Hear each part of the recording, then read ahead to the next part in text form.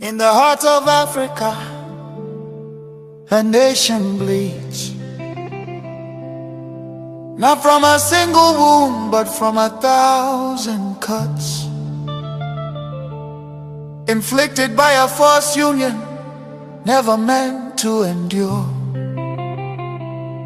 This is the story of Nigeria, a giant built on false foundations, now straining beneath the weight of its own contradictions. And at the center of that storm stands the unbroken spirit of Biafra, crying out for freedom from a nightmare that has consumed millions.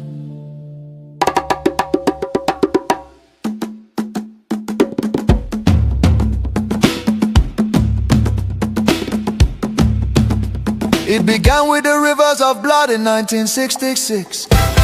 Thousands of Biafran men, women and children, professionals, traders, students and families who had built lives across the Federation, became targets in the northern city, fueled by ethnic hatred and religious hostility. Mobs descended upon innocent civilians. They were slaughtered in their homes, in crowded markets, and aboard trains carrying desperate families back to the east. Streets were littered with bodies, rivers choked with corpses. Survivors returned to the east carrying trauma, grief, and the painful realization that they were no longer wanted in the Nigerian Union. Biafra, Biafra, voice of truth and freedom. Biafra, Biafra, the rising sun will rise again. Then came May 30th, 1967, a desperate act of survival. What followed were 30 months of unimaginable devastation. The Nigerian military, armed and backed by foreign powers, including Britain, Russia and Egypt, surrounded the young republic. A total blockade was imposed. No food, no medicine, no escape. Starvation became a weapon of war. 5 million, mostly civilians, many of them children, perished during what was not just a conflict, but genocide against Biafra. Bombs fell on markets, hospitals and villages. Communities were razed. The world watched in silence while famine hollowed the faces of innocent children. Some nations spoke out, but many turned away. The war officially ended in paper in 1970 under the declaration, no victor, no vanquished. Yet for Biafrans, the suffering did not end. Their properties were confiscated, Nkere destroyed. Biafrans were given only 20 pounds regardless of how much they had. Entire families struggled to rebuild shattered lives. The promise of reintegration faded into disappointment. Marginalization deepened in Nigerian government appointments. Infrastructure and control of resources from Biafran land. Oil flowing from the Biafra land enriched the center, while much of the east remained neglected. Roads deteriorated, industries collapsed. Biafra, Biafra, voice of truth and freedom. The rising sun will rise again. The nightmare did not disappear, rather it evolved. Across Nigeria today, violence and insecurity continue to devastate communities. Armed attacks by Fulani herdsmen, terrorists, have left villages destroyed, farmers killed, women violated, children orphaned and churches burned. Boko Haram and its offshoots have unleashed terror across multiple regions in the southeast. Demands for Biafra and self-determination are often met with military crackdowns, arrests and bloodshed. Protesters have been killed, fear and tension continue to rise. These tragedies reflect the deadly consequences of forcing vastly different peoples into one political structure. Through the 1914 British amalgamation, distinct ethnic nations, religion, traditions, ideologies, and systems of governance were merged without consent and without a shared national vision. The North's feudal and religious conservatism can never blend with the South's entrepreneurial drive, and the East Republican individualism attempts to hold the Union together continue to be at the cost of innocent blood. Why does Biafra matter? Biafra means self-determination. Biafra represents dignity, survival, and the rights of a people to life and choose their future. Biafra symbolizes resistance, innovation, enterprise, and hope. The vision is of a nation with secure borders, focused development, protection of its citizens, and economic engagement with the world, a future free from oppression, fear, and perpetual conflict. The solution is not endless political conferences, military force or federal quota system, but a peaceful separation based on shared values and voluntary association. History shows that artificial unions often fracture violently, while honest separation can allow wounded nations to recover. Biafra is not dead, Biafra lives. It lives because the desire for freedom cannot be extinguished. Nigeria's ongoing crisis, corruption, insecurity, poverty, and division are proof that one structure cannot hold people with dangerous diversities together. For the million already lost, for the children yet unborn.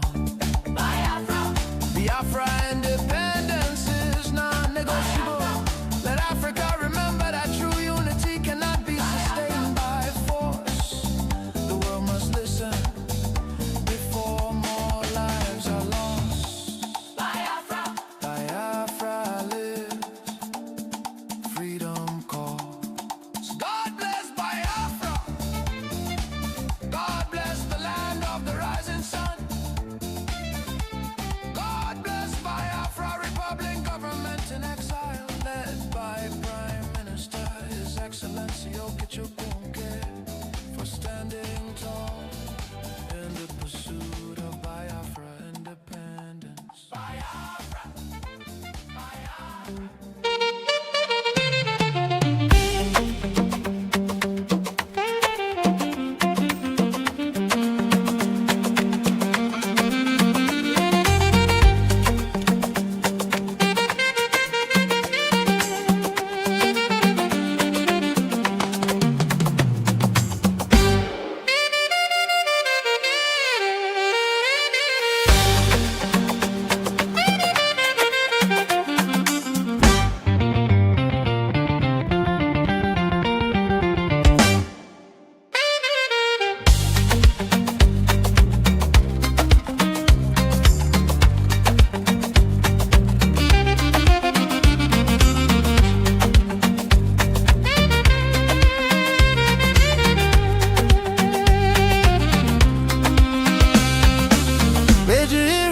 I sing, I'm loud.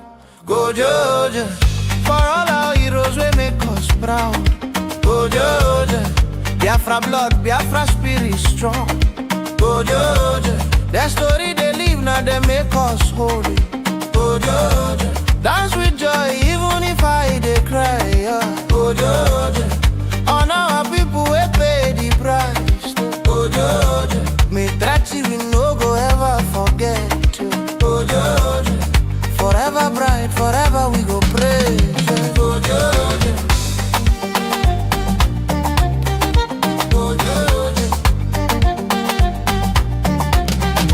go Georgia. Back for 1967, call come out. When trouble show face, hope still stands tall.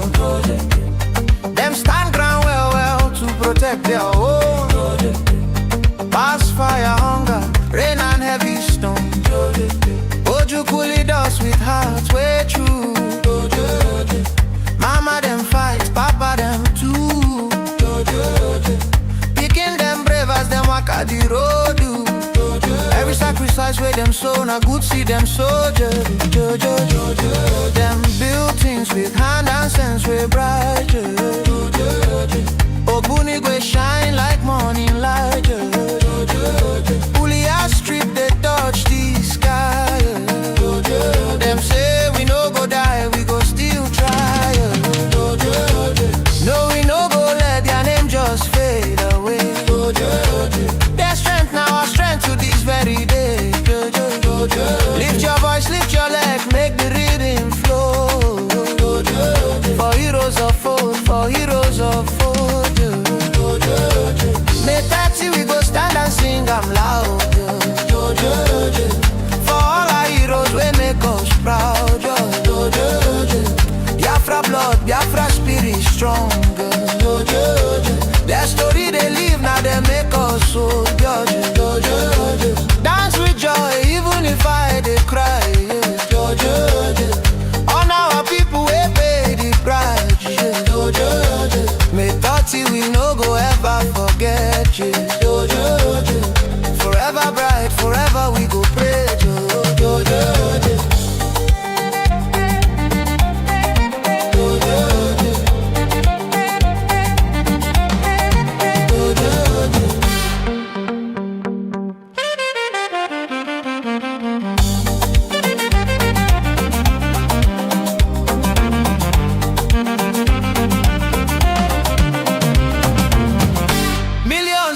But now no be vain. Their pain turn to our big gain. Whole world look and learn the truth about human value and brave youth. From east go west past every say. We they carry their legacy.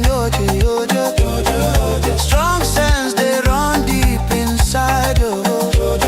Every step where we take, now pride where they guide. Women stand when hope almost go. Them you wound, them show love well. You them arise, keep fire, they burn. Freedom dream now waiting with the land. May 30 we go stand and sing I'm loud. For all our heroes we make us proud. Biafra blood, Biafra spirit stronger. Their story they live now they make us solo. Dance with joy even if I they cry. Oh no, our people we pay the price. May 30 we no go ever forget. Forever bright, forever we go praise.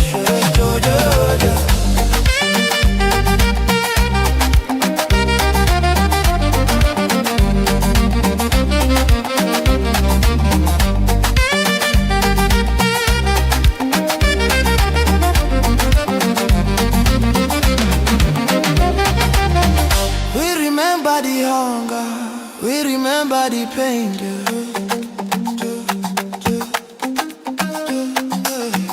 We remember the victory, we come out from rain.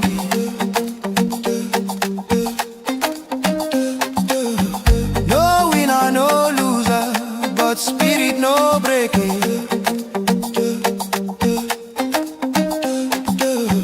Promise of peace where them talk, we no go take on for faking. Justice and truth, we hold them high, under sun and under sky. This be our day, this be our song. Where we belong, where we belong.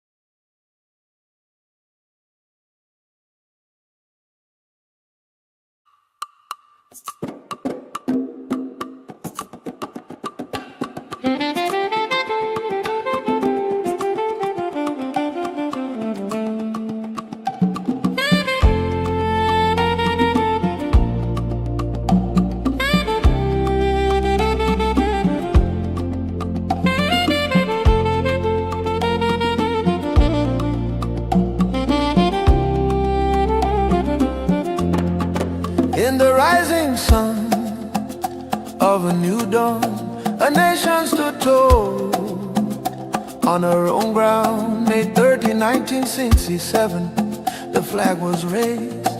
Land of the rising sun, freedom proclaimed. All over Biafra land, the people sang and danced, tired of broken promises and iron chains. In July 6, 1967, Nigeria waged a genocidal war against the young republic. The drums of war began to sound. Nigeria turned against us on our own sacred ground. May 30, 1967, we still remember the day hope was born and hell descended. Rivers ran red, children cried for food in the shadow of famine and flying bombs. Biafra, Biafra, your name we call. Though they tried to bury you behind the wall, your spirit lives in every soul that knows the price of freedom and the blood that flows. Hey.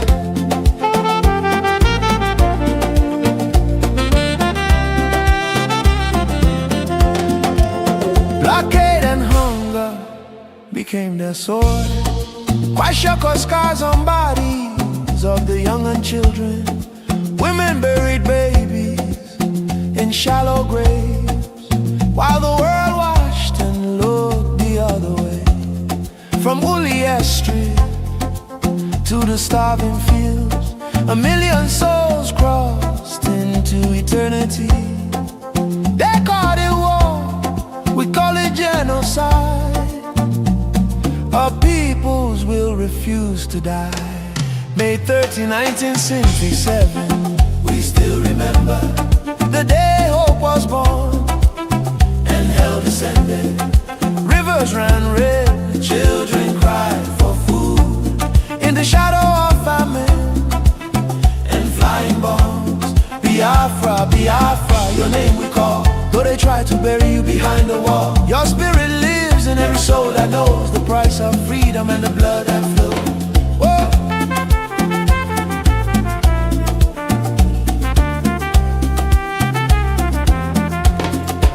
No victors, only survivors left to tell of the pain, the courage, and the tears that fell.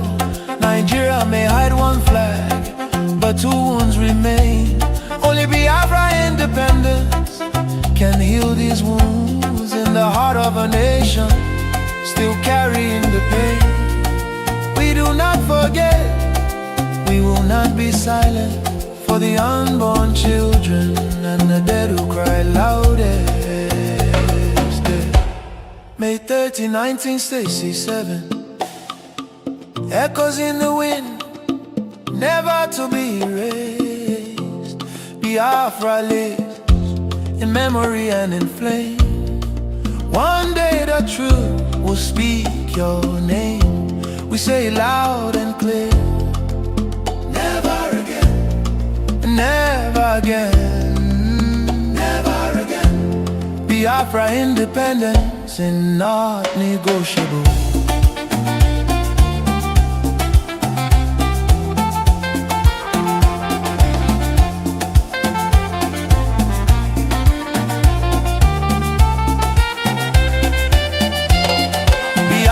Independence is not negotiable.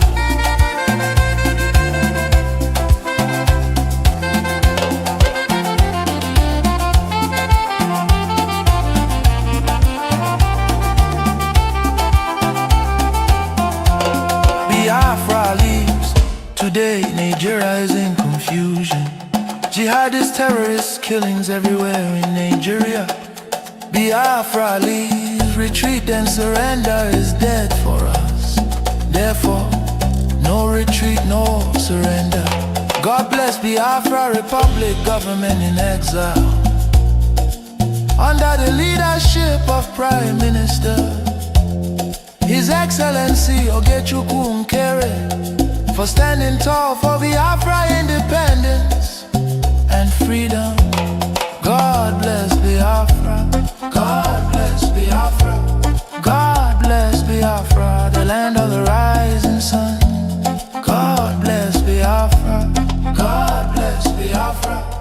God bless Biafra, the land of the rising sun.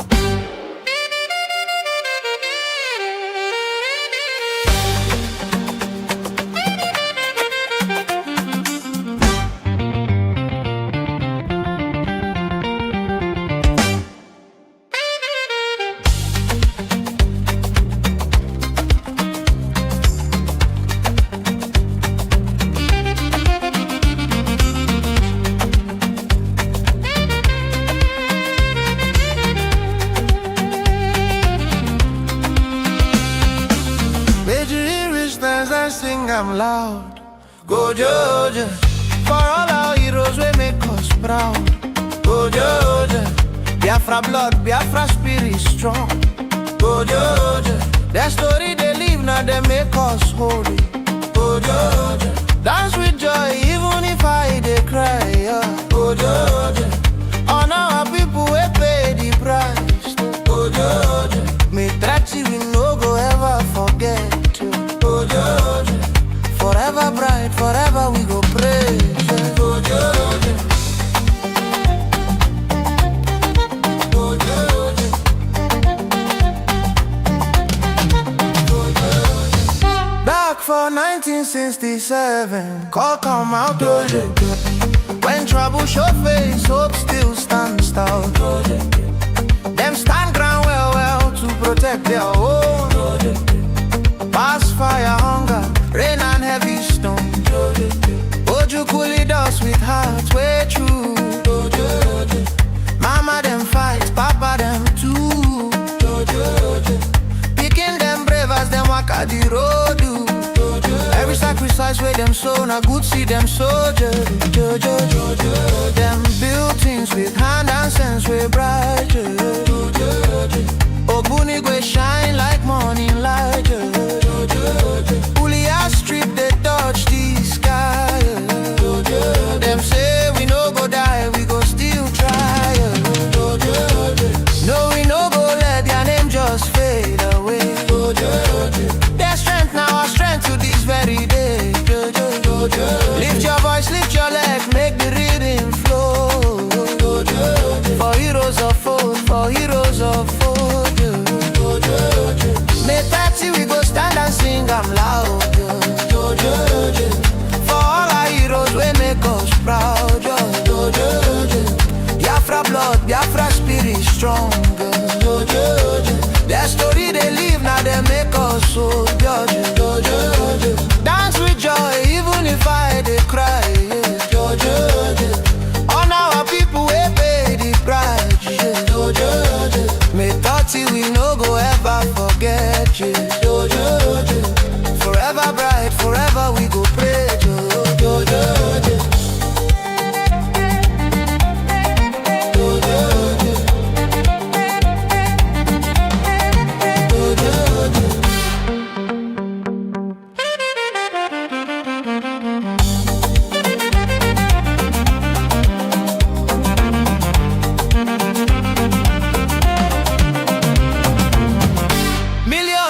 But now no be vain. Their pain turn to our big game. Whole world look and learn the truth about human value and brave you. From east go west past every say. We they carry their legacy. Strong sense they run deep inside. Every step where we take, now pride where they guide. Women stand when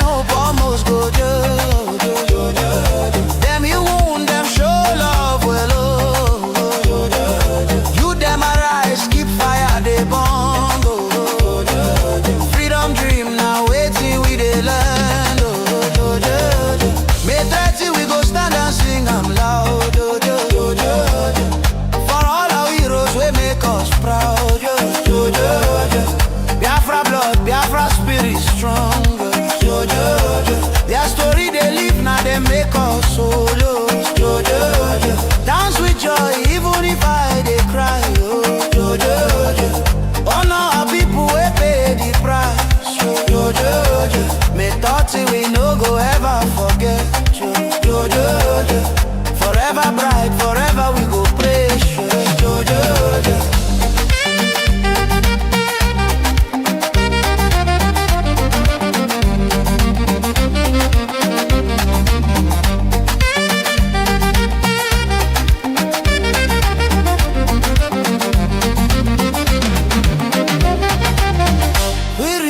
The hunger, we remember the pain,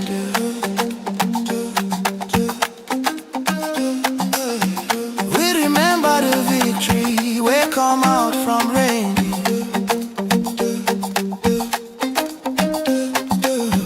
No winner, no loser, but spirit no breaking. Promise of peace where them talk, we no go take for faking. Justice and truth, we hold them high, oh, oh, oh, oh. Under sun and under sky, oh, oh, oh, oh. This be our day, this be our song, oh, oh, oh, oh. Where we belong, where we belong, oh, oh, oh, oh, oh.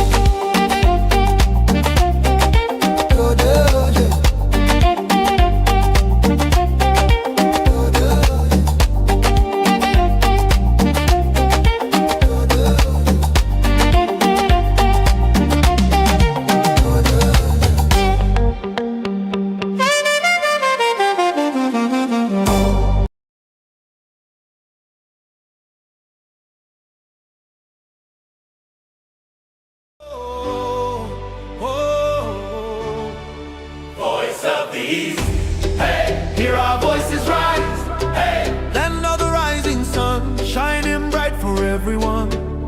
We rise, we shine, we stand tall. From every town we answer the call. voice of the East.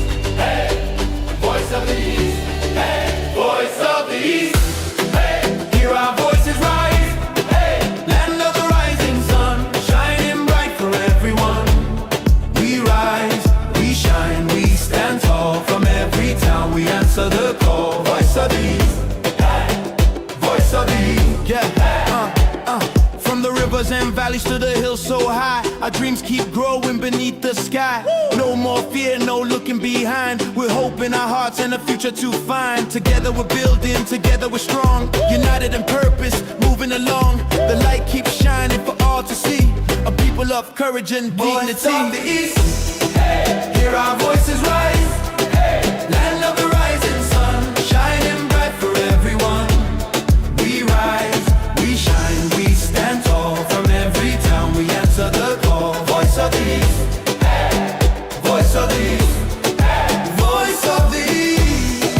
Hear our voices rise. Land of the rising sun, shining bright for everyone. Oh, rise up, rise up. Let the morning light appear. rise up, With hope and vision far and near. Voice of the East, hear our voices rise. voice of the East. Hear our voices rise. Land of the rising sun, forever shining bright. We rise, we shine, a future filled with hope and light. Voice of the East. Hey, Forever shining bright. voice of the East.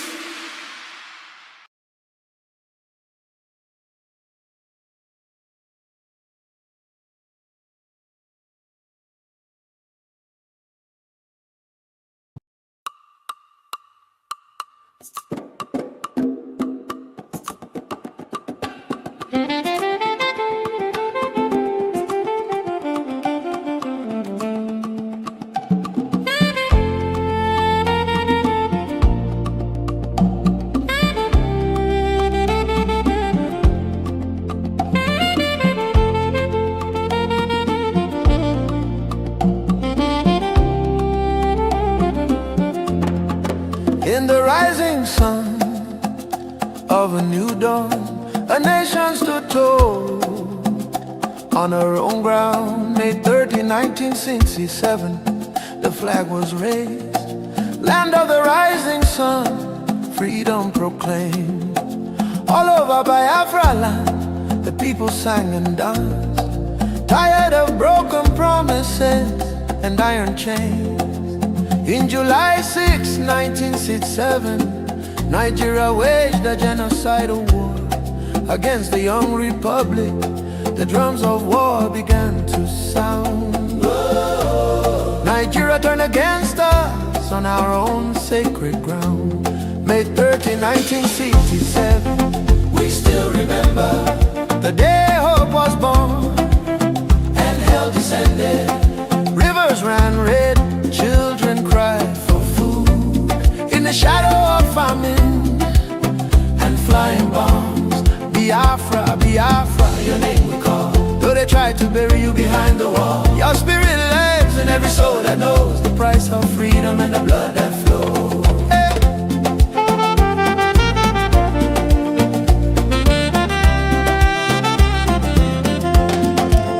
Blockade and hunger became their sword.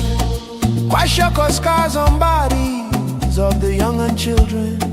Women buried babies in shallow graves, while the world watched and looked the other way. From Ulias Street to the starving fields, 1 million souls crossed into eternity. They called it war, we call it genocide. Our peoples will refuse to die. May 30, 1967, we still remember the day hope was born and hell descended. Rivers ran red, children cried for food in the shadow of famine and flying bombs. Biafra, Biafra, your name we call. Though they try to bury you behind the wall, your spirit lives in every soul that knows the price of freedom and the blood that flows. Whoa.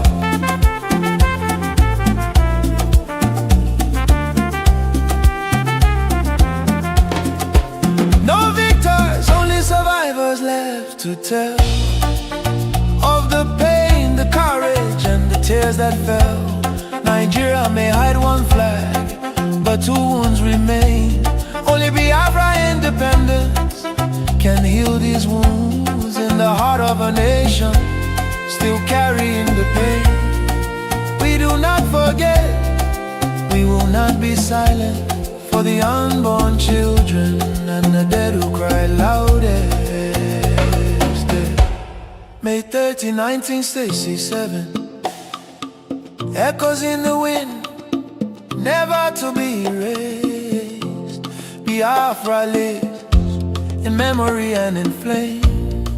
One day the truth will speak your name. We say loud and clear, never again, never again, never again. Biafra independence is not negotiable.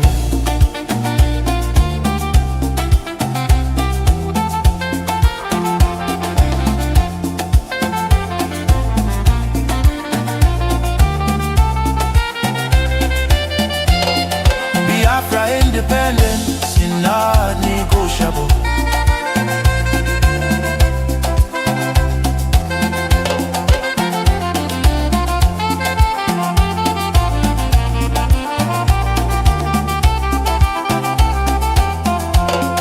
Biafra leaves. Today Nigeria is in confusion. Jihadist terrorist killings everywhere in Nigeria. Biafra leaves. Retreat and surrender is dead for us. Therefore, no retreat, no surrender. God bless Biafra Republic, government in exile, under the leadership of Prime Minister His Excellency Nkere, for standing tall for Biafra independence and freedom. God bless Biafra. God bless Biafra. God bless Biafra, the land of the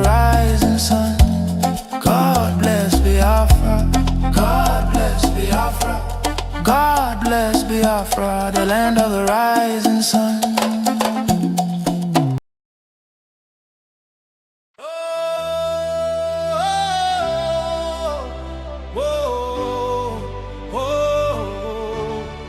Voice of the East, hey, hear our voices rise, hey. Land of the rising sun, shining bright for everyone. We rise, we shine, we stand tall. From every town we answer the call. Voice of the East, hey, voice of the East, hey, voice of the East, hey, hear our voices rise, hey. Land of the rising sun, shining bright for everyone. We rise, we shine, we stand tall. From every town we answer the call. Voice of the East, Hey, voice of the East, yeah. From the rivers and valleys to the hills so high, our dreams keep growing beneath the sky. No more fear, no looking behind. We're hope in our hearts and a future to find. Together we're building, together we're strong. United in purpose, moving along. The light keeps shining for all to see. A people of courage and dignity. voice of the East, hey, hear our voices rise, hey. Land of the rising sun, shining bright for everyone. We rise, we shine, we stand tall. From every town we answer the call. Voice of the East, voice of the East, voice of the East. Hear our voices rise, land of the rising sun, shining bright for everyone. Oh, rise up, let the morning light appear. Rise up, With hope and vision far and near. Voice of the East, hear our voices rise.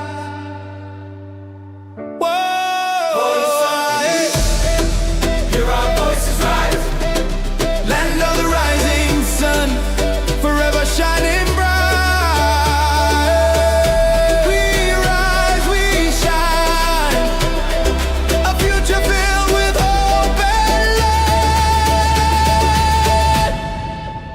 voice of the East, hey, Forever shining bright. voice of the East.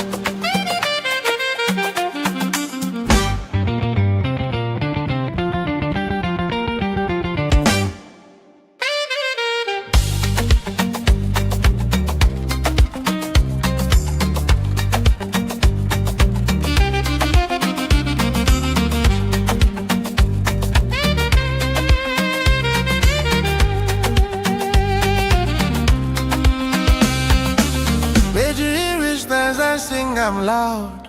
Go Georgia, for all our heroes we make us proud. Go Georgia, Biafra blood, Biafra spirit strong. Go Georgia, their story they live now they make us holy. Go Georgia, dance with joy even if I they cry. Yeah. Go Georgia, honor our people we pay the price. Go Georgia, me tracks we no go ever forget. Go Georgia, forever bright, forever we go praise. Go Georgia, go Georgia, go Georgia. Back for 1967, call come out Georgia. When trouble show face, hope still stands tall. Them stand ground well to protect their own. Past fire, hunger, rain and heavy stone. Oju coolie dust with hearts way true. Mama them fight, papa them too. Picking them brave as them walk at the road. Every sacrifice where them sow, na good see them soldiers. Them build things with hand and sense way bright. Obuni go shine like morning light. Ulia strip the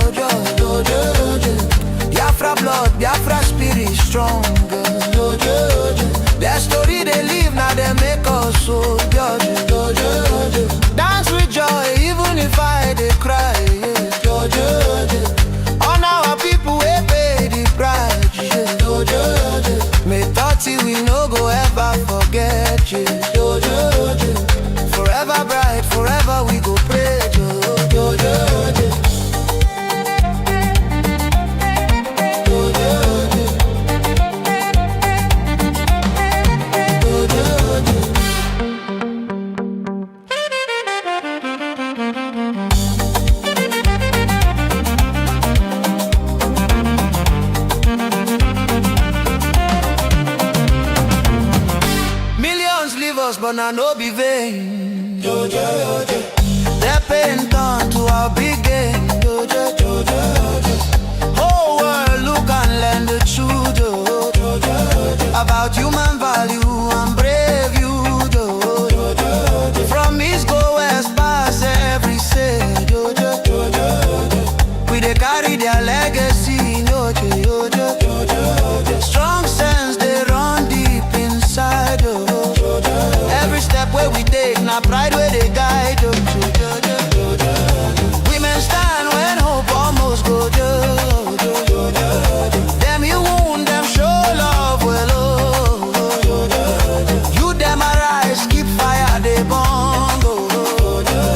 Freedom dream now waiting we they land. May 30 we go stand and sing I'm loud. For all our heroes we make us proud. Biafra blood, Biafra spirit strong. Their story they live now they make us solo. Dance with joy even if I they cry. Honor our people we pay the price. May 30 we no go ever forget. Forever bright, forever we go praise.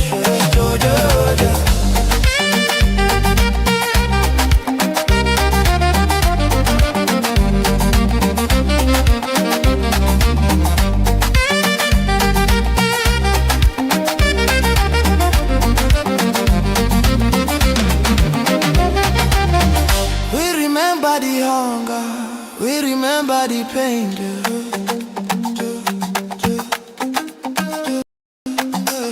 We remember the victory, we come out from rain.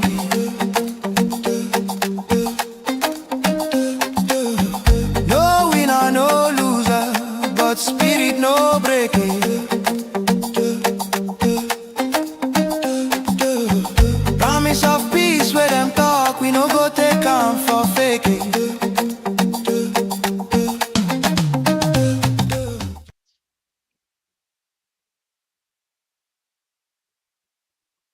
A very good evening to all of you, and welcome to Voice of Biafra Television.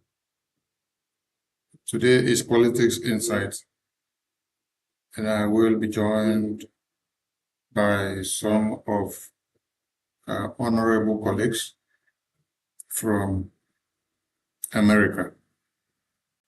Invite everyone and tell them to come and join you on Politics Insight on Voice of Biafra Television. You can watch Voice of Biafra Television from your satellite television all over Africa on air. Just get a satellite dish and then get a decoder. Follow the signal instruction underneath the screen, and you can be able to track and hook up to Voice of Biafra Television. We're also live and direct on YouTube channels, Voice of Biafra TV, VOB. We're also live on Facebook, Voice of Biafra Television, VOB. We're also live on Twitter X, Voice of Biafra Television, VOB, and all other affiliated social media platforms of the Biafran media. You're welcome to Voice of Biafra Television, and it is live on Politics Insight. Truth we hold am high, under sun and under sky. This be our day, this be our song. Where we belong, where we belong.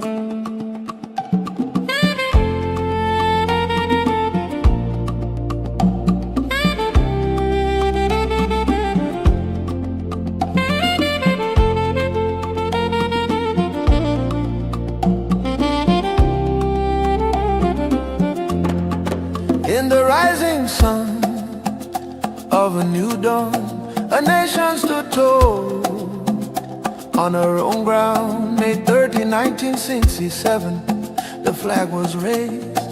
Land of the rising sun, freedom proclaimed. All over Biafra land, the people sang and danced, tired of broken promises and iron chains. In July 6, 1967, Nigeria waged a genocidal war against the young republic. The drums of war began to sound. Nigeria turned against us on our own sacred ground. May 30, 1967, we still remember the day hope was born and hell descended. Rivers ran red, children cried for food in the shadow of famine and flying bombs. Biafra, Biafra, your name we call. Though they tried to bury you behind the wall, your spirit lives in every soul that knows the price of freedom and the blood that flows. Hey.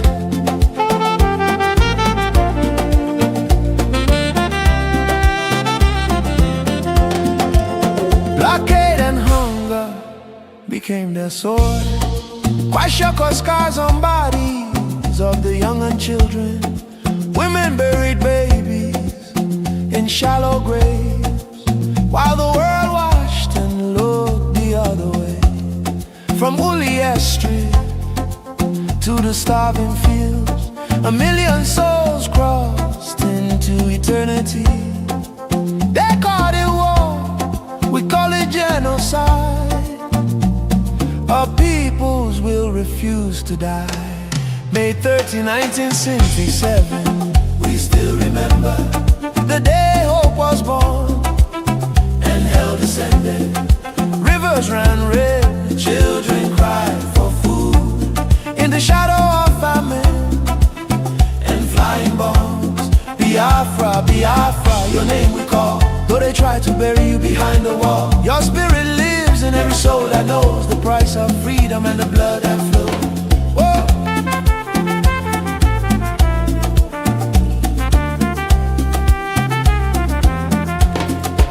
No victors, only survivors left to tell of the pain, the courage, and the tears that fell. Nigeria may hide one flag, but 2 wounds remain. Only Biafra independence can heal these wounds in the heart of a nation still carrying the pain. We do not forget, we will not be silent for the unborn children and the dead who cry loudest. May 30, 1967, echoes in the wind, never to be erased. Biafra lives in memory and in flame. One day the truth will speak your name. We say it loud and clear.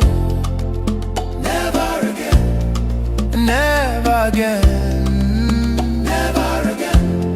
Biafra independence is not negotiable.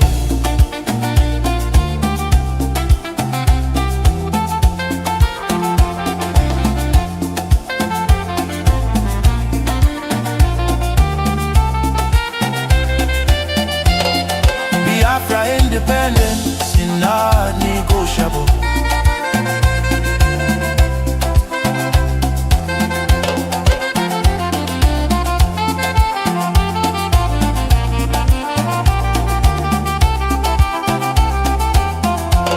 Biafra leaves.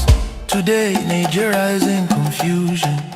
Jihadist terrorist killings everywhere in Nigeria. Biafra leaves.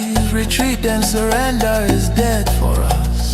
Therefore, no retreat, no surrender. God bless Biafra Republic, government in exile, under the leadership of Prime Minister His Excellency Nkere, for standing tall for Biafra independence and freedom. God bless Biafra. God bless Biafra. God bless Biafra, the land of the rising sun. God bless Biafra. God bless Biafra. God bless Biafra, the land of the rising sun.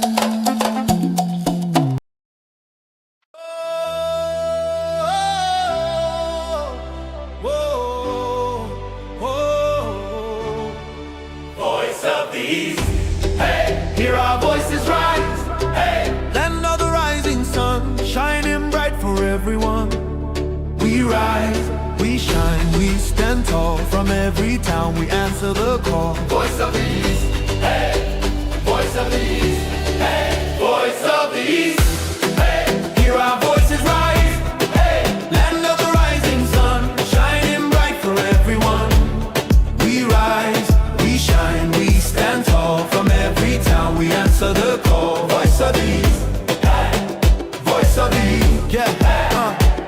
From the rivers and valleys to the hills so high, our dreams keep growing beneath the sky. No more fear, no looking behind. We're hope in our hearts and a future to find. Together we're building, together we're strong. United in purpose, moving along. The light keeps shining for all to see. A people of courage and dignity. voice of the East, hey, hear our voices rise, hey. Land of the rising sun, shining bright for everyone. We rise, we shine, we stand tall. From every town we answer the call. Voice of the East, voice of the East, voice of the East, hear our voices rise. Land of the rising sun, shining bright for everyone. Oh, rise up, let the morning light appear. Rise up, With hope and vision far and near. Voice of the East, hear our voices rise.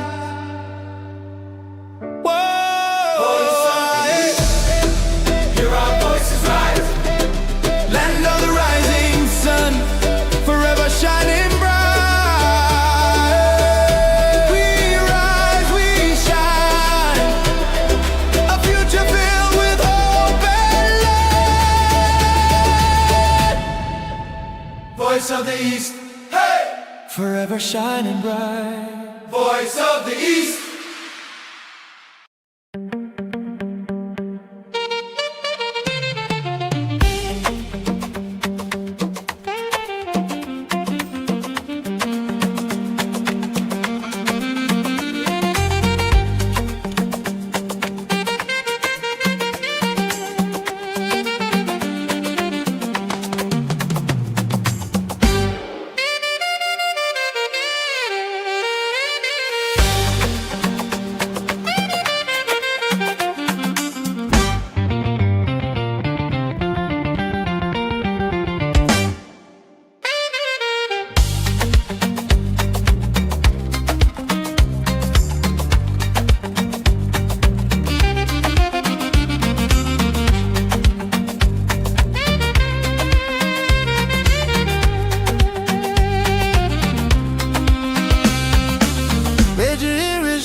Sing I'm loud.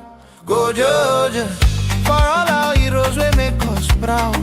Go Georgia, Biafra blood, Biafra spirit strong.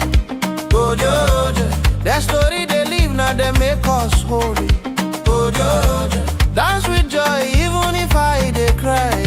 Go Georgia, honor our people we pay the price. Go Georgia, me tragedy we no go ever forget. Go Georgia, forever bright, forever we go praise. Go Georgia, go Georgia,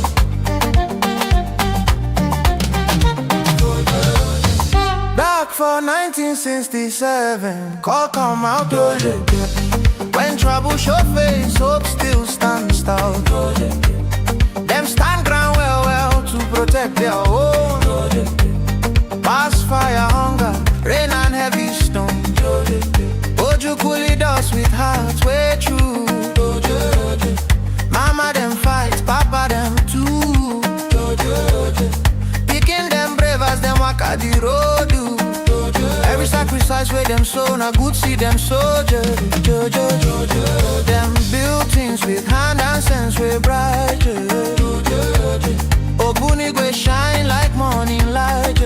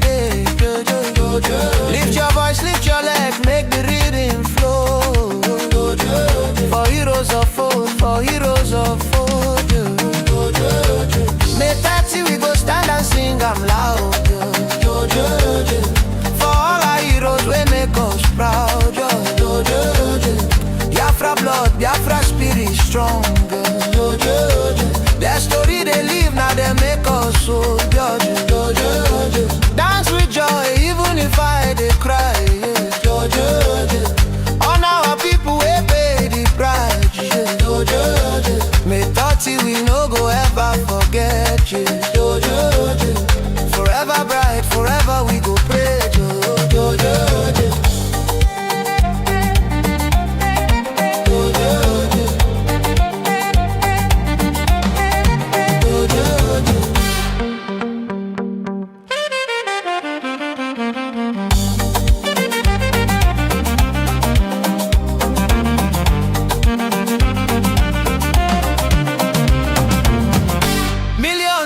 But now no be vain. Their pain turn to our big gain. Whole world look and learn the truth about human value and brave youth. From east go west past every say. We they carry their legacy. Strong sense they run deep inside. Every step where we take, now pride where they guide. Women stand when hope almost go. Them you wound, them show love well. You them arise, keep fire, they burn. Freedom dream, now waiting we they land. May 30 we go stand and sing, I'm loud. Proud, Biafra blood, Biafra spirit stronger. Their story they live now, they make us solo. Dance with joy, even if I they cry. Honor our people, we pay the price. May 30 we no go ever forget. Forever bright, forever we go pray.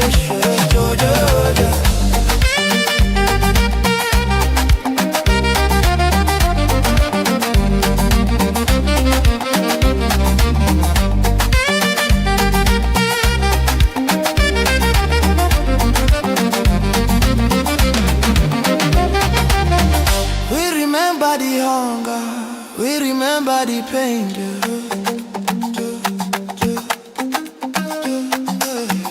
We remember the victory. We come out from rain.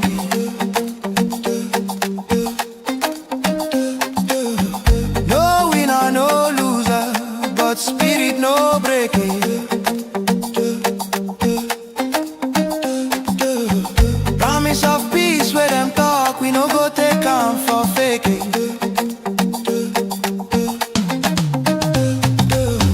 And truth we hold them high, under sun and under sky. This be our day, this be our song. Where we belong, where we belong.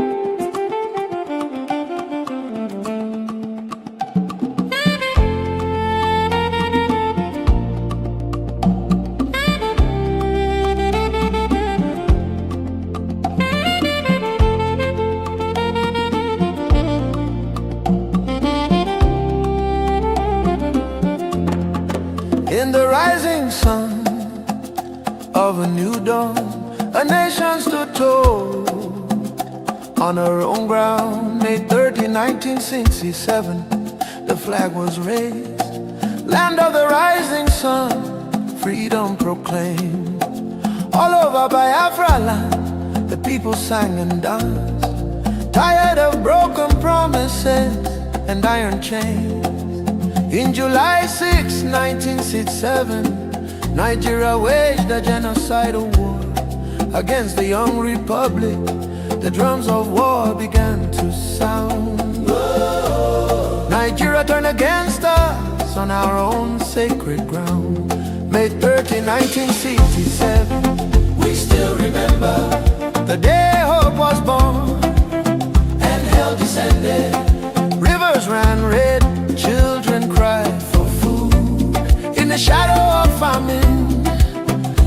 flying bombs. Biafra, Biafra, your name we call. Though they try to bury you behind the wall, your spirit lives in every soul that knows the price of freedom and the blood that flows. Hey.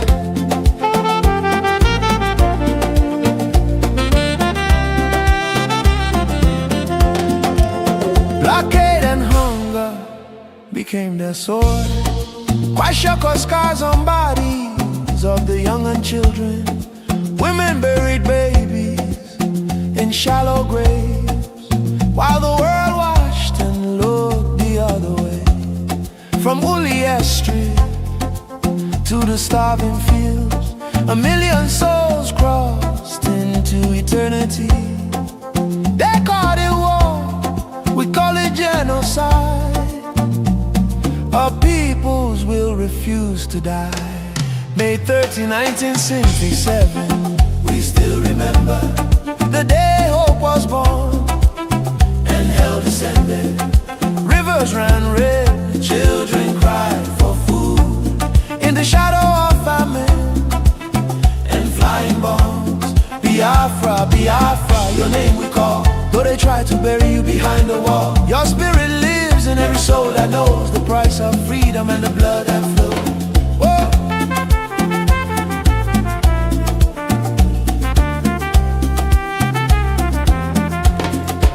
No victors, only survivors left to tell of the pain, the courage, and the tears that fell. Nigeria may hide one flag, but 2 wounds remain. Only Biafra independence can heal these wounds in the heart of a nation still carrying the pain. We do not forget, we will not be silent for the unborn children and the dead who cry loudest. May 30, 1967, echoes in the wind, never to be erased. Biafra lives in memory and in flame. One day the truth will speak your name. We say it loud and clear. Never again, never again, never again. Biafra independence is not negotiable.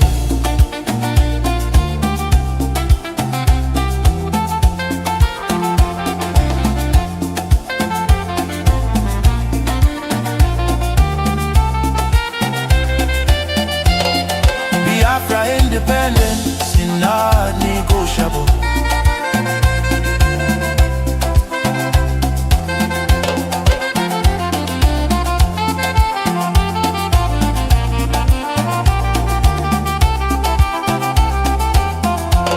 Biafra leaves.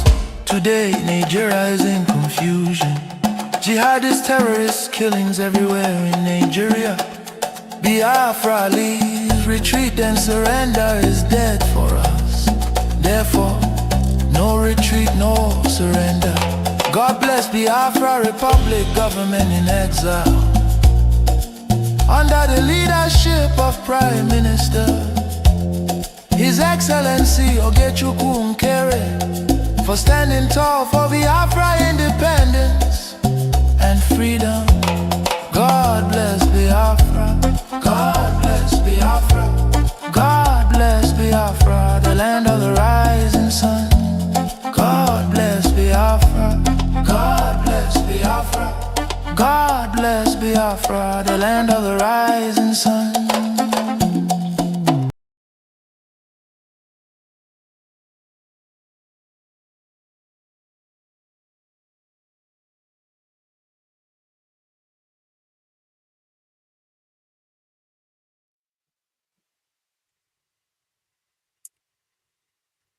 Welcome back to Voice of Biafra Television. And we will be starting our program tonight as I welcome my guest. And I'll be anchoring here on Voice of Biafra Television. If you haven't joined us before, this is Voice of Biafra Television, the voice of the voiceless, voice of truth, voice of justice, and voice speak for the oppressed.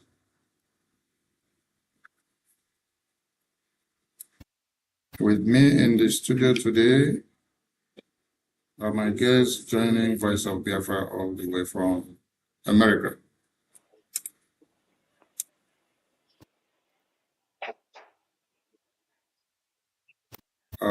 Honorable Amobi, welcome to Voice of Biafra Television. Good to have you here.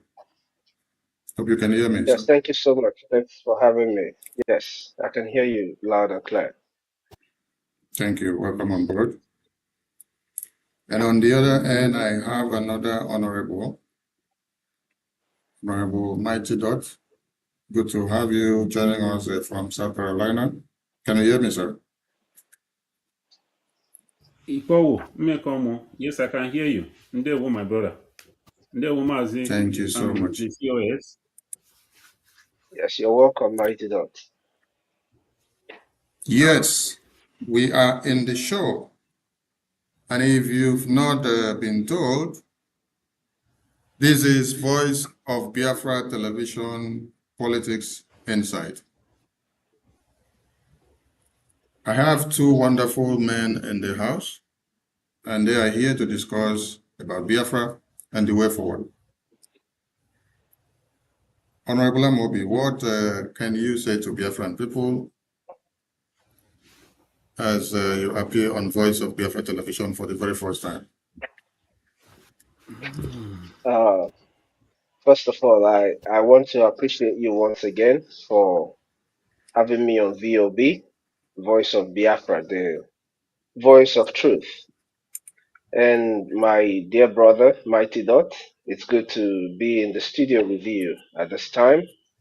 And to Biafrans and all friends and lovers of freedom who are watching us all over the world, I want to appreciate each and every one of you for tuning in and joining us in VOB today.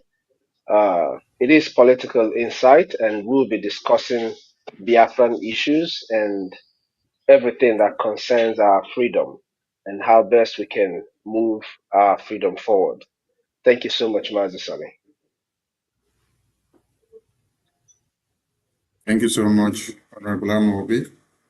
And Honorable Mighty Dot, this is your first time on Voice of Biafra Television. What do you have to say to Biafrans? Yes, once again, I greet you, the Information Minister and my COS. It is an honor to be in your midst this evening to discuss the pressing issue, the most important issue in our life today as Biafrans, because as Biafrans, as true Biafrans, one of the things that is so paramount in our life, in our existence today, the most important thing, I speak for myself, is the restoration of Biafra, because that is what will give me a sense of belonging as a human being on this planet of Earth. Because right now I do not belong anywhere. I feel like I am an orphan, homeless. So we are here on this Voice of Biafra for the first time today to be able to speak to our people and share information with our people and let our people know why we are here and why we are doing what we are doing. Thank you.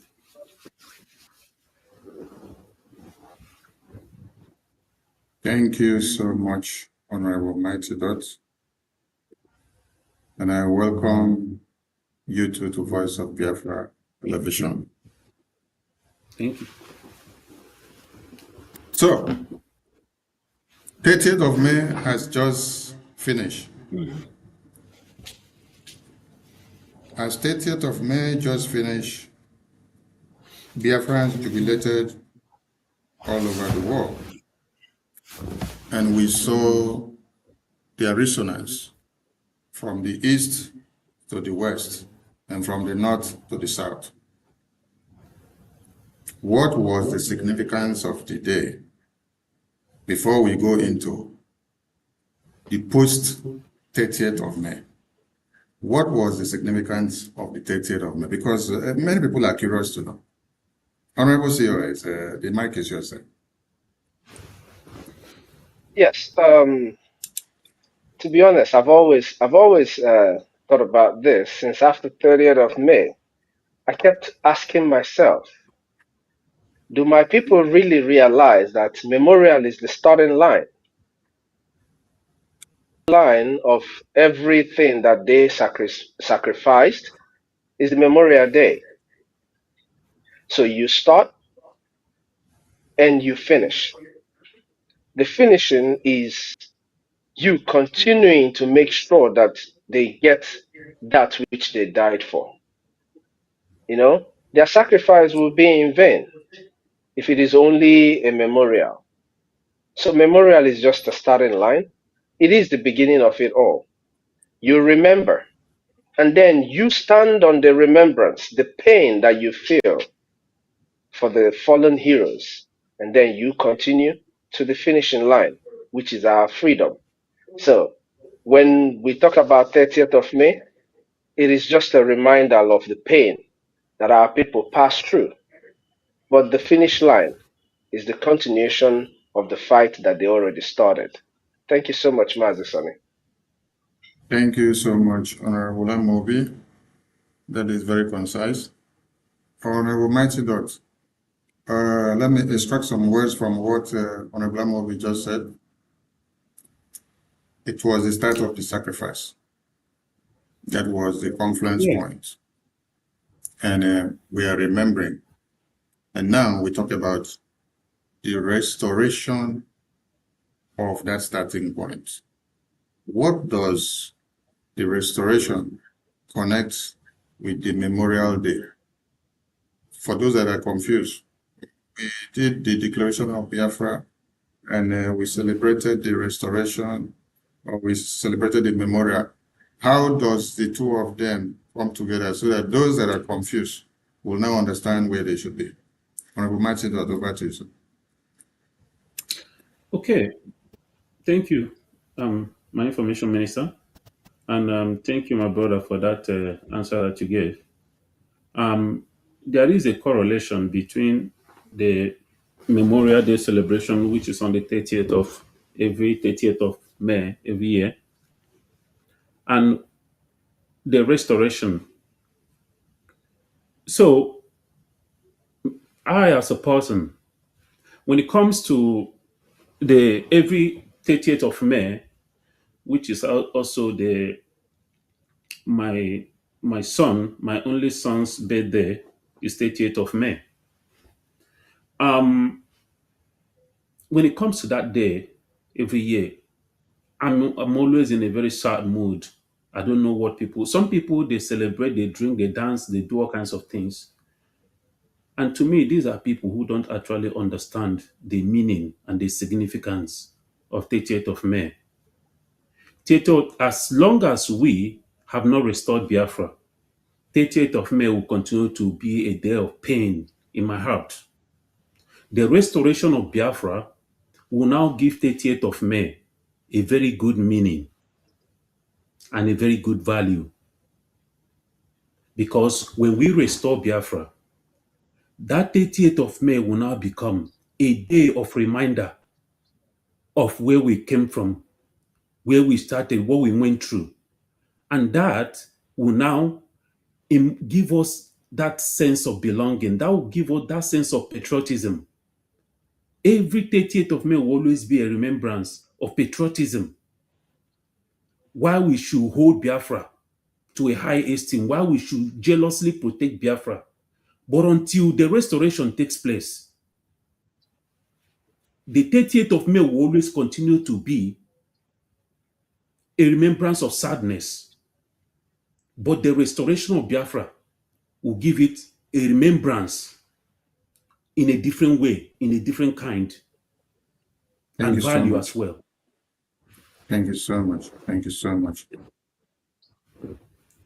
The restoration will erase the pain when we restore Biafra. Yes.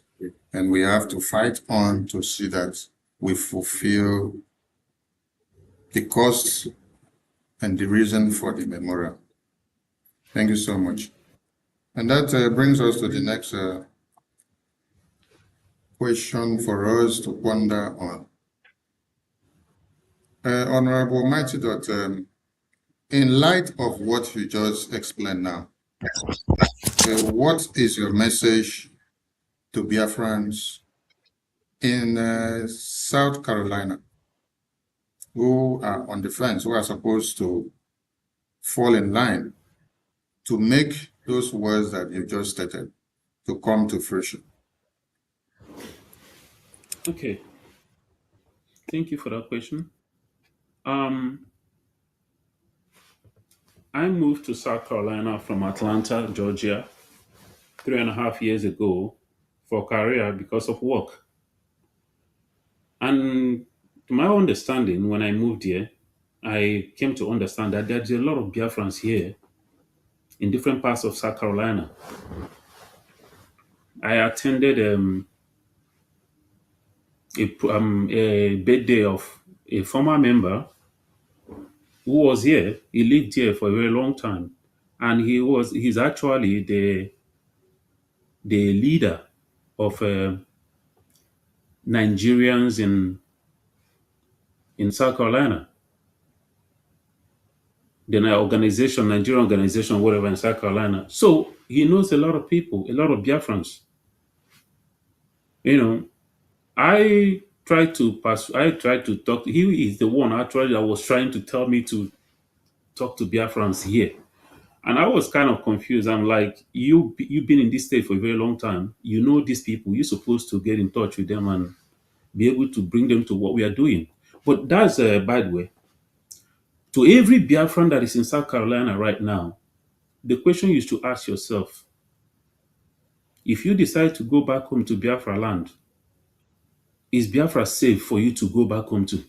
There are many elderly people here from Biafra who lives in South Carolina who have retired.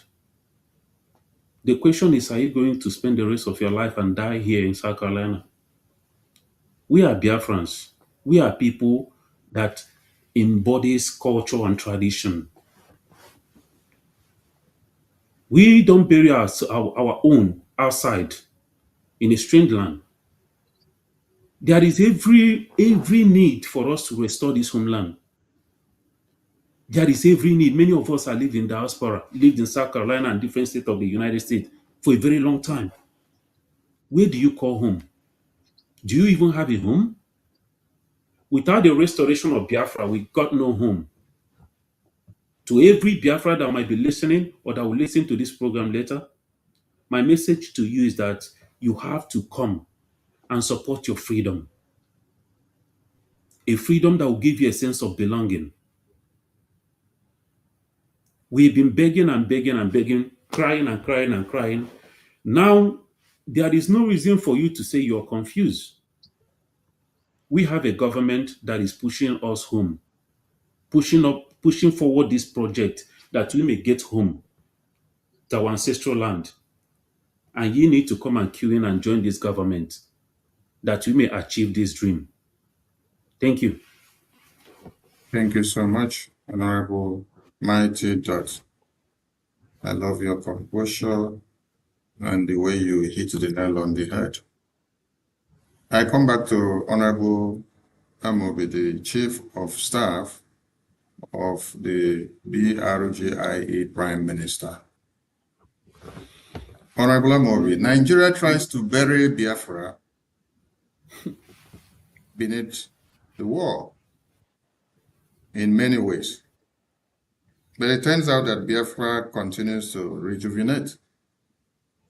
What is the secret, or how does it happen?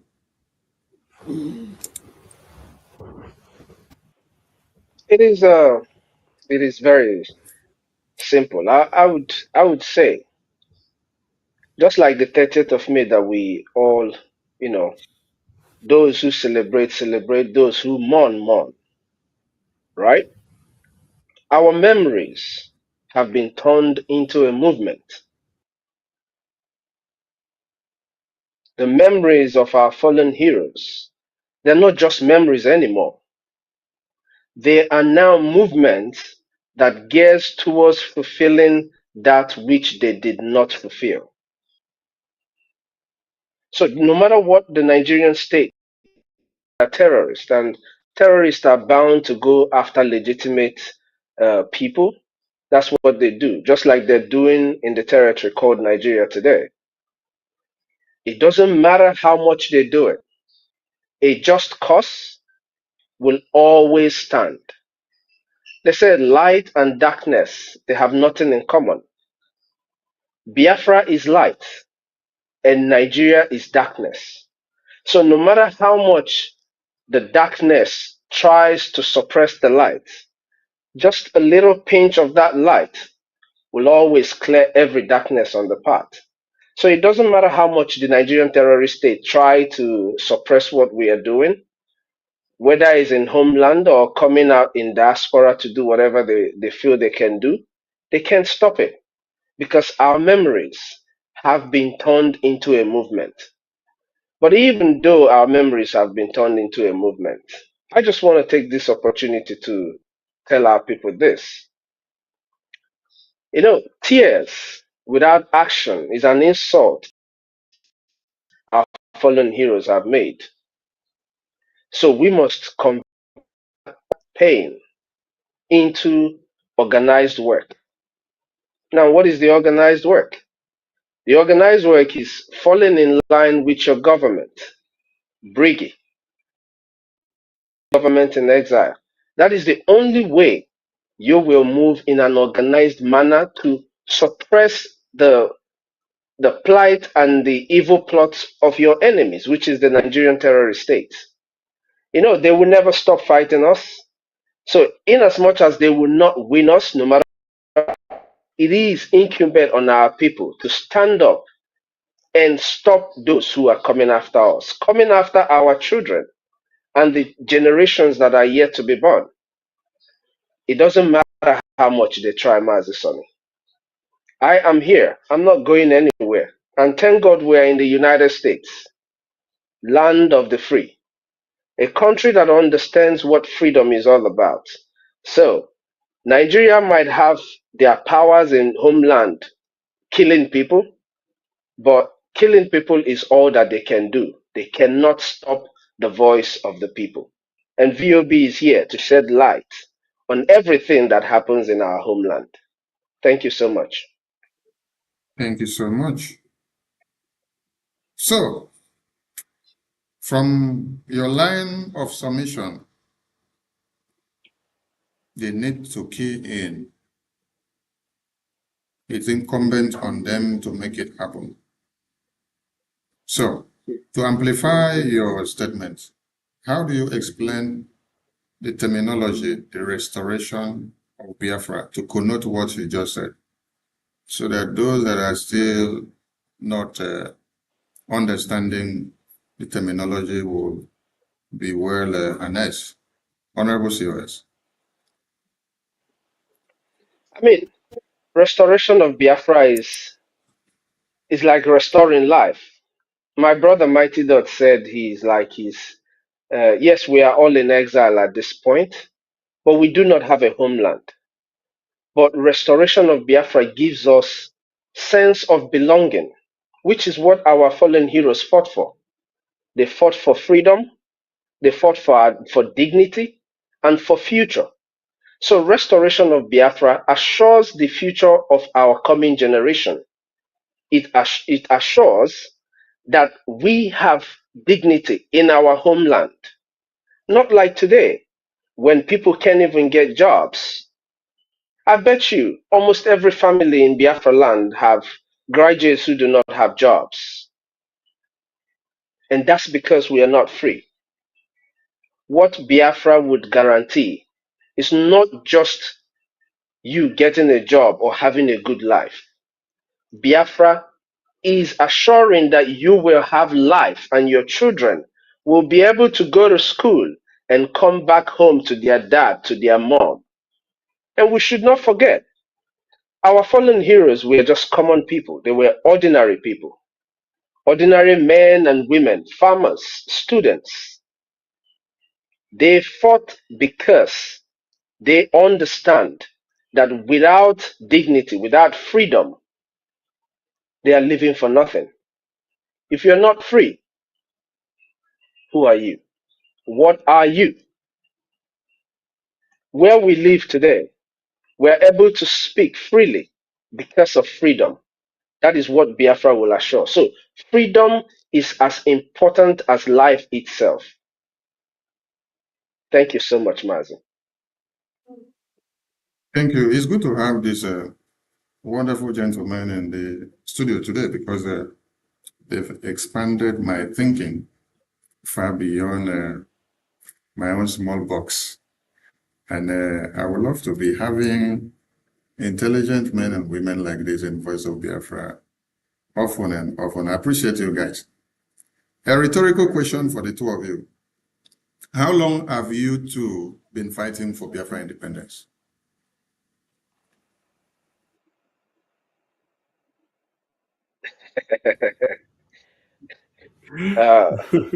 I mean, I don't know.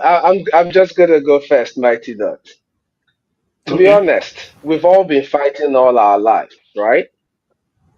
But being actively involved, I'll tell you guys this. After the arrest of or kidnap of Mazen Namdekanu, I left my job.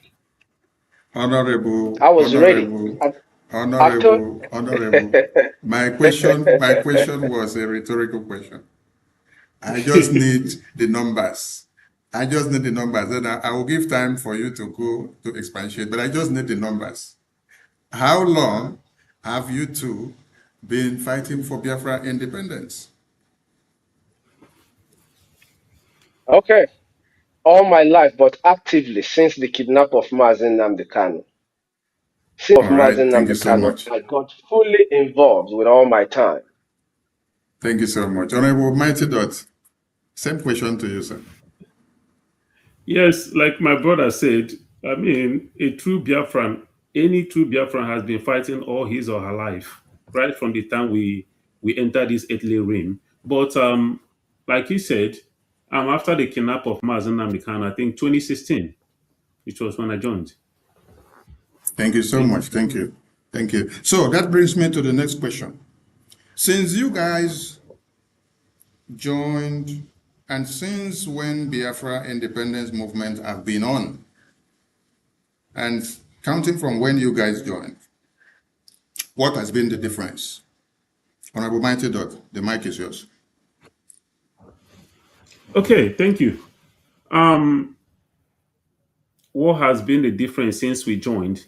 When we joined, we were still at IPOB, a group, a pressure group we're doing. I mean, Mazen Namdekano, our leader, was,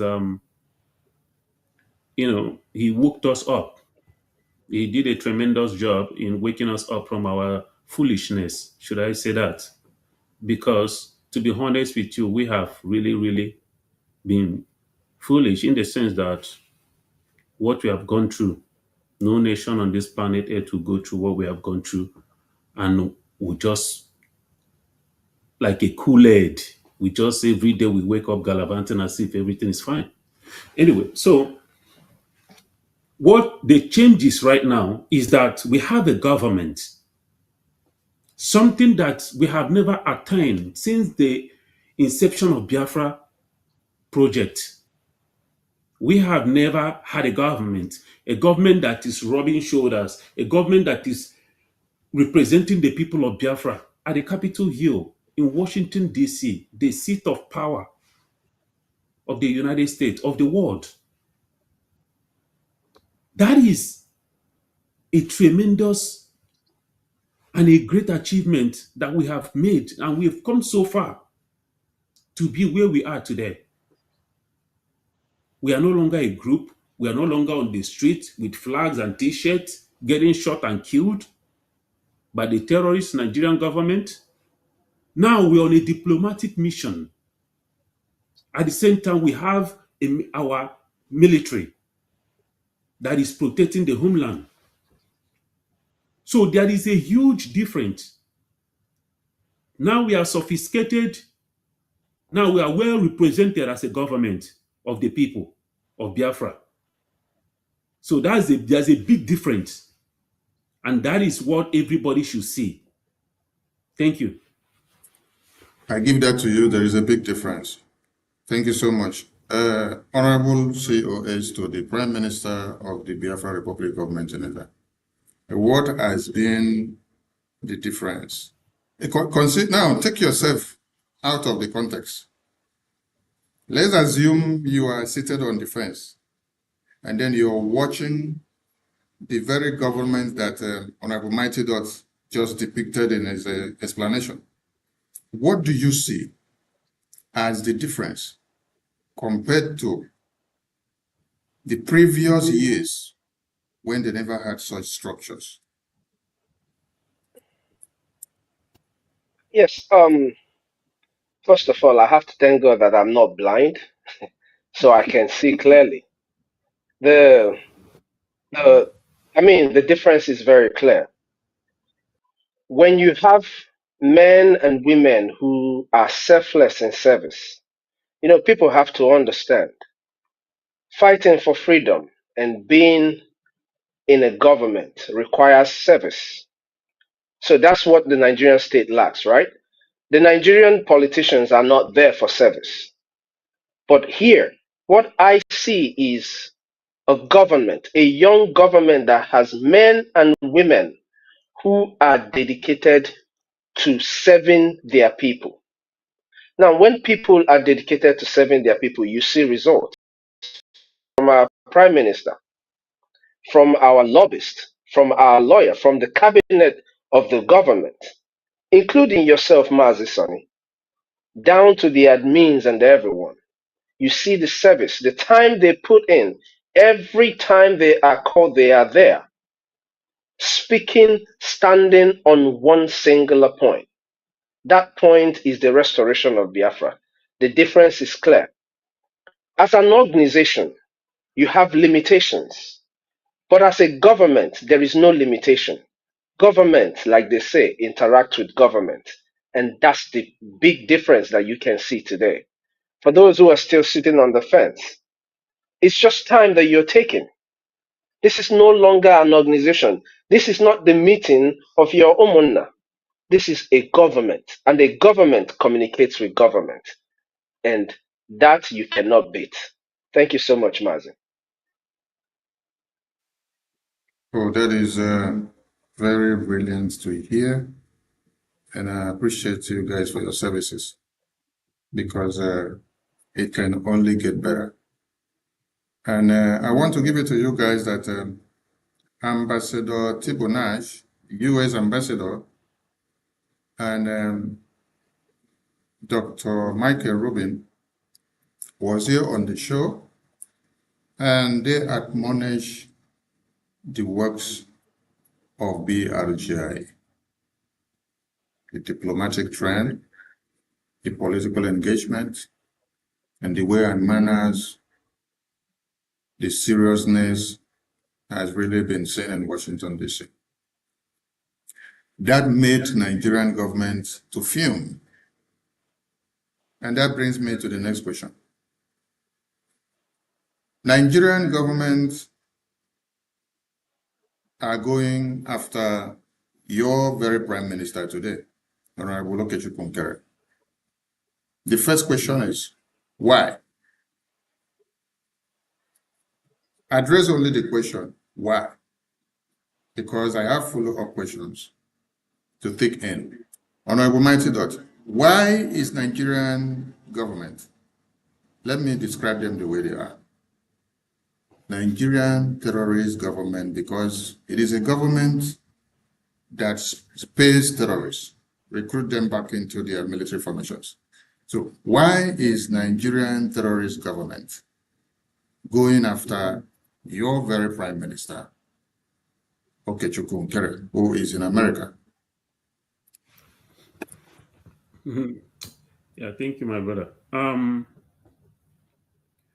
It's quite obvious. They are going after him because he is how do I put it?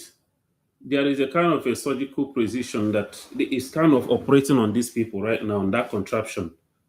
Nigeria is being dismantled piece by piece in Washington, D.C. by our prime minister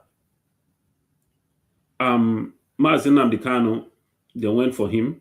They went for our former Prime Minister, Mazi Simon Ekpa. And now they are going after our current Prime Minister.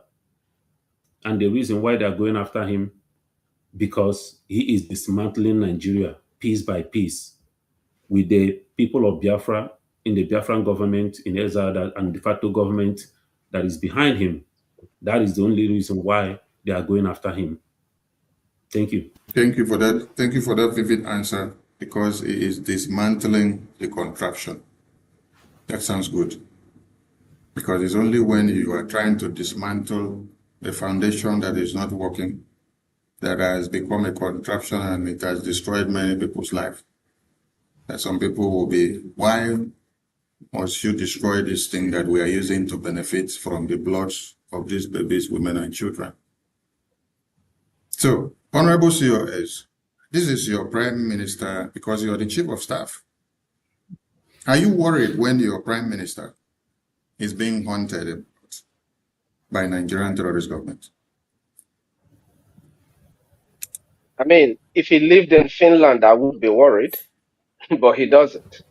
He lives here in the United States. So I'm not worried one bit. There is one thing I know about the United States. They take their time, yes, to respond to terrorists like Nigerian states, right? And you asked why they are going after him. They want to be able to conceal the truth of the genocide that has been exposed by our prime minister. Long before now, nobody talks about the genocide that is going on in Nigeria. It didn't start today. It didn't start last year. It didn't start 2 years ago or 3 years ago. But because he stepped into Washington and with his knowledge, interacting and educating people to the best of his ability, Nigeria. So I am not worried one bit. The United States is waiting for Nigeria. They can come up here and if they can, if they can come up here. But I'm not worried one bit. Wow. The confidence in you seems to be like that of Undertaker. I love it. That means you can guide and protect your principal in any situation, even when American government are waiting to do their work. I appreciate you guys. And from what you just said about Nigeria trying to conceal the genocide of the babies, women, and children that is happening on a daily basis, how does it feel for you two to be in the corridors of discussion of Biafra independence in Washington, D.C.? Because Biafrans have seen photos of you two accompanying the Prime Minister of the Biafra Republic government in exile in most of his diplomatic and political engagement with the U.S. lawmakers. How does it feel to see yourselves in the spheres of decision-making for Biafra in Washington, D.C.? Honorable COS, you go first. Yeah, I just feel blessed that at this point when we are restoring Biafra, in this very generation, that I am opportune to lend my voice and see that our people are free. So I feel blessed, I feel privileged that I am part of those who are actually making the steps that is going to bring this evil entity called Nigeria to an end. Thank you so much. Thank you, man. Honorable Mighty Dogs, the stage is yours now. How does it feel to find yourself amongst the men and women that are making it happen alongside with the Prime Minister for Biafra to be free? Yes, I find myself privileged because there are many out there. Biafrans are over 80 million people, and it's only few of us that are here doing this. 0.0001% that are here pushing this project right now, genuinely. So, who am I? out of 80 million people plus, I found myself among the people who are pushing this forward at this very point in time in our history. So I feel privileged, and that gives me a sense of purpose as a human being on this planet Earth, because that has given me that sense of purpose, that sense of belonging to wake up every day, knowing that I'm waking up for something. I'm still alive, breathing for something worth fighting for. So I have a sense of purpose every day I wake up in the morning.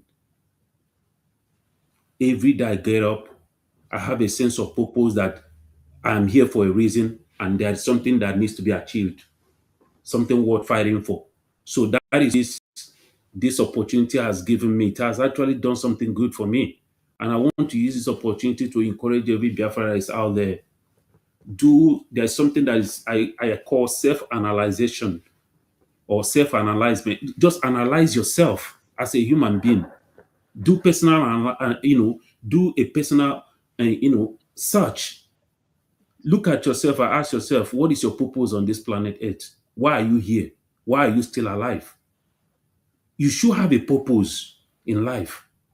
Make Biafra Restoration, Biafra Project your purpose. And I promise you your life will change.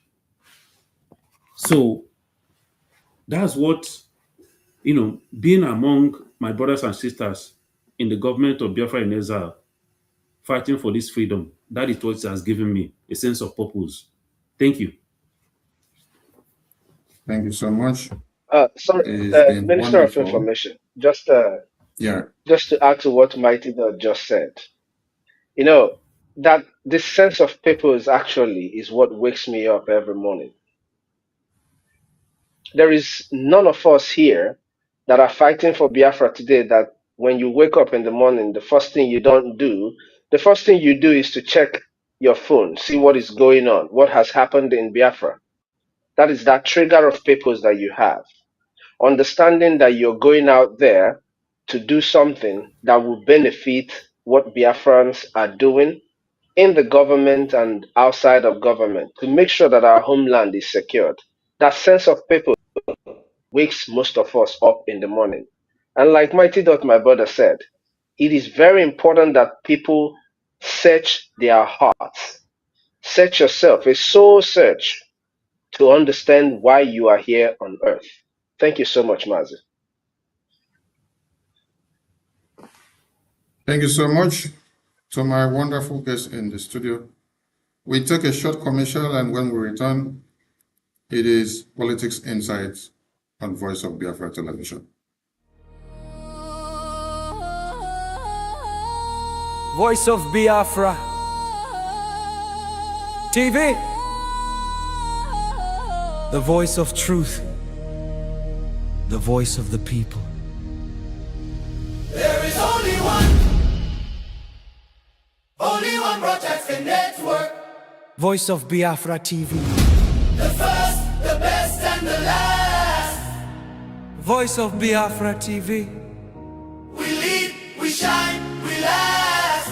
The first, the best, and the last. From the east to the world, hear the truth unfold. No other station does it better. Truth be told, real stories, real power, real Biafran soul. Every day, every hour, we taking control. Breaking every silence, letting voices rise. Standing for the people, opening their eyes. Strong and unshaken, both for all to see. Broadcasting the future. Voice of Biafra TV. There is only one broadcasting network. Voice of Biafra TV. The first, the best, and the last. Voice of Biafra TV. First to speak, best to watch, last to last. Voice of Biafra TV. Voice of Biafra TV. Holy war, holy war. Voice of Biafra.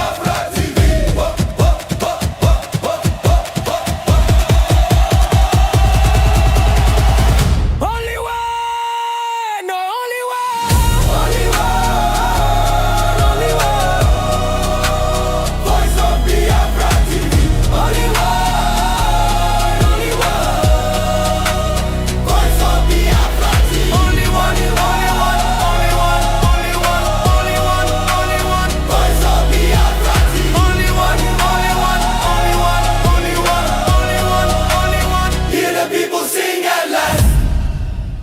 Voice of Biafra TV. Welcome back to Voice of Biafra Television. And this is Politics Insight. And today with me in the studio, I've been with two wonderful gentlemen who have been gaslighting the studio, dismantling Nigeria into pieces. Welcome back, my guests, as we continue on Politics Insight. Nigeria pays terrorists. They recruit them into their military formations. Honorable Mighty Dot, how do you address a country that recruits terrorists, reintegrate them into their military formations, and put them on monthly salary? Yeah, thank you, my brother, for that question.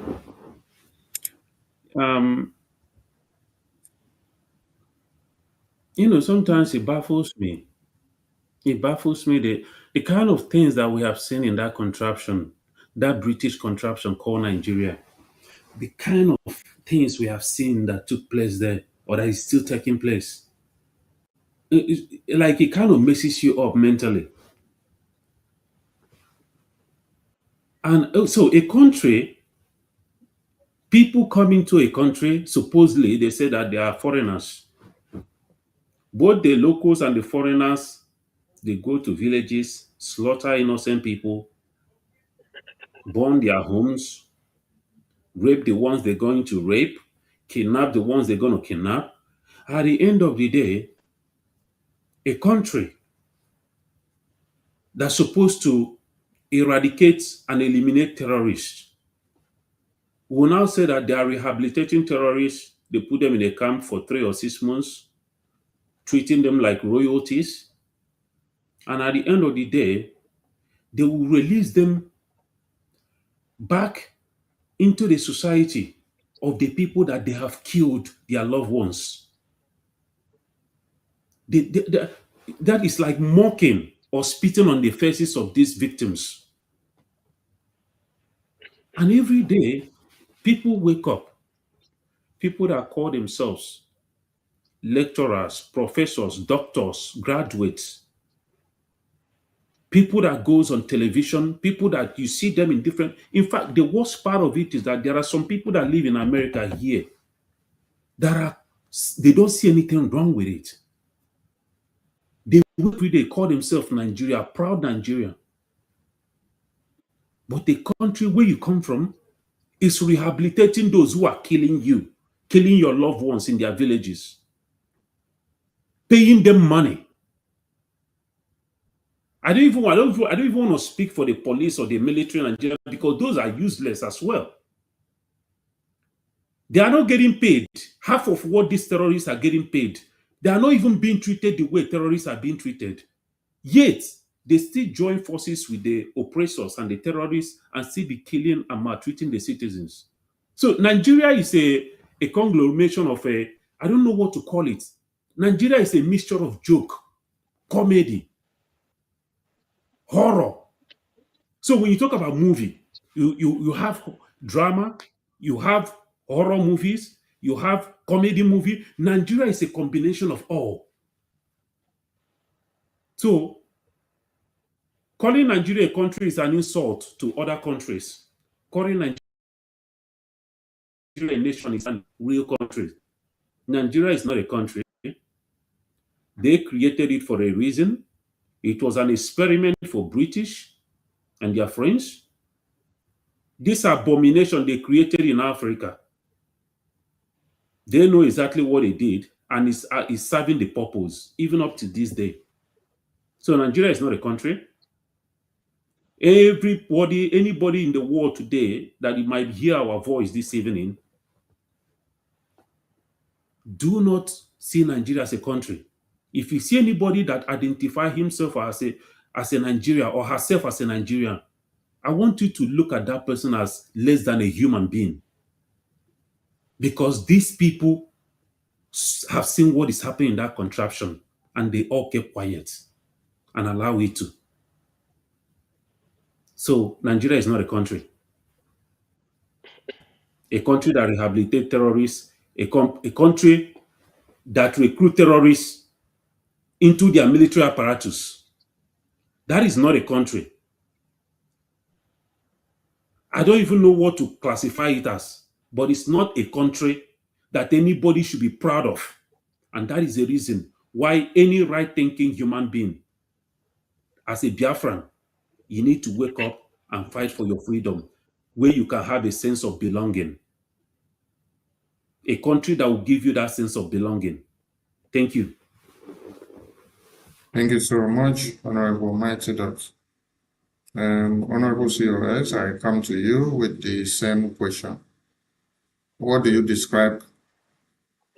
First of all, the two of you are in America, and you are in the country where they are fighting the biggest war. And wherever there is a war, they tend to be the peacemaker and make the peace and have a concrete resolution. President Trump, which is your president in America, has the records of saving or resolving or ending about 8 wars within how many months in office. And he did not look back from the terrorist that sponsors the terrorists in Nigeria. And then that is where the radar is now, in Iran. And looking at Nigeria, and then looking at your very country, America, is your country recruiting the ISIS and the Al-Qaeda and the Iranian Islamic terrorist regime that slaughtered their babies, women, and children in the street while they were protesting? Is America recruiting those terrorists into American military formations?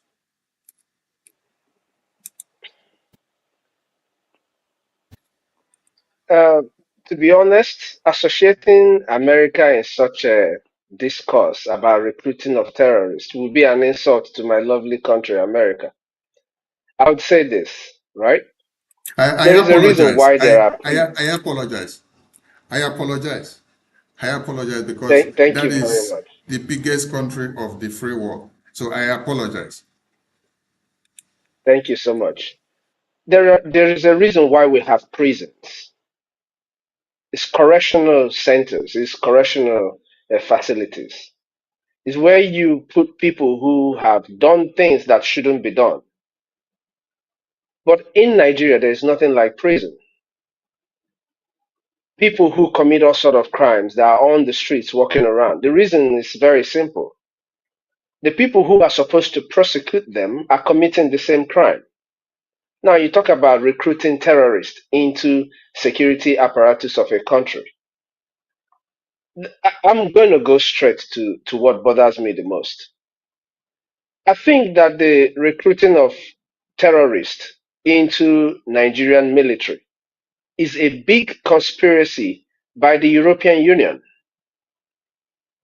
because they are clearly funding Nigerian government to continue recruiting terrorists. They made it very clear in the last 700 or something million pounds that they gave them. Part of that money is supposed to go into the rehabilitation of terrorists. But in the same Europe, they are sending Africans home for not having a proper document. These are people who are running away from the havoc that you helped to create in their land. They send them back to their country for disobeying the law. But in Nigeria, they encourage them to recruit terrorists into their military structures. Now, I don't really have a problem with Nigeria recruiting terrorists into their security apparatus simply because Nigeria is a business. And the owner of any company has a right to choose who they employ and who they don't. They have chosen to employ the killers of the indigenous people. So the big question for me is, when will enough be enough for the indigenous people who live in Nigeria? When will they stand up and say enough is enough? The same terrorists who killed your mothers, your fathers, because you're not in your homeland when it happened, are recruited into the military to secure you when you get back, and you don't see anything wrong with it. Nigeria recruiting terrorists is their right. The company has a choice to employ whoever they choose to employ, and they have chosen to employ terrorists into their security apparatus, and nothing anybody will do about it. There is simply nothing anybody can do about it. The only thing that can be done is the dissolution of Nigeria to save life. You know, we always say dissolve Nigeria to save life, but it cannot be dissolved without you. The dissolution of Nigeria starts with you and I. I am doing my part. So what are you doing? You, indigenous person in Nigeria, are you waiting for your pastors? Are you waiting for your illegitimate politicians who are busy filling their pockets and sending their children abroad, buying homes for kids abroad?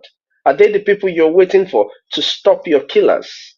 Or would you take the bull by the horn and stop these enemies from killing you? Recruiting terrorists is Nigerian right. The company has got a right, a choice, and they have made a choice. The choice is yours whether you want to live or you want to die. Thank you, Honorable COS, to the Office of the Biafra Republic Government in Exile Prime Minister. Now I know that I have proud Americans who do not want somebody to toy around with their country or with their president. I apologize for comparing your very president and your country to the low-life Nigerian contraption. Nigeria is a British design spaceship, and what they use it to do is to fabricate whatever products they like. They did so in 67 to 70s. They did so in 1914. And from what you just said now, they are doing another one by recruiting terrorists because it is a company, it is a business. I come to Honorable Mighty Dot. In spite of all what is happening and connecting with what Honorable Amobi said, do Christians have hope of survival in Nigeria when a contraption that is designed by Britain is meant to fabricate anything at their own disposal, not minding the lives of the babies, women, and children? There is a right for them to fabricate because it's their company, just like Honorable Amobi said. So, what is the fate of the Christians? Yeah. Thank you, my brother. Thank you, my COS. Every Christian in that contraption called Nigeria, every Christian in Biafra, I want you to understand something. You need to understand the people you're dealing with. You need to understand the ideology of the people who are killing you. When you understand their ideology, then you will now understand the level of danger or the depth of mess that we are in. Christians in Nigeria are like sitting ducks, sheep waiting to be slaughtered, because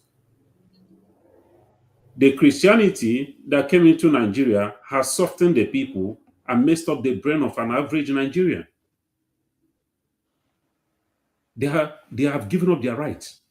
And their so-called leaders in the church, their pastors who are pastoring them, are deceiving them, because these people are not real. They are not there for the salvation of these people. Because any true believer, any true Christian that is believing the people, that believe in the salvation of the people needs to be saved here on this planet Earth. before the salvation somewhere else in heaven or where.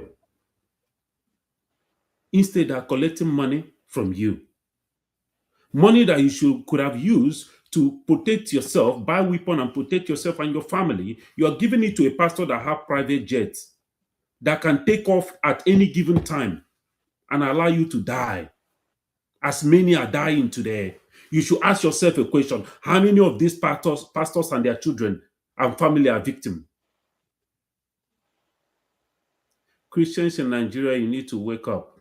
You do not stand a chance for what is coming because you do not understand what is the ideology that is driving these people. And because of your attitude, these people have seen that you are a sitting duck, that they can come in and take your life at any given time without you reacting. And the worst part of it, that many of you are dependent, calling on the government that is killing you. So every Christian in Nigeria, hear me and hear me real good. Because this madness has to stop.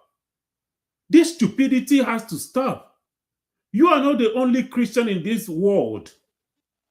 America is a Christian country. America will not allow anybody to treat them the way Nigeria is treating you. You Christians. Christians in America will not allow anybody to treat them anyhow, the same way you are being treated there. For the fact that you are a Christian shouldn't turn you into a stupid individual or a foolish being. Your life matters. You need to rise up and fight for your life, fight for your children, fight for the soul of your faith. The people who are doing this, who are killing you, they come from the angle of faith, religion. Who says that they have the right to kill you because of their religion? Your religion never advised you to kill them for nothing. But their religion is encouraging them to kill you. And you sat there like a sitting duck, praying every day. Even that God that you're praying will say that God will be disappointed in you because you have arms. Brain was given to you for a reason. If that God that you're praying to, you look up to, you call upon every goddamn single thing, you call upon a God to come and help you. If that was the case, then why do you have brain? The brain was given to you so that you can reason, critical reasoning. Even common sense these days is not even common anymore in the life of Christians in Nigeria and in Biafra. You need to get common sense. You do not stand a chance. These people have no remorse. These parasites from the Sahel, they do not have any remorse. They have a mission, and this mission is to conquer the world. These people are running on a mandate of a prophecy, some useless prophecy. And Nigeria is supposed to be the epicenter of the whole thing, of their prophecy. So you need to understand what is driving this, the force driving these people. What is their motivation? And as a Christian, what is your motivation for survival? How are you trying to protect that faith? Did that God that you're praying to tell you that you should allow your faith to be conquered? No. Don't allow people to come and kill you with their own faith. Fight for the faith that you believe in. If you cannot fight for that faith, you allow yourself to be slaughtered. That means you do not deserve that faith. You are a fake Christian. Rise up and fight for your people. Rise up, every Christian in Nigeria and Biafra. Rise up. That's the only way you can stand a chance. All the Christians, rise up and support the Biafra government in exile and the de facto government in homeland that can protect you, because when Biafra is restored, you have the freedom to practice your faith without anybody coming after you. Thank you. Thank you, Honorable Mighty Dot, for your insight. You've given a solution, because my question was, do Christians have hope? And you've given a solution, and you said that the solution is that their hope will only come to fruition when they rise up and fight back and defend themselves, because self-defense is not a crime. Honorable CEO, if I come to you again, America is a Christian nation. Israel predominantly are Jewish. Do they deal only on prayers to solve a mechanical warfare? Why are they going after the Iranian terrorist regime with weapons that matches the same kind of weapon that was made to destroy the Americans and the Iranians and the entire world? I will keep this. I'll keep this really short because the answer is very simple. Now, the Bible, the Word of God, admonishes Christians to sell their garments and buy weapons. The weapons is not meant to use and slaughter your chicken. It's for war, weapon of war, in order to protect yourself and to protect those who cannot defend themselves. That is your first duty as a Christian. Fighting for those who cannot fight for themselves. That is what Jesus Christ came to earth to do. He died for the sake of those who cannot fight for themselves. Now, on the other hand, Archangel Michael, when Lucifer was sent down on earth, they didn't start singing. The cherubim and seraphim didn't just start singing and Lucifer had to dive down to earth. No, they picked up arms. As a matter of fact, Archangel Michael had the shiniest of sword in order to drive the demon down to earth where we are today. So what is stopping you as a Christian? The problem with the Nigerian Christians is the understanding that they put in when they read the Bible. They read the Bible based on off of what the pastor has taught them or what the preacher is telling them. They're not reading it to understand for themselves what God is telling you to do. Alex, our friend from America who has been down in Nigeria on multiple occasions fighting for Christians. He is a Christian too, but he understands that self-defense is your fundamental human right. As a matter of fact, if you allow infidels, because they call you Christians infidel, that means they are also infidel in your own faith. If you allow anybody to slaughter you without putting up a defense, you have committed a sin in my own eyes, because you allowed a man to take away the precious life that God has given you. If Israel, if America were to just go to church and pray when terrorists come after them, I don't think there will be America anybody will be speaking of today. And I don't think there will be an Israel that is ready to defend the whole world from all these menace from the Islamic jihadists that are roaming around the world looking for who to devour. So it is not truly about the faith. It's about the understanding that the people put in their faith, the way they understand their faith. The Islamic jihadists, they understand that when they kill you, they are making heaven. But you were taught that you should stick out your neck and get killed, and maybe that would lead you to heaven. But here I am telling you today that God in his holy book told you to sell your garment and buy arms in order to defend yourself. Thank you so much, Mazi. Thank you so much. Thank you so much.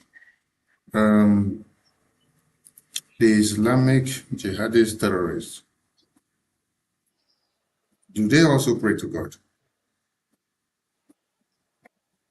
Do they also pray to God? Of course they do. Well, What so would they you call claim. what they do? They pray to God. No, it's not a claim. It's not a claim. They pray to God, I believe.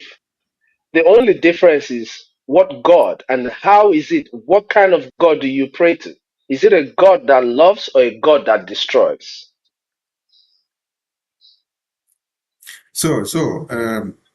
The Islamic jihadist terrorists, they pray to God, same way the Christians pray to God. So how come about the docility in Christians that we have two sets of people that prays to God, and one of them, after they finish the prayers, they take the mechanical and physical warfare serious, while the others that also did prayer now takes the mechanical and the physical warfare unserious.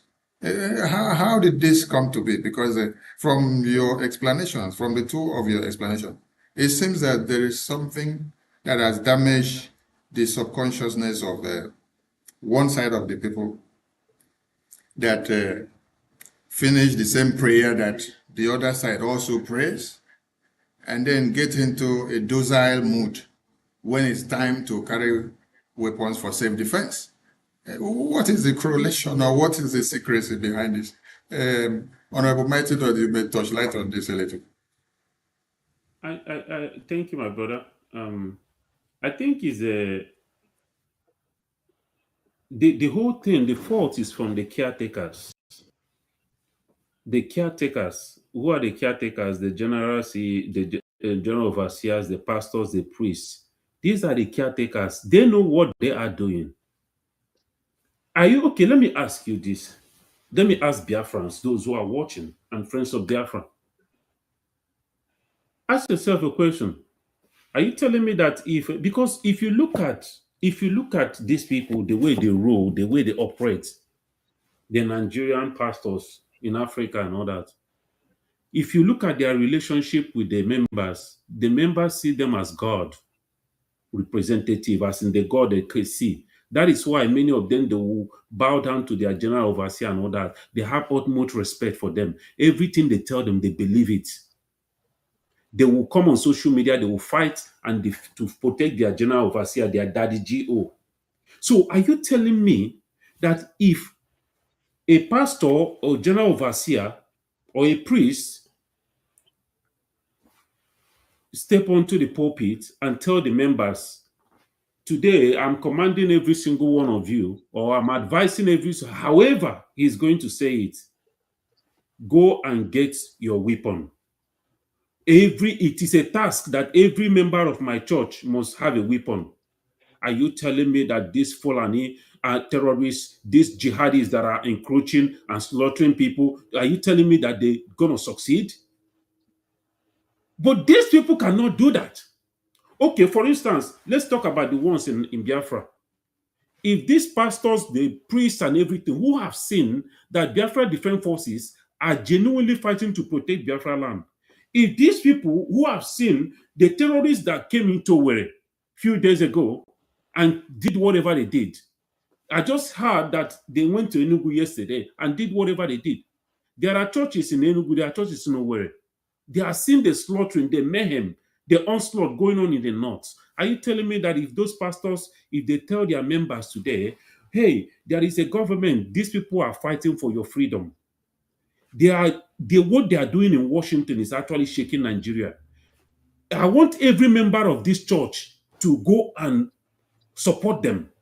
Join them in their fundraising every Saturday. Join them in their town hall meeting. Are you telling me that if a pastor tells this to his members or her members that they're not going to follow, they're not going to comply? So they are the problem. They are the one every day brainwashing and deceiving our people, deceiving the Christians in Nigeria. This general overseer, they are the what you call pimps. They are the pimps. What they call pimps in America. They are the caretakers. They are the handlers who are keeping these people induced in this coma, religious coma that our people are falling into. Because it's not just about religion, because these people that are doing this, they do it in the name of religion. So our people need to wake up from their foolishness and understand that you got to be alive in order for you to worship your God. and your God did not tell you that you have to die. You have to allow yourself to be killed. Anybody telling you that is a lie. Defending yourself is not a crime. Rise up today, defend yourself. If you do not have the guts, if you do not want to carry arms, if you do not want to carry weapon to defend yourself and your family, there is a government. There is people who have volunteered themselves to protect you and your family. All they need is your support. If you cannot protect your family, support them financially that they may protect you and your family. That is how it is done. Thank you. Thank you so much. Thank you so much, Honorable Mighty Dot. It's been a wonderful day with you guys on Voice of Biafra Television.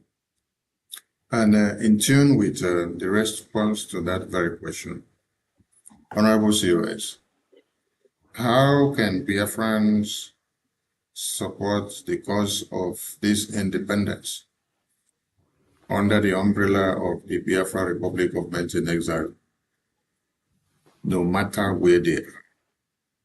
How can they throw in their support? Okay. So, just like my brother Mighty Dot just said,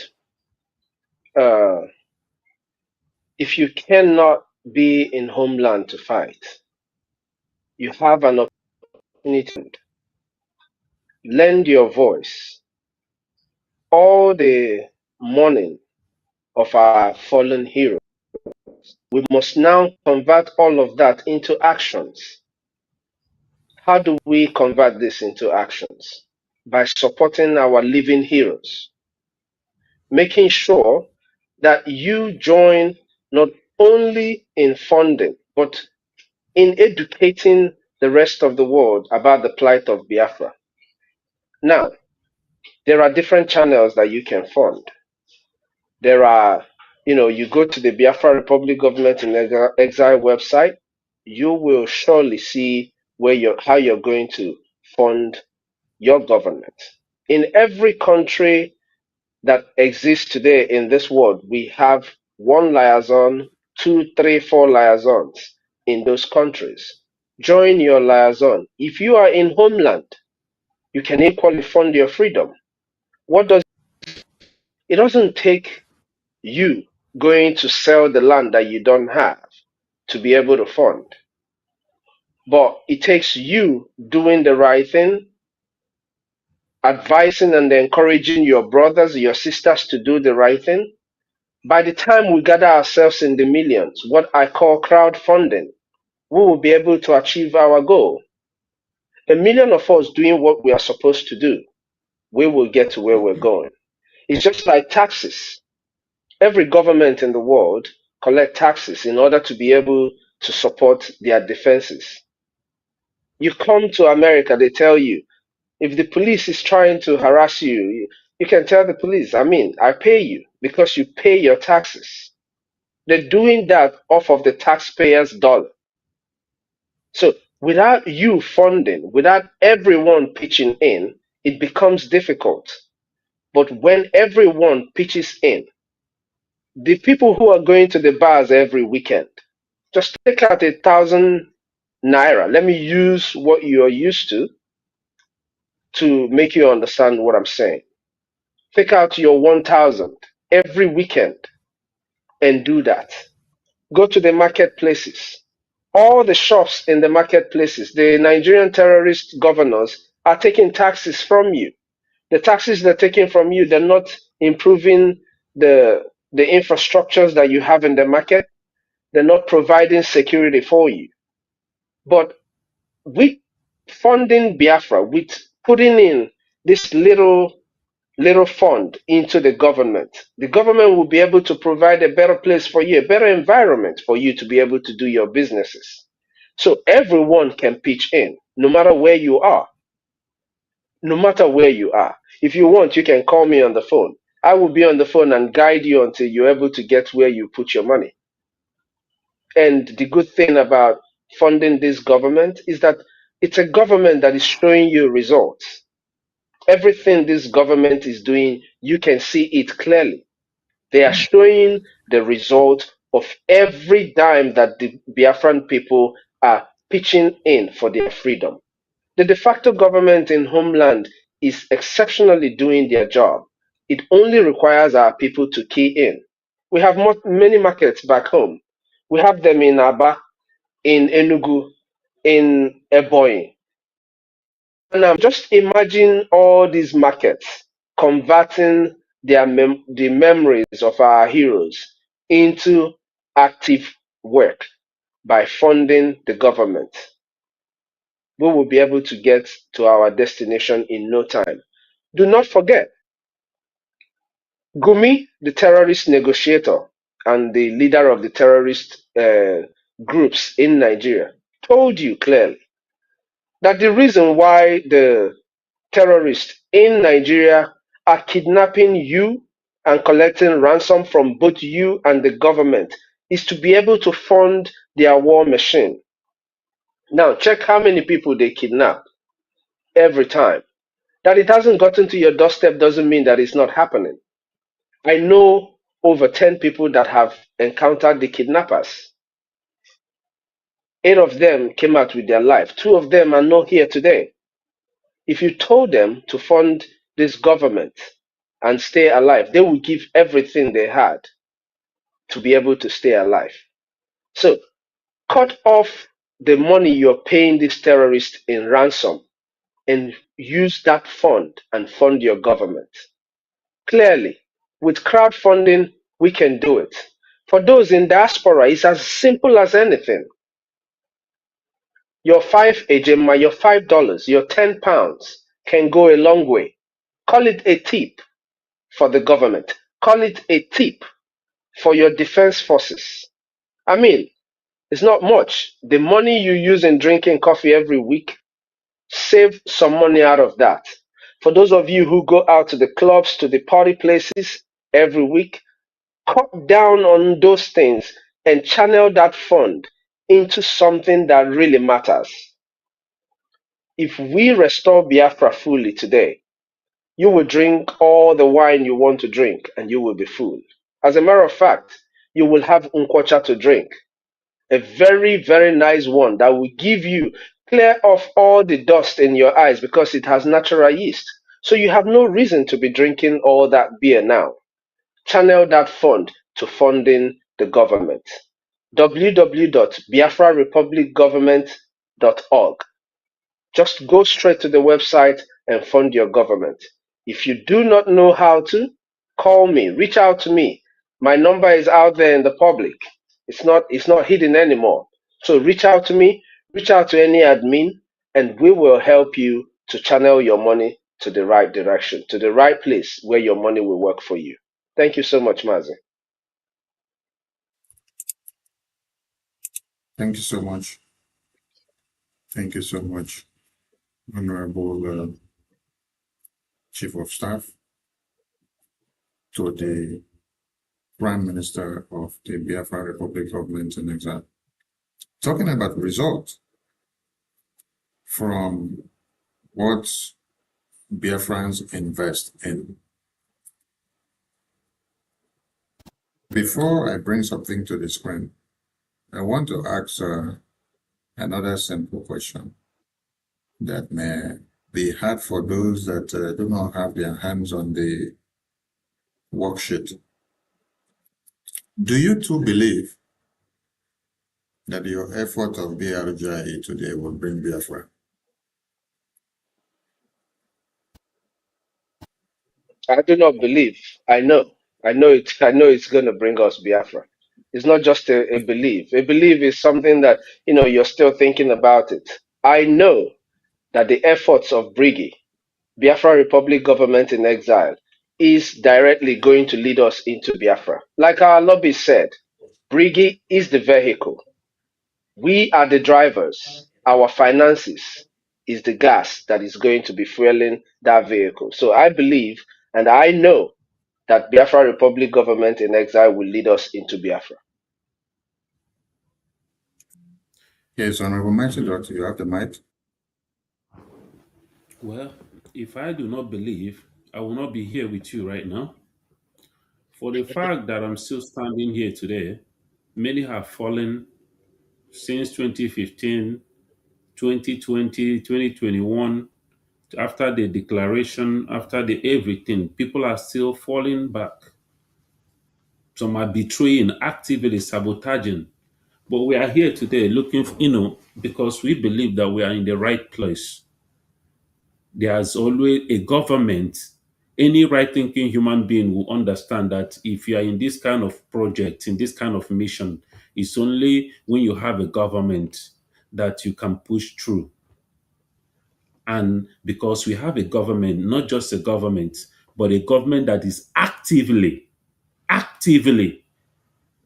doing big damage to our enemies and our oppressors, actively destroying and dismantling that British contraption called Nigeria. So I am in the right place. And I know and I believe, just like my brother said, that what we are doing right now, what we are going to do tomorrow, what we have done yesterday is going to bring us Biafra. Thank you.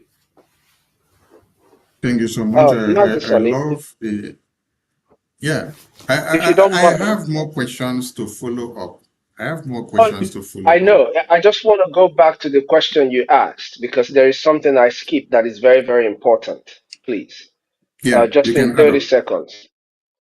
Yes. In terms of funding our freedom, I also want to tell both those back home and those in diaspora, we have what is called the IOU loan.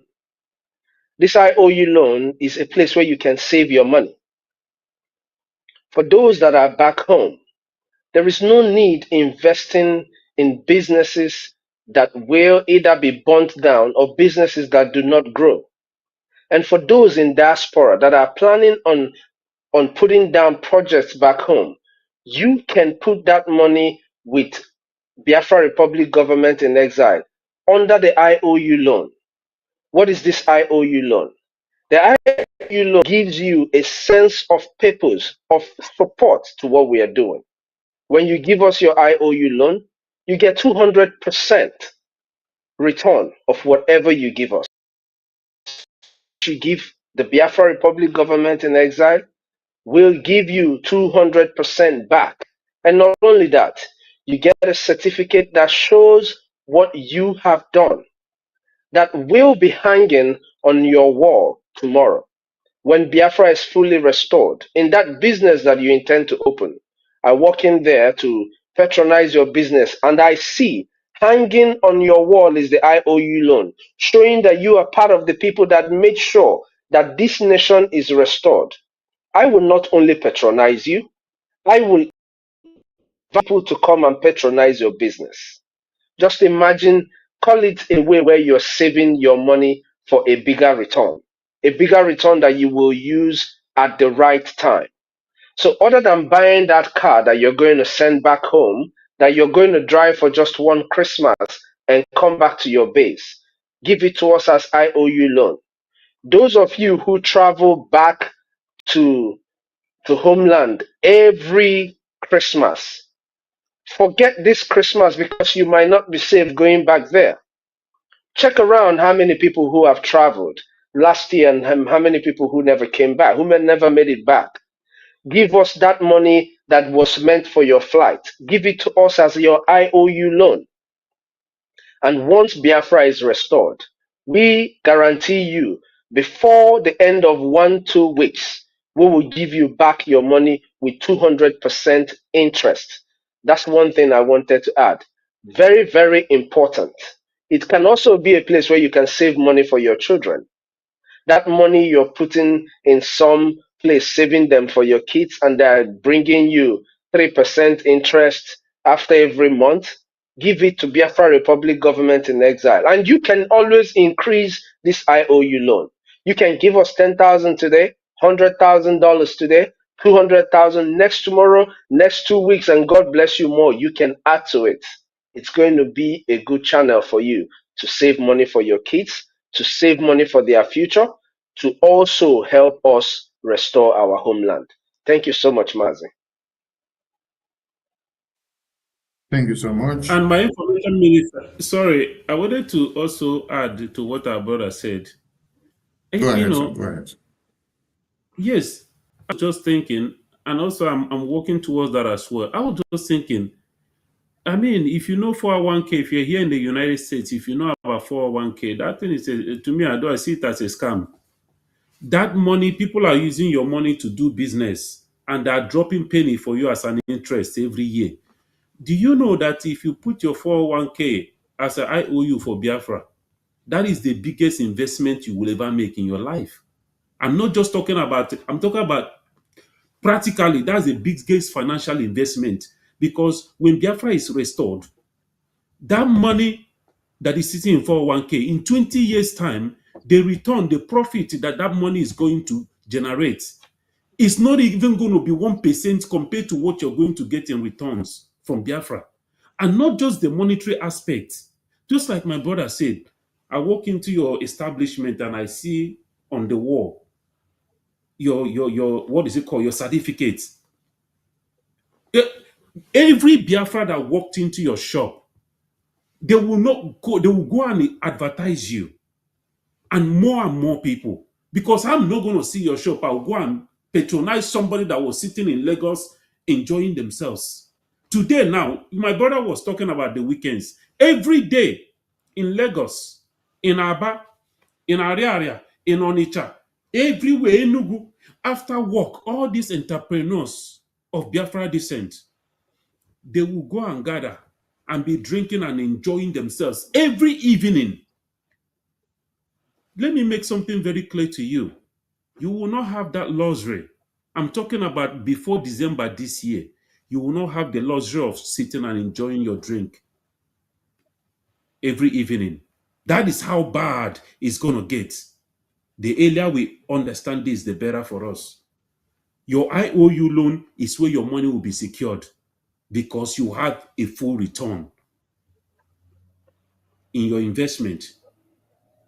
There is no any investment that is bigger than this. It's a win-win situation. You help in restoring your nation, you help in giving your family a better future, and then financially you are set. Mentally, you have this sense of fulfillment that you were able to do something noble for the rest of millions of Biafrans who could not. If you have it, sponsor your freedom. That others, you are not just giving life to yourself or to your family, you're giving a chance to unborn child that will come into this world tomorrow. You are giving a chance to those kids back home right now who cannot even afford to go to school, who cannot afford 3 square meal. You are doing something noble. You're saving lives. And this is a sense of fulfillment that will go a long way. As long as you live on this planet Earth, you will always wake up every day having this sense of fulfillment that you helped in restoring a Biafra for your people. Be the hero of your generation.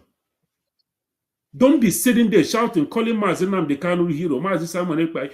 Be the hero of your generation. Thank you. Thank you so much, my honorables and the House. I'm so glad to have you guys end the show. Talking about result, there are numerous there in the media. But I will be hypothetical on this very question. Are you convinced that what Brgie is doing will emancipate the freedom of your past leaders that are in prison? Honorable COS, you go first. I'm not. It's not about. It's not just being convinced. That's the only thing that will guarantee their freedom. Because, for instance, Mazen Nnamdi Kanu was kidnapped. There's nobody that has ever kidnapped you. Used to kidnap people in Nigeria. They don't just let them go. You either pay. That's paying is bulging to whatever they have requested, or they will kill you. So in the case of our former leaders, Mazi Nnamdi Kanu and Mazi Simon Ekpa, the only thing that will guarantee their freedom is our continuous effort. Consistency with what we are doing will guarantee their freedom. Just like our fallen heroes. Our fallen heroes, if we do not restore Biafra, that is what they fought and died for. They didn't fight and die for Memorial Days or for us to remember them on May 30th for the celebrations. That's not why they died. They fought and died for the freedom of Biafra people. The same way with our detained leaders today. If we do not continue in the plight of Biafra, making sure that we restore Biafra, that is the end of it for them. Thank you so much. Thank you so much. And I come over to Honorable Amopi, Honorable Mighty Dot. The same question applies to you. How are you convinced that what Brgie is doing will emancipate the freedom of your past two leaders that are in prison? So, thank you. So, they kidnapped, you said something the other day. Mazen Nnamdi Kanu was kidnapped for a reason. The reason why they kidnap him is to stop Biafra. If they don't want him, if that wasn't the reason, I'm sure they would have released him. They wouldn't want the headache of international community. But these people are so adamant, even when after the United Nations gave their own, order, their empty noise, empty whatever. And Nigeria still, they didn't budge because they took him for a reason. You see, those who are still going to court, running up and down, writing, what is it called? Filing for appeal and all that. All this, those are charade. That is nonsense. That is the reason why we decided, to focus on this diplomatic mission, because we understand that that is the only way that the arms of Nigeria can be rough handled and those who are sponsoring them. People don't understand the kind of battle we are in, the people we are dealing with. That is the reason why some people still believe that something could come out of Nigerian courts. The people who are holding your leaders, European Union, using Finland to hold Mazi Simon Ekpa, even the people that we kind of expected that are from civilized country. Now we have seen how corrupt they are. They can do whatever. The only thing that can release Mazi Simon Ekpa, our leader Mazi Nnamdi Kanu, where they are today, is the restoration of Biafra. I was actually thinking about this earlier today. If they are restored, Nigeria will not have any choice. They will release Mazi Nnamdi Kanu with an apology. Finland will release Mazi Simon Ekpa with an apology, because we are now a nation fully restored, because they know that if they do not release them within the time frame that we specify they should release them, they know that it has become an international, in fact, it will become an international crisis between us and them. Mazi Simon Ekpa that is in there, Mazi Nnamdi Kanu that wherever he is right now, they know. They themselves, they will know. If you ask them, if you have the opportunity to ask them, they will tell you that it is what we are doing. Okay, I just heard that there's a bill that is going on right now about Mazi Nnamdi Kanu at the U.S. Senate or the House. And that will take me to the question of the show. Thank you, Honorable Mighty Lord. I see that your blood is filled up to blow up my studio. But take it easy, take it easy. I appreciate you guys so much. We take a very short break and we return on Politics Insight. This is Voice of Biafra Television. Voice of Biafra TV, the voice of truth, the voice of the people. There is only one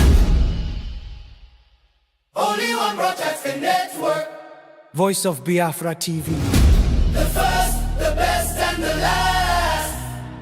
Voice of Biafra TV. We lead, we shine, we last. The first, the best, and the last. From the east to the Welcome back to Voice of Biafra Television.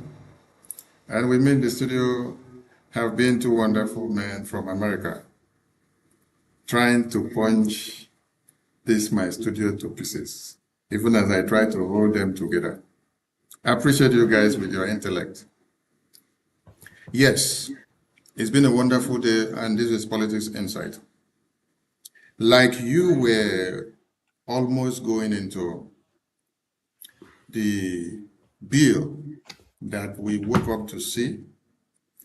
That is why I started with the few questions that I posed to you guys before about your conviction about what you're doing that will bring Biafra, and your conviction about what you're doing that will emancipate the freedom of your past leaders that are in prison. And you guys have been in line with the questions. I appreciate you guys for the responses. So at this very point, I will bring something to the screen. I will bring something to the screen. And we want everyone to look at this. So there is a result and a breaking news that goes in line with what you were just explaining to us. And let me do well to open it and see if I went to school well to be able to read and pronounce the words in order. Breaking news. On behalf of the Biafra Republic Government in Exile, Brgie, I, the Prime Minister of the Brgie, wants to congratulate Congressman John James for introducing H.Res.1321, calling for U.S. intervention on the case of Martin Ambikan. I had the opportunity to meet with Congressman James in the past to discuss Biafra-related issues, which he cares deeply about. The congressman had spoken to me on multiple occasions regarding his displeasure about the Nigerian government's persecution of Martin Ambikan, which he also highlighted in a congressional hearing that happened on the 20th of November, 2025. Congressman James has been in active engagement with many elements of the Biafran American diaspora. Our congratulations to Congressman James and to all the various Biafran American individuals and organizations which contributed to this very effect. Yes, we come back to the studio. And you guys were about directing me to this very breaking news. May I said wire because we're coming there. Let me go back to the boldness and the conviction of this Congressman James. He happened to be the only congressman that brought Biafra to that congressional hearing on the 20th of November, 2025. And on that very day, the Prime Minister of the Biafra Republic Government in Exile was in attendance of that congressional briefing with some of his cabinet members. In a word of congratulations to extend to what the Prime Minister has already said. Honorable COS, what do you have to say about this milestone? First of all, I want to also use this opportunity to thank uh, our dear friend John James. And it's not just thanking him is not enough. You know, understanding that this is also a young man like most of us here and those who are watching us should be the burning zeal for you to do what you're supposed to do. What John James has done and what he has been doing for the Biafran people is that which history will never forget. History will never forget a man who stood up and spoke for the people when his voice was needed the most. John James' voice was needed, and he used his voice when it mattered the most. The day Mazi Nnamdi Kanu was sentenced to life imprisonment, it was this John James that spoke up on the congressional floor, calling the attention of the world on what is going on in Nigeria. So I just want to appreciate him, thank him for the good job he has done.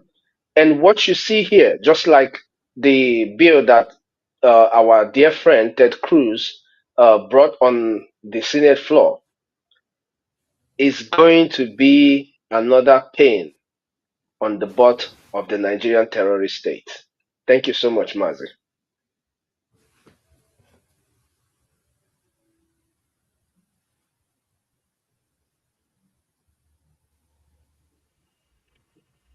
Thank you so much, Honorable COS. And to those of you that have not seen this publication, it's been on air since morning. Do check our Twitter handle, because that is where we drop the live and direct updates before it escalates to other social media handles. And a very big congratulations to the Biafran people and to the Biafran government in exile and to every Biafran community member that has contributed to the effort and success in one way or another. And to our lobbies and attorney, the Biafran people are grateful to you. And at this point, I want to take you guys back, because before we got here of this result of Congressman James having the confidence in the Biafran government and exile representatives, because it is one thing for someone to carry your story or to carry your grievances, and it is another thing to have had the confidence in you. The person must have checkmated your work and see that you are serious before committing his or her own time for your own cause. On June 2025, the Biafran government in exile submitted a congressional testimony to the U.S. Congress, citing the kidnapping of Mazi Nnamdi Kanu by the Nigerian government, citing detention of Mazi Simon Ekpa by Nigerian government in collaboration with Finland and European Commission.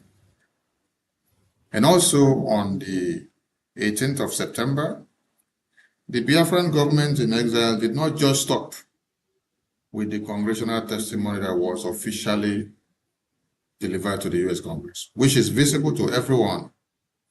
You can go and check on the internet. You see it on the DOJ website and the FARA website. It is there registered, and the Congress website. On the 18th of September 2025, the Biafra Republic government in exile, ably led by this Prime Minister, with you all in America, made another historic breakthrough in Washington, D.C. by giving a live testimony to validate the congressional testimony that was submitted in written form, which depicted Mazi Nnamdi Kanu, Mazi Simon Ekpa, and the cause of Biafra independence in general. How do you describe this genealogy of pact that has encapsulated the results that is showing for today, in line with the work of Congressman James. And also you cited Senator Ted Cruz. One of the things I can remember from the congressional testimony that you guys submitted said you want the American government to invoke the Global Magnitsky Act against the Nigerian government because of the kidnappings they do, the imprisonment they do, and the Christian genocide that is happening. I also remember another thing, that sanctions should be placed on the Nigerian government and their officials who are found guilty in being part and parcel of this conduct. And also, severe measures should be placed against them. Today we see all these things being implemented by American government against Nigerian terrorist government. How do you describe the credibility damage that the Biafran government in exile has ensured against the Nigerian terrorist government? Honorable COS, you take the floor first. You know, Dr. Michael Rubin said something. He said it is important to educate not just Biafrans, but the rest of the world. What you see happening today is the dividends of proper education carried out by both our lobbyist, Elias Garasoles, and our Prime Minister, Mazio Nkere. The way they have penetrated Washington, D.C., educating the reps and the senators in America, the dividends is what you're seeing. And this is just the beginning of the cake. I'm not going to say much about that, but you are just seeing the beginning of the cake. By the time they start topping the icing, people wouldn't know where to start in congratulating both the Biafra Republic government in exile, our lobbyist, our attorney, and you and I who have been standing strong. What you see today is not just a result from education. You know, you can educate people on issues. The other thing is people understanding and assimilating whatever you have told them. The truth of what happens in the territory called Nigeria cannot be hidden. Even, I think it was Dr. Michael Rubin that said it. The Nigerian terrorist state, with their actions, make it very easy that every education that you bring before a rep or a senator, they can easily understand it because his words matched with evidence, live evidence, past evidence, and all of that. Before men and the senators, it's like a time bomb. They look at it, they understand it, and they know that action will be the only thing that can end the menace called Nigeria. So what you see today, besides education, is people who are willing to share in what you are feeling. They share the pain of what you are going through. Like John James, what goes on in Nigeria, what is happening in Nigeria against Christians, it saddens this man. When you hear him speaking about the atrocities of Nigerian state against the indigenous people in the territory called Nigeria and Biafra at large, understand that he did not just understand the education given to him by both the lobbyist and our prime minister, but he embodied it. He made it part of himself so that he can feel what we feel to be he is doing today. So it is something that each and every one of us need to emulate, especially Biafrans in diaspora. People are out here fighting your fight. It is time you get up and join the good fight. Thank you so much. Thank you, thank you, thank you. Honorable Mighty Dot, I'm going to allow you to spit that fire that you wanted to spit before. How do you feel seeing results of the works that you have sacrificed for since your inception into the new government of Biafra, Brgie? Because Biafrans have spotted you in several diplomatic engagement with the Prime Minister in Washington, D.C. And you did express you're overjoyed to have been part and parcel of those discussions. And now there is a very big success that is making rounds on the media. What are your words to the congressman that is making this happen? Yes, thank you, Information Minister. I was just sitting here thinking, I was like, Congressman John James. I said I'm going to call him Mazi John James because that's the Biafran blood that is pushing him. It is the love that you see that is emanating, from him. The interest of Biafra, is the blood that is working through him, the blood of Biafra. So we are happy to have him as an ally. We appreciate him. We congratulate him for the bill. We appreciate him for his concern because there are many out there, those that have been enjoying our natural resources from different parts of the world.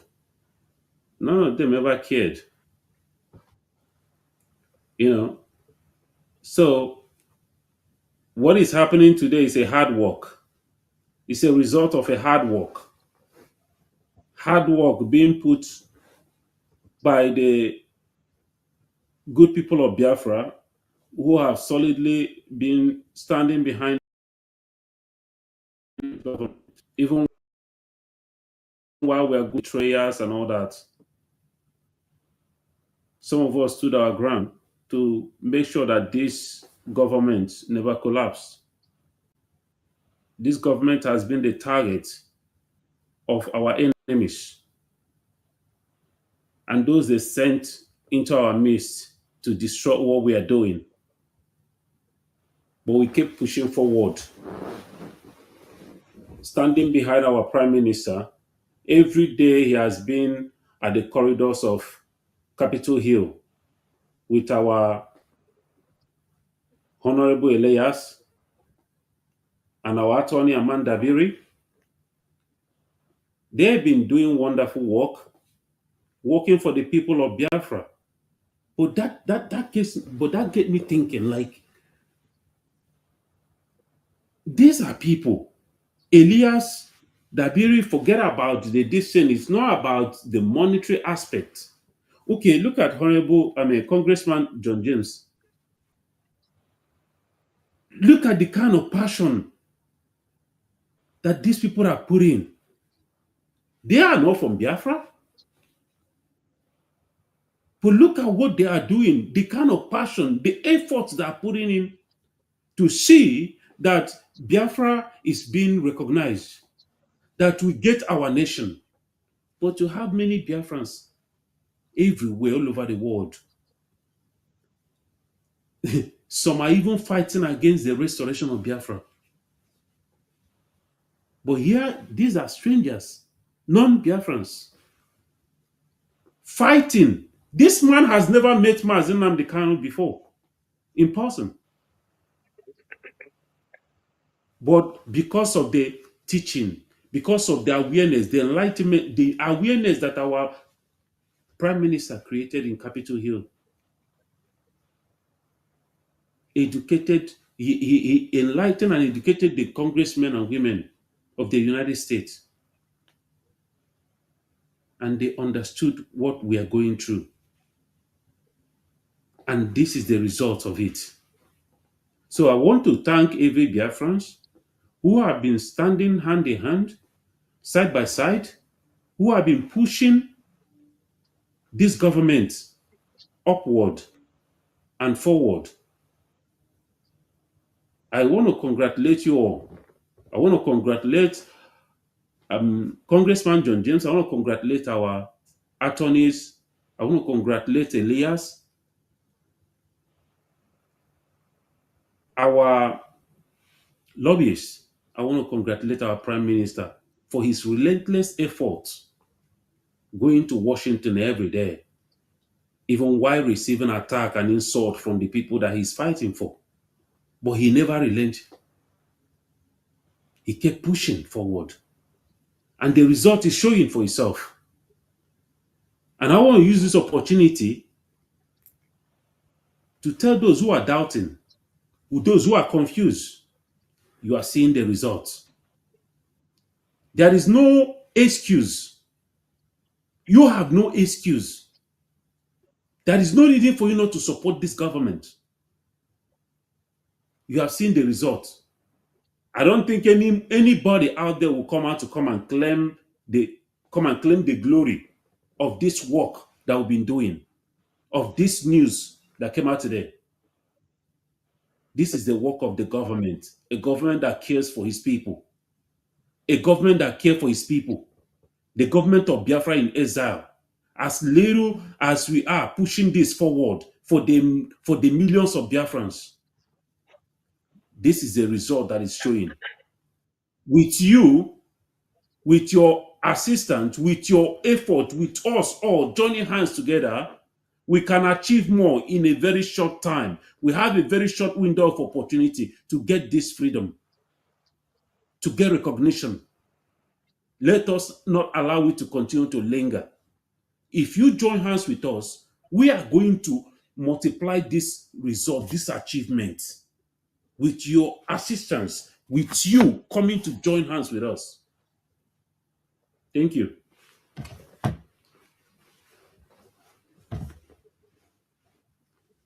Oh, wow.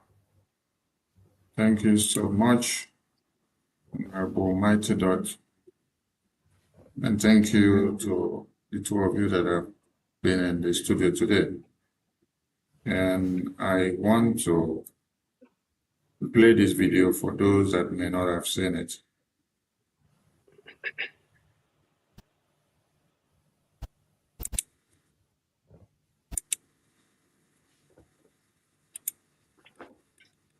We are joined by the former chairman of the Africa Subcommittee, who is now over at the Energy and Commerce Committee, John James, and I want to thank him. February of 2024, he had a very important hearing on Nigeria and other advocacy throughout that time. So the floor is yours. Mr. Chairman, thank you so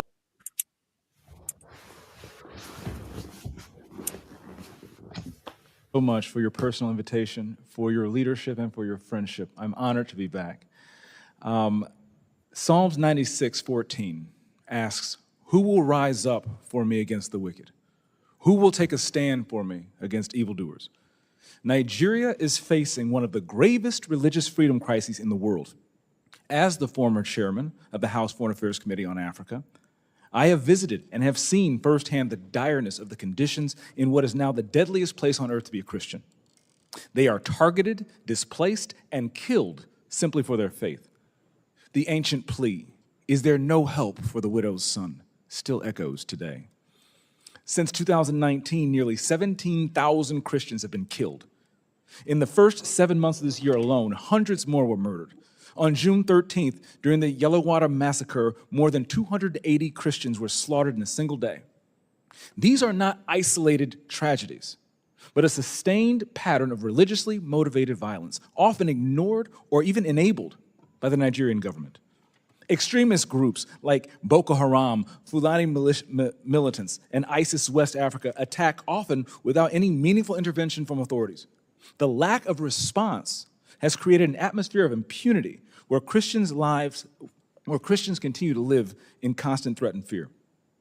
The United States has previously recognized this crisis. President Trump not only designated Nigeria as a country of particular concern during his first term, but redesignated it again in his second term after President Biden inexplicably removed that designation. Religious persecution is tied to political repression and weakening institutions in Nigeria. Example, the detention of Mazi Nnamdi Kanu is a clear example. In 2022, Nigeria's Court of Appeal struck down the charges against him and ordered his release. The UN Working Group on Arbitrary Detention has also called for his unconditional release. Yet he remains in solitary confinement, in deteriorating health, and recently had to represent himself in court. Nigeria has signaled that the law is optional and targeting Christians is fair game. Just hours ago this morning, despite the pleas and cries of the Nigerian people and many Nigerian lawmakers, Mazi Nnamdi Kanu was convicted on all charges. For fiscal year 2025, the U.S. has requested nearly $8 billion for sub-Saharan Africa. But when Americans see political prisoners, judicial defiance, and the slaughter of Christians, they understandably ask as they meet their own struggles, why should our tax dollars support governments that refuse to protect their own people? Is our aid aiding a genocide? Nigeria is a nation of tremendous potential, but that potential is being choked out by violent persecution of its Christian population. No country can build a stable future where churches are burned, believers are killed, and communities live in fear. The United States must stay engaged, and Nigeria must change course now.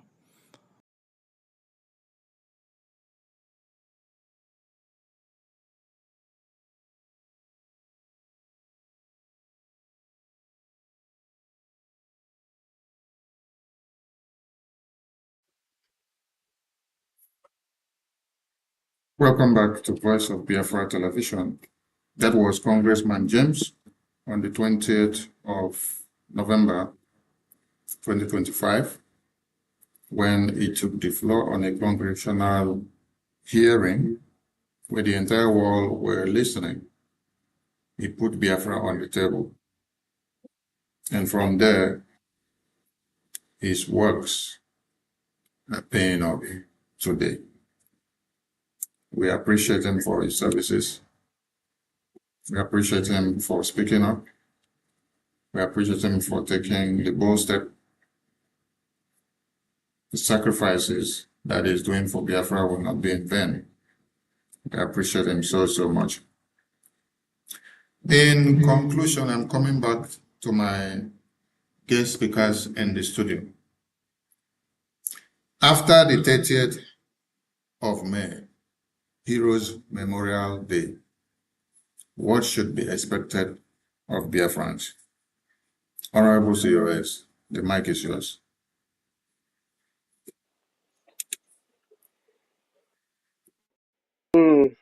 In simple terms, I would say, for our youths who protested, it is time to turn your protest into actions. Protest is not just when you're on the street. When you all are on the social media putting out posters and calling the attention of the world towards the genocide that happened between 1967 to 70. Though a lot of people forget that that genocide started from the creation of Nigeria. What is expected of every Biafran is to turn every anger, every mourning, every remembrance into action. This is why you must do this. Your oppressors are expecting you to cry for one day and sit back for the rest of the 364 days. This is what they're expecting of you. After 30th of May, when we remembered our fallen heroes, just 2 days ago in Ogu Junction, a couple of our people were killed. Somebody would call them hero. Those are somebody's hero. They might be somebody's father, somebody's son, maybe the only son of a woman, and that is that family's hero. So the only thing that would stop us from mourning and continuous mourning of heroes, of our heroes that we should protect, is our conversion of our pains, our mourning into actions. It's expected of every Biafran to remember that the reasons why our heroes died must be fulfilled for them to be able to get rest. Like I said before, just remembering them on memorial days and not carrying out with action to see that the reason for which they gave their lives is fulfilled is an insult to the sacrifices that they made. So it's expected that everyone, having listened to us today, when you sit back in your private time, ask yourself this: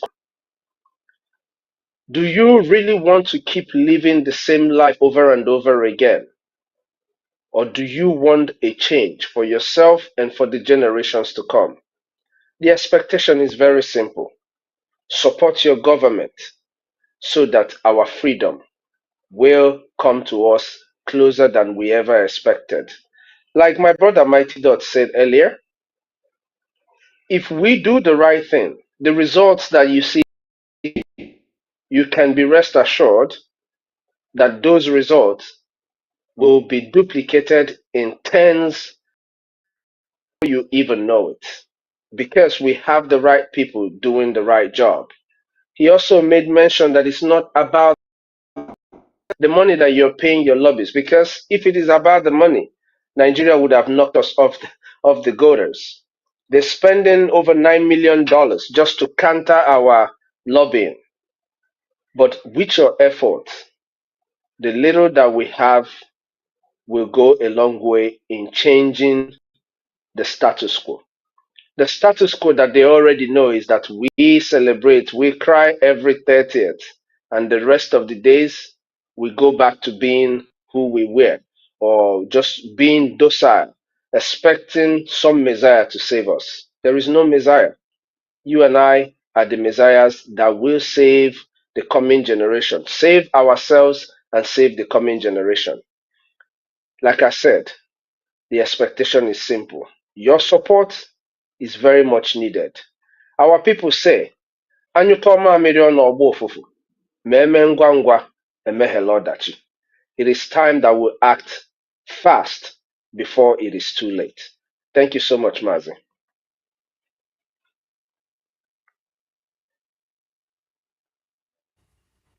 Thank you so much. Honorable Mighty Dot, the mic is yours. After the 30th of May, what should be expected of Biafrans? Yes, 30th of May have come and gone. Every Biafrans who took part in the celebration or in the remembrance, this question goes to you. What next? Are you waiting for another May 30th of 2027 so that you make noise for one day and then go back in again? We are not going to continue this forever. I want you to challenge yourself wherever you are. Challenge yourself that this is going to be the very last 30th of May that we are going to celebrate in another man's land. That next year, 30th of May, 2027, that we are going to celebrate it in Biafra land as a free people. Give yourself that challenge, not just by mouth, but by your action. Put it into action. Let your passion for Biafra,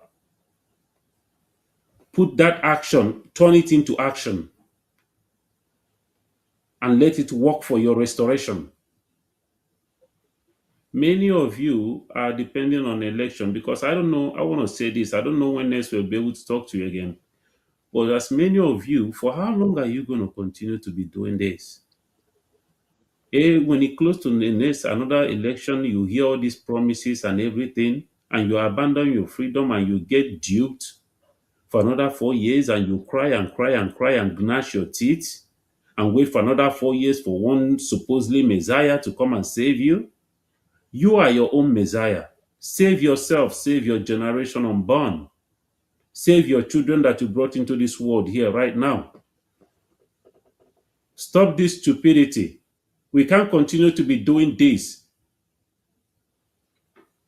Do not be one of those people that are suffering from insanity, according to Albert Einstein. You can't just be doing something over and over again and expect a different result. You got to change tactics. You got to change strategy. Your strategy right now should be give Biafra a chance. You have done since you came into this world. You have been voting and voting, voting and voting every 4 years, every 2 years, voting and voting without any dividends of democracy showing in your life, without anything showing in your life as a human being. Why don't you try something different? That is how sensible people reason. Biafrans, they say we are smart people, we are special and intelligent people. But all I have seen for the how many years now is confused people. People who don't even know their left from their right. Can we please, for goodness sake, live up to that name, that status that they give us as smart people? Let us for once act like smart people. All this election that they dangle on your face, all these promises, these people are using you. They have gotten immune to our stupidity. That they can even, what they are doing, they're even rubbing it, showing it on our face. They're even doing it, the audacity, because they know that we cannot do anything. But let us prove them wrong. That we can do something, that we can stop them from enslaving us. Many of us today are pointing hand at a white man who is enslaving us. America comes in to come and help us. A lot of people, empty noises, empty brains, are criticizing America that they want our oil, they want our natural resources. But there are people who call themselves your own people, people that you supposedly voted for to represent you, to fight for your well-being, to bring that dividend of democracy to your home. Instead, they have mortgaged your future and the future of your born generation. And every day you wake up and lamenting and complaining, pointing fingers at the white man. Many of you today, your exit strategy, the hope you have tomorrow, is a hope of selling one plot of land that your father left for you, or one plot of land that is left to your family, for you to sell it so that you can go travel to Europe, travel to Asia, travel to America. But I have a news for you. I have a news for you. There is a bill right now for those of you in Europe who refuse to support your freedom.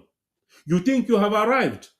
Because what we are good at going to another man's land where everything has been done right, where people have fought, bled to protect, to give themselves a better future.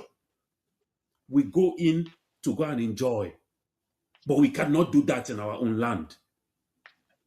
If you are in Europe and you're complaining how you're being marginalized or being mistreated, you are a foolish person.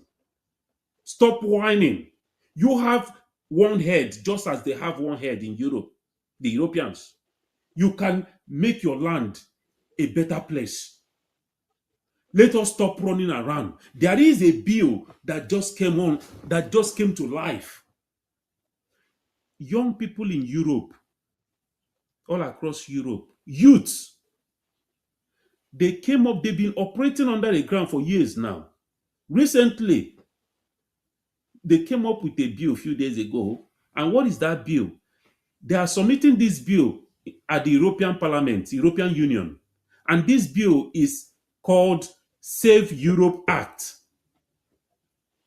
They say they are taking back their land, that they can never be, what is it called? They can never be strangers, or they can never be minority in their own land. That immigrants, they are sending immigrants back home. They are taking back their land. If you look across the world, even here in America, America first. You go to Europe, you go to Asia, everybody is repositioning. The world is changing. Everybody is aligning their priorities. Everybody is fighting for the well-being and the future of their people. You that is a Biafran, what are you fighting for? Where does your priority lies? You use Europe as a hope, as your exit strategy, as where you feel that you can live comfortably. I have a bad news for you. Europe will not be safe for you to dwell in again. Many of you that are looking to japa, you can never japa again. It's not just in Europe or in the West, even in Africa. Look at South Africa, what they are doing to other Africans. Now they are saying that they don't owe us, they don't owe the rest of Africa any apology. They don't owe us anything for coming to fight for them during apartheid. They say they don't owe you anything. South Africa here, black people like us, they are chasing others away. So what is your exit strategy? What is your plan? Where does your priority lies?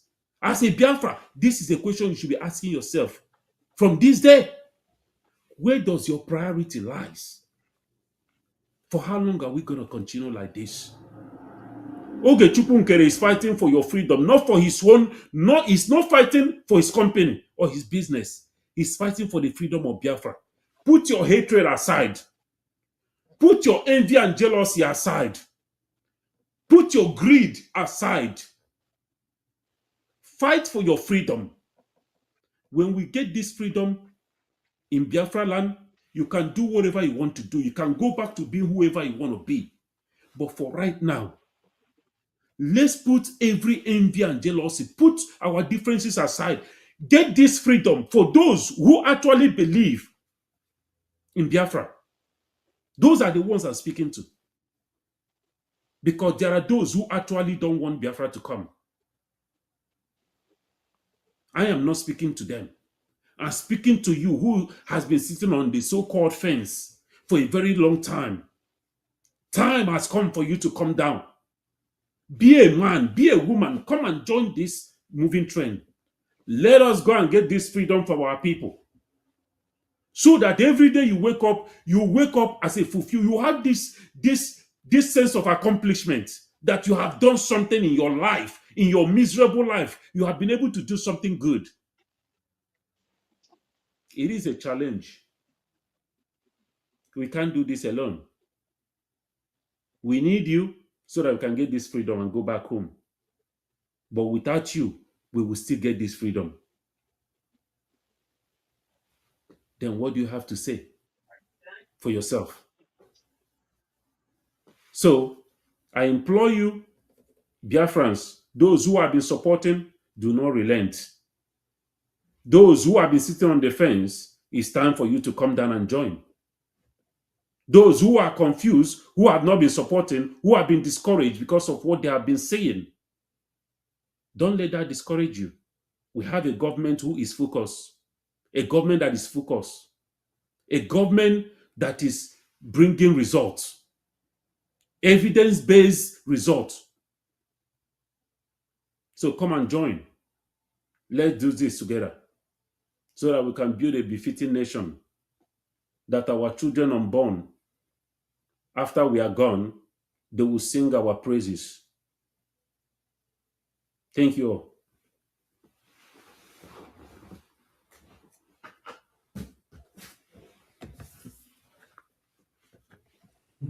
Thank you so much. To my guests in the studio, I appreciate you guys for your time, the energy, the sacrifice, the resources you put in for Biafra to come. Biafrans, you've had it all, and pray we have them again on another show. It's Politics Insight on Voice of Biafra Television. The line will be open to those that want to call in to contribute to what we've had today. This is Voice of Biafra.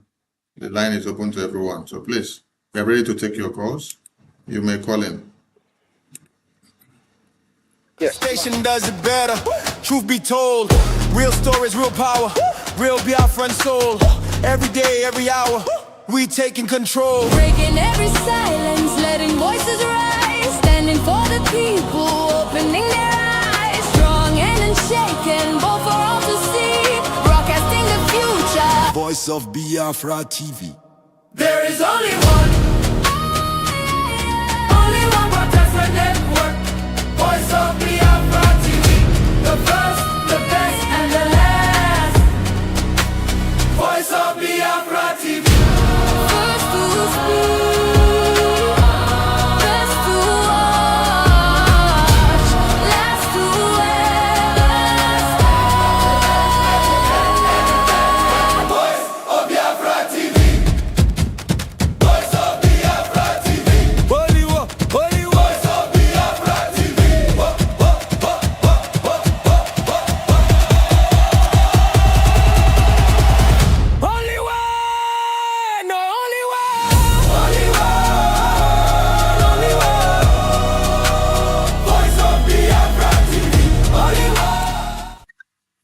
Welcome back to Voice of Biafra TV.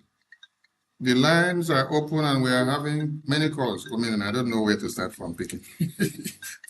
let's start from the one of Telegram, because this happens to be a first-time caller. All right. Caller on Telegram, go ahead. You're welcome to Voice of Biafra Television. Politics Insights. Very well, man.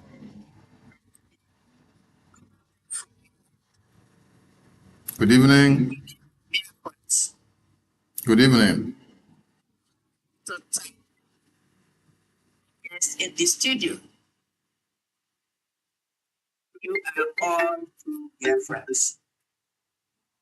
I'm so proud of you guys. And the information minister, you are more than a good questionnaire. And then you can't, I don't even know how to describe you. You are just one of a kind. And I really thank Brgie for making you for a time like this. And I thank you for accepting the prompt, that still small voice that is constantly telling you what to do and how to do it, and you are obedient. And your reward is great. And I thank those two brothers, our own original COS. You are really doing the job, and I thank you. Same thing with Mighty Dots. I really like the answers you people gave when you are talking about what the religious people are doing. You see, it has to be that way. If it's not that way, then the Bible will be a lie. Because it says time will come when the false prophets will come.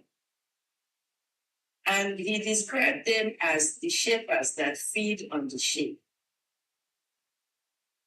And that prophecy is being fulfilled on those pastors, reverend, bishop, whatever they call themselves, that are feeding on those innocent, ignorant people that are looking up to them for guidance, and they are leading them astray. Their punishment is more than they can imagine. I only hope that God, in His own mercy, will reach those people and instruct them on the path to follow, for them to recognize their shepherds as the ones that feed on the sheep. Because if they don't enjoy the blood of the innocent, why are they doing what they're doing? That God's name they are proclaiming in vain will judge them accordingly. I'm glad the way you guys explain things. For fellow citizens, you have no choice but to do the right thing. Even though Nigerian government is chasing our PM, I'm glad for that bill. Even those ones that are sitting on the fence, let them see and judge for themselves who is helping, who is doing the right thing and who is deceiving them. If they cannot figure it out by now, then they are marked out for destruction. So I thank you guys for a job well done. Kudos. Thank you, Biafrans. And thank you for Information Minister for giving me the chance. Thank you so much. Thank you so much. I will appreciate you. All right. It seems our Honorable COS had wanted to say something before we went on the commercial. Yes, it was just a last word before people started calling. I wanted to remind our people that the Memorial Day ends at sunset, but the mission, it begins at sunrise. So we must stop remembering and start redeeming. We must finish what started. Let that sink in. Memorial Day ends at sunset. It ends at sunset. The rest of what happens with the time that comes with sunrise is dependent on you. Whether you choose to stay in the sunset or to finish the work, it is all dependent on our people. Thank you so much. Thank you, Honorable COS. We have another caller on the line. Caller on WhatsApp, can you hear me? Yeah, I can hear you. Go ahead, sir. You have 5 minutes. Greetings from my end. Greetings. Thank you all for the good work you are doing to save lives of Biafrans. It's unfortunate that Biafra is more than 80 million, but so many of them don't know what I want. Some were thinking that is by voting that will bring them Biafra. Some were thinking that is their IPOP that is not functioning, that will bring them Biafra. And all those things is all the works of Britain and Nigeria to divide Biafrans. Because they know if Biafrans stand as one, they can be able to do marvelous things. They can be able to get their freedom as soon as possible.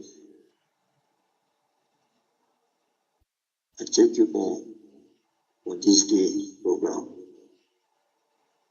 The question I want to ask all those big men in Biafra land, if terrorists get you, will they spare your life because you are a big man?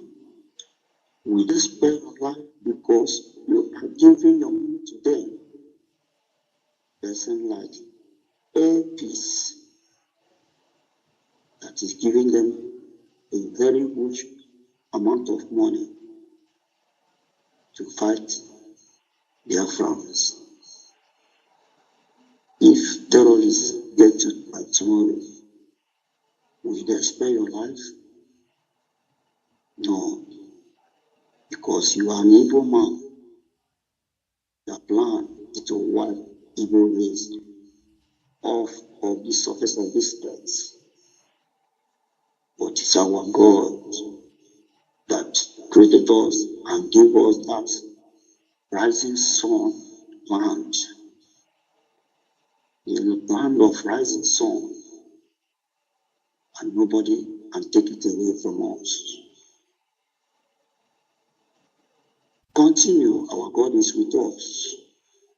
The Republic government in Israel will surely restore,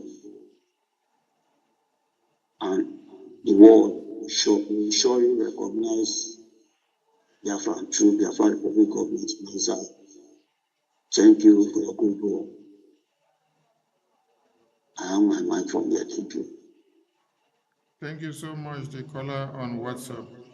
We appreciate your call. Thank you so much. Thank you.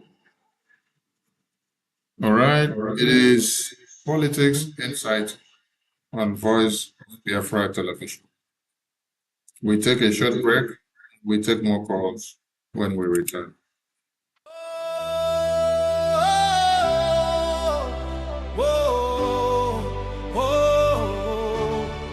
Voice of the East, hey, hear our voices rise, hey. Land of the rising sun, shining bright for everyone. We rise, we shine, we stand tall. From every town we answer the call. Voice of the East, hey, voice of the East, hey, voice of the East, hey, hear our voices rise, hey. Land of the rising sun, shining bright for everyone. We rise, we shine, we stand tall. From every We rise, we shine, and we stand tall. Welcome back to Voice of Biafra Television. And this is Politics Insight. Caller on WhatsApp, can you hear me? Yes, you're welcome to Voice of Biafra TV. This is Politics Insight live. Yeah, thank you very much.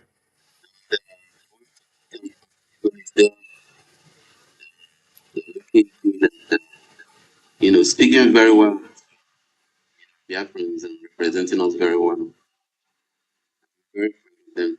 I don't really have a question. I kind of jumped in the middle, but I just want to reinforce on what was said regarding the pastors, the preachers. They are the ones that are misleading our people, making them weak.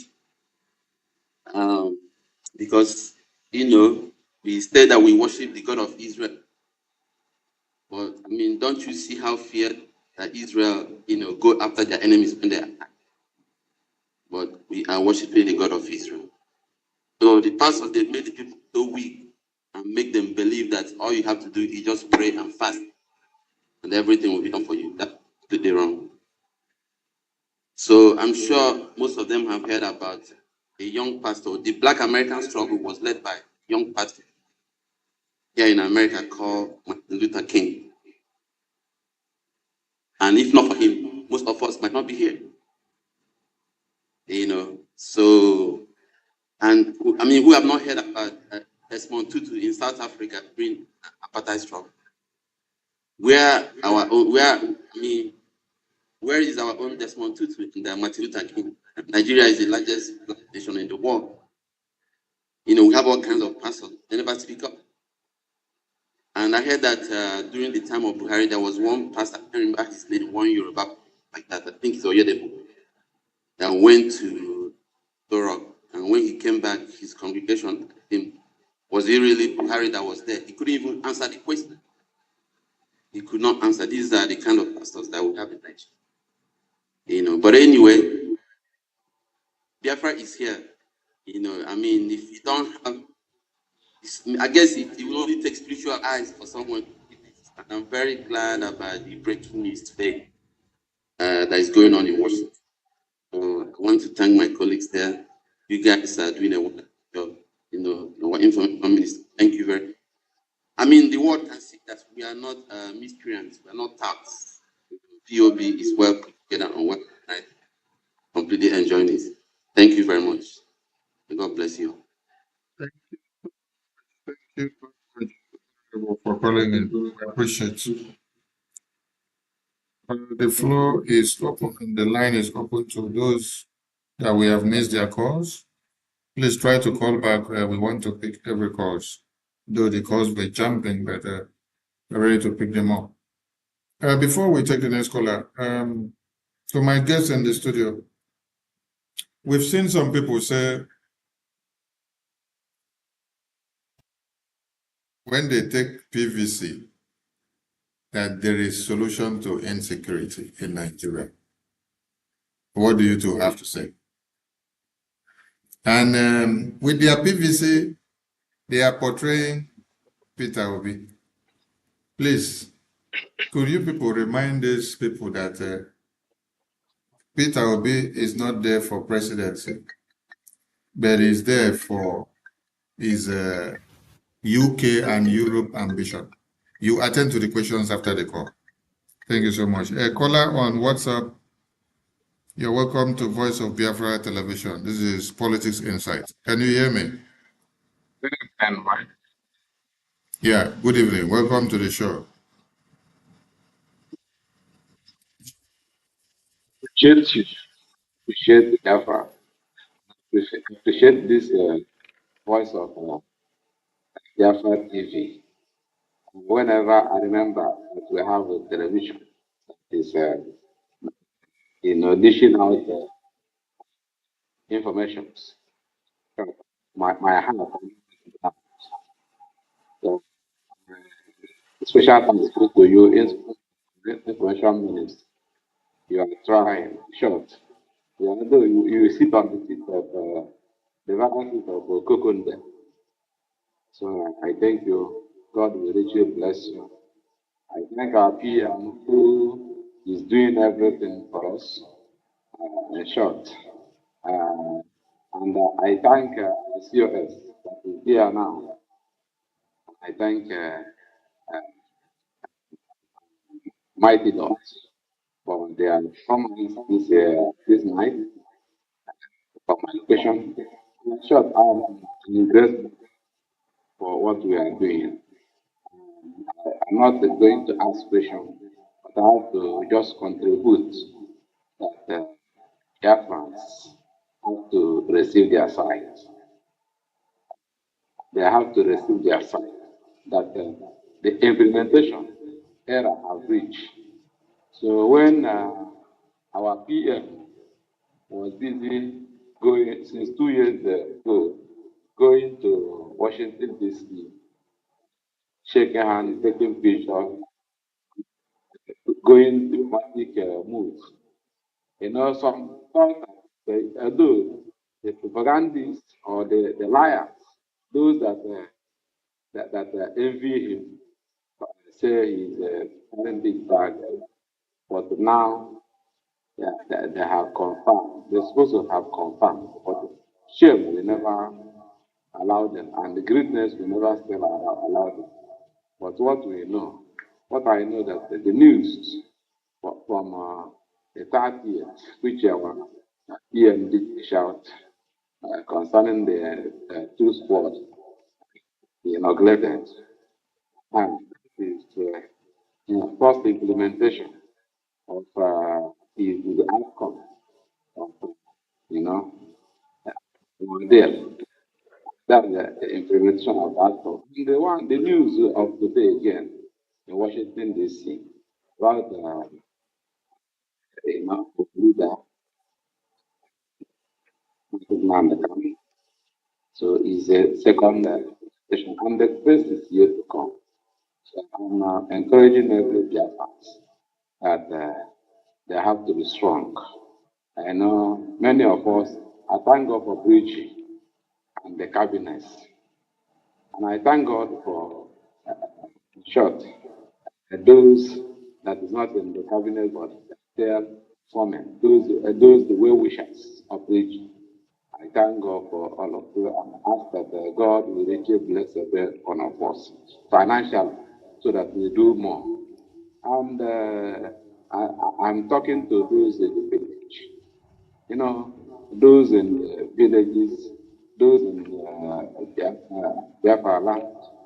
The news is coming. Confusion and confucionists and those of propaganda are always bringing out things out in the Facebook and Twitter, and mostly in YouTube. But we have seen any person that say that he don't know where to follow now, that person is able, because our people say that okay, at that age, when you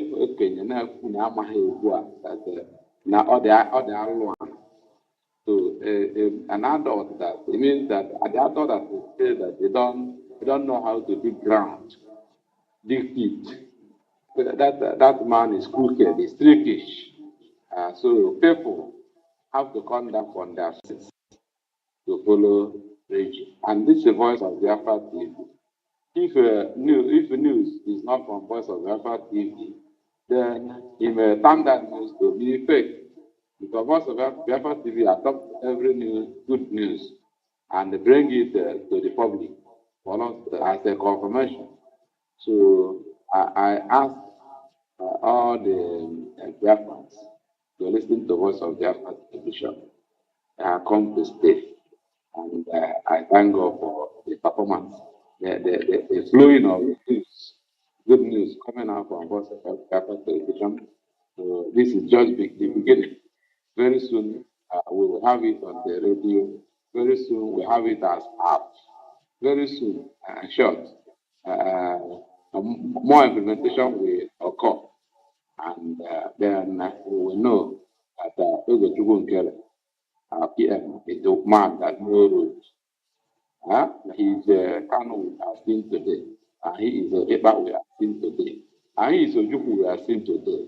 So I want you to go deep down into the heart of Biafrans that the Ojukwu, Kano, and Eba they are seeing today is Mazi Nkere, the minister, the current prime minister of Biafra, is that Brgie. So no two ways about it. If you do whatever thing, somebody go down, lie, and do everything, camouflage, do everything, you must later on come and join the queue. Then, but whoever you are coming to swallow us, or you are coming as able, then you better remain where you are, because we have gone too far. The moving train is now Brgie, led by Nkere. So this is where I will stop. I thank you, Mighty Dot, and I thank you for COS, for Brgie. Thank you, Major Minister of Brgie. So this is the way I will stop, and I thank our men, our soldiers, that is about to manifest. Thank everybody, all the sacrifice. God is acting on all those things, and He will bless us richly.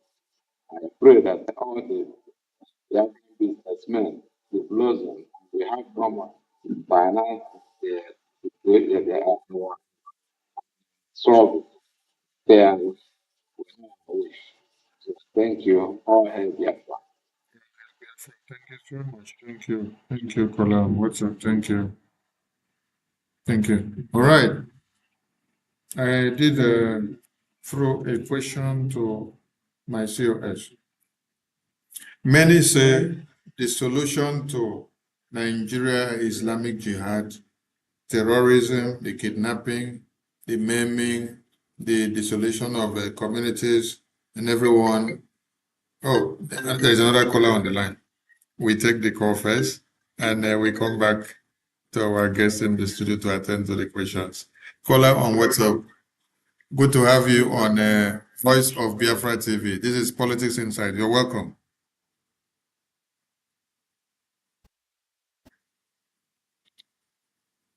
Caller on WhatsApp, can you hear me? Yes, I can hear you now. All right, go ahead, sir. Welcome to Voice of Biafra. This is Politics Inside Live. Thank you so much. We have also known I was on your program yesterday. Thank you for playing the BBC documentary. Thank you, even though, like you said, that is what they did, telling half story. 80% is better than none, but at least we still learn one or two from it. I want to say thank you very much. Also, thank you for your time. Always come up to, educate Biafrans. Really, really appreciate all that you're doing. And thank you for bringing out this wonderful guests. We appreciate them. They sound very, very grounded, and we really, really appreciate them. Also, I still want to say thank you very much for the idea that gave birth to Vobtv, that helps our people to get information around the world. But I have a question for your guests, for the both of them. And I'm very, very proud and happy to hear that they reside in America. But I'm a little bit worried, not so worried, but they sound so confident about the question you asked them over these silly people looking out for the PM. And I know we have the same problem with the former PM in Finland. He was, so confident. It talked about bringing Finland, us here in Biafra land. But at the end of the day, the story changed, you know. But your guest here, they're making me believe that the same thing that happened in Finland, like these terrorist states going over there to bribe whoever they want to bribe, and whatever happened in Finland, they're sounding like that can never happen over there in America. So I want to ask them this question now. Do they think something like that cannot play out in America out there? And then before I'll let them answer that question, I really want to thank this Congressman James. The man has really, really made us proud. And I want to thank the Brgie PM and his cabinet members for making this possible. Because I know a lot of people will be saying what they are not right now. But I know that it's been their job, visiting all the congressmen. I can remember David was one of those, the very first one that mentioned Mazin Namdekano. And today we can see the result. So once more, while I wait and listen to the answer to my question, I want to say thank you very much for all that you do.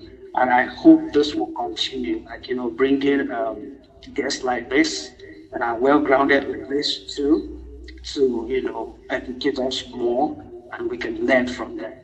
So I want to say thank you so very much, and thank you so I'll much. drop here as I wait for the answers. Thank you. Thank you so much, and listen from your device so that you can get the answer from the guest. Thank you so much. It's good to have you on the call. Thank you.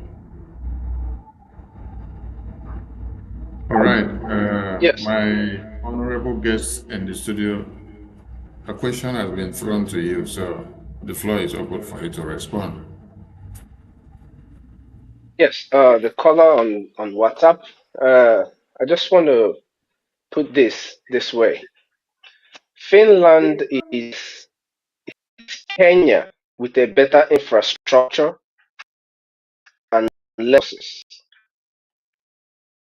If that makes Finland and the United States, Alexander Stubb running into America when the heat was hit on himself, can do to support them. So Finland and America have nothing in common. In America, Fresh and join us again, because we got just half of what you were saying. And the viewers may also be complaining of the same thing. Do refresh your device and rejoin us again. Thank you. Honorable Mighty Dot, do you want to contribute to the question the caller asked about your overconfidence of no repetition of Finland cycle and UK cycle in America in the case of His Excellency Okechukwu Nkere, the Prime Minister of the Biafra Republic Government in Exile. Prime Minister of the Biafra Republic Government in Exile. Yes, thank you, Information Minister. Thank you. Bark like a toothless bulldog, but they will never come close to our Prime Minister. Like my brother said, United States of America is not Finland, it's not Kenya. They may have gotten their way with their corrupt system with these two nations. But when it comes to the United States, that is but we both live here and we know what this country stands for, especially this administration of the President Trump. He will not allow his citizens to be manhandled by a corrupt government which is under the radar. of the United States right now. So rest assured that your prime minister is safe here in the United States, in the hands of that British contraption.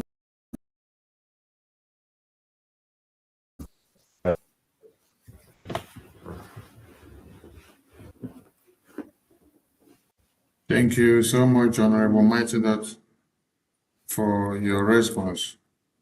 The line is still open for those that want to call in. And we come back to the question we posed before the callers jump at the line. Many say in Nigeria that getting PVC to vote in 2027 will bring an end to the insecurity in Nigeria, and the PVC will eliminate all the Islamic jihadist terrorists. And they are projecting Peter Obi to be the person that they will use on the PVC to eliminate the Islamic jihadist terrorists. What do you guys have to say about this? If I should go first, I would say that those who are having those malaria dreams, they should continue dreaming. I call it a malaria dream because we have seen year in, year out, every leader or so-called president, rulers, not leaders, that comes in, they make empty promises about how they're going to save your life. It's only a foolish person that will listen to any politician in Nigeria, including that Peter Obi. This man, many of you that depends on him, that can, will you vouch for Peter Obi to save your life? One thing you got to understand in that British contraption is that Nigeria is beyond redemption. There's nothing to salvage because the fabric of that false entity has been hijacked by these terrorists. Nigeria right now is a terrorist nation. The seat of government is a terrorist sponsor. So when you go to vote, if there will be anything like election in 2027, you that is hoping that voting Peter Obi and his Kwankwaso or whoever, the man that hated Igbos and Biafrans so much in the north, sometimes I don't really understand what is wrong with our people. We are very quick to forget. People that hate you with passion, you think by rapporting with them, you think by laughing and pleasing them that is going to change their mind. You are being hated from the depth. These people, this hatred runs in their blood. The people you share the space with. Many of you are out there gallivanting in Lagos, gallivanting in the north, not knowing the level of danger you are in. And now you want to go and planning to vote. Many of you are going to lose their life. For what? You die for Nigeria, you die for nothing. That's the fact. Stop this wishful thinking. Stop this malaria dream that you've been having for years. Nigeria can never be salvaged. There is no any amount of election. If you bring the most brilliant, the most upright person from America, from anywhere, to go and rule Nigeria, nothing is going to change because the foundation is very faulty. And there is nothing you can do to mend it. When a building, when you have a house that is shaking, there is cracks on the walls of those houses. There is a heavy crack even to the foundation. What are you going to do? You're trying to patch it. You're just postponing the inevitable. Nigeria can never stand because it was not built to stand. And the earlier you realize that, those of you want Nigerian is, the better for you. A faulty foundation, it needs to be destroyed so that a new foundation will be built by those that share the same ideology, by those that have the same interests. As Nigeria as is currently constituted, it can never work. Stop dreaming, stop wishing for something that is unrealistic. Peter Obi or whoever can save you. Bringing back Goodluck Jonathan, that one without balls. Goodluck Jonathan could have ended this insecurity. If he was a man enough with balls, he would have ended this insecurity in 2024, in 2014 or 2015. But he ran away. That the blood of no Nigerian blood or whoever. What his political career? That was his excuse, and he left. So tell me, who is it that is going to fight for you? Who is it that is going to eradicate, like my information minister says, who is going to eradicate these terrorists that have entered into the fabric of that enclave? P2B winning election, anybody cannot do anything. Because those who are running the show, those who are the caretakers, are the sponsors of this terror. Only the restoration of Biafra is what is going to give you a true freedom, a true security, the restoration of Biafra. You as a Biafran. Thank you. Thank you so much, Honorable Mighty. Honorable COS, in light with the question, why do many Nigerians believe that Peter Obi and the Boko Haram terrorists, that they have agreements, that if he comes to be the president, that he will just talk to them and then they will stop the terrorism, they will stop jihad, they will stop Sharia, they will go and remove Sharia from the Nigerian constitution. If American government have told Nigerian government to remove Sharia from the Nigerian constitution and then they reject it, is it Peter Obi that will tell them to remove Sharia from Nigerian constitution and then they will go and do it? Over to you, sir. Yes, in their mind, Peter Obi will turn Nigeria, just like Soludo told them he will turn Anambra into better than Dubai. Peter Obi will turn Nigeria into better than America, better than Qatar, better than anywhere has known before. But that's their little mind. Now, what my brother Mighty Dot said, I actually wanted to point on that because Goodluck Jonathan ran away in 2015 because he saw what was coming.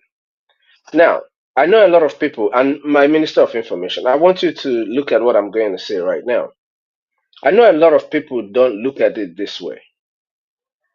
Peter Obi, like our Prime Minister has always pointed out, made it very clear that Nigeria breeds criminal, which includes himself, Kwankwaso, and all of them who are vying for any political position or are in any political position in Nigeria. They are all criminals. This is what their principal, Peter Obi, said.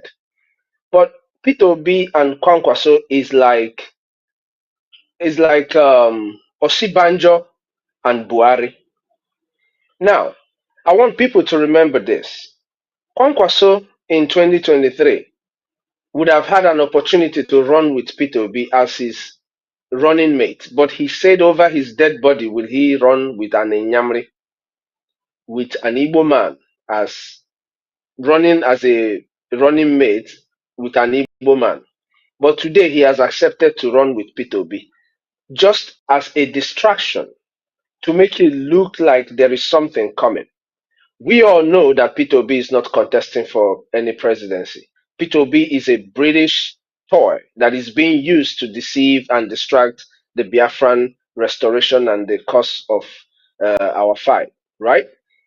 Kwankwaso did not agree to run with Peter Obi until the United States made it very clear that Kwankwaso is an active sponsor of terrorism in Nigeria.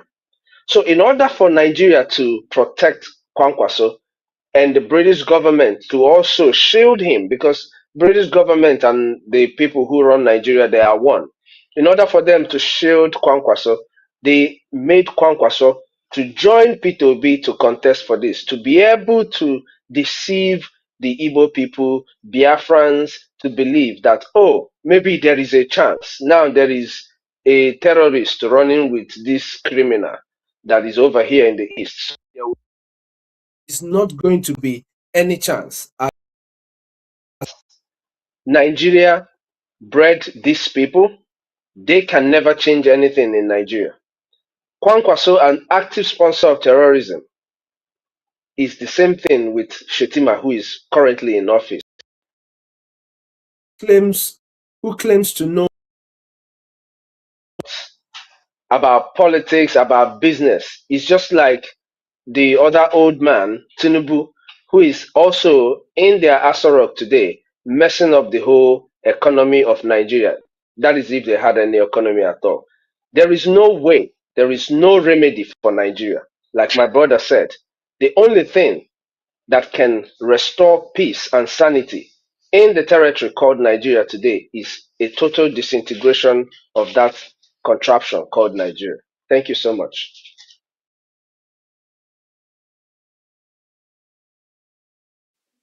Honorable, you got my intuition from what you just said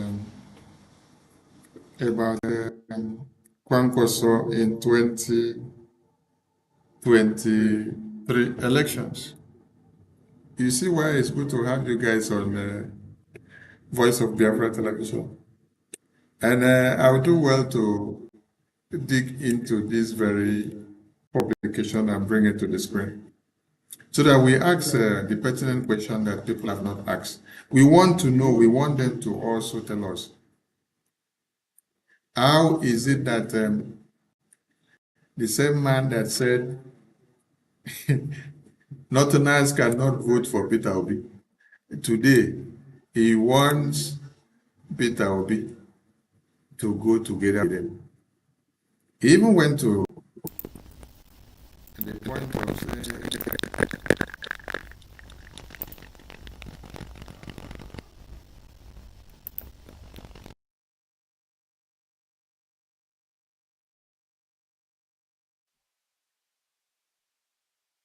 I don't know if I am back. Can you all hear me? You can hear me? Yes, we can. Ah, okay. Yes, Thank we you can so hear much. you. Thank you so much. Because we had some technical issues and we've been able to resolve. So, Nigerian terrorist government says they cannot use Peter Obi to make 2023 presidential elections. And the same Peter Obi today, just like you said, is the one that they now want to use. What is actually happening here? Hey, Honorable COS, you were right. You were right. Northern voters will never vote for Peter Obi. Kwankwaso. This was July 4th, 2022, ahead of 2023 elections. Today now, wait, let me just go and read the news. Former Kano Governor Rabi Kwankwaso said it would be difficult for any candidate from the Southeast region, such as Peter Obi, to win vote from the North. Most of the things that are happening in South, especially in the Southeast, people are not comfortable with that. And as long as you have somebody from there in any party, it will be very difficult for the Northern voters to vote. And that is the situation now. Kwankwaso told Channels Television on Sunday. He said this as he doubled down on his position not to be a running mate, but to be the main candidate. Hey, Honorable COS, you got this one on the head. So, in 2022, 2023, when America has not mapped out Kwankwaso as a terrorist sponsor, Peter Obi and the people of Biafra region can never be president of Nigeria. This is called Takia. Takia. Now in 2026, After they see that in 2025, the American government spotlighted Kwankwaso as a terrorist sponsor, the same Obi that they said they cannot be a running mate to Obi, they now camouflage with Obi today. They cannot be a running mate to Obi. They will be the main candidate. But today, they are standing behind Obi and they are pushing Obi so that this will erase their terrorism index on the system. Honorable Mighty, I think you have something to say about this. Yeah, it's just it's really depressing when you just sit down and observe the way our people reason. I don't. I'm not talking about any other person in that country. I'm talking about Biafrans. Like it's like you see somebody call himself educated or herself, or the so-called obedient. They quickly forget about all this. It's like I don't know the level of amnesia that it's like they spray this thing in the air that they breathe. It's like it's in the food that they eat every day in that contraption. How can you look at what we just put up? They already quickly forgot. Kwankwaso will never ever stand against Boko Haram. Kwankwaso will never ever stand against Fulani herdsmen. Look at what is happening with the so-called Shetima with Tinubu. The crime, the massacre has intensified.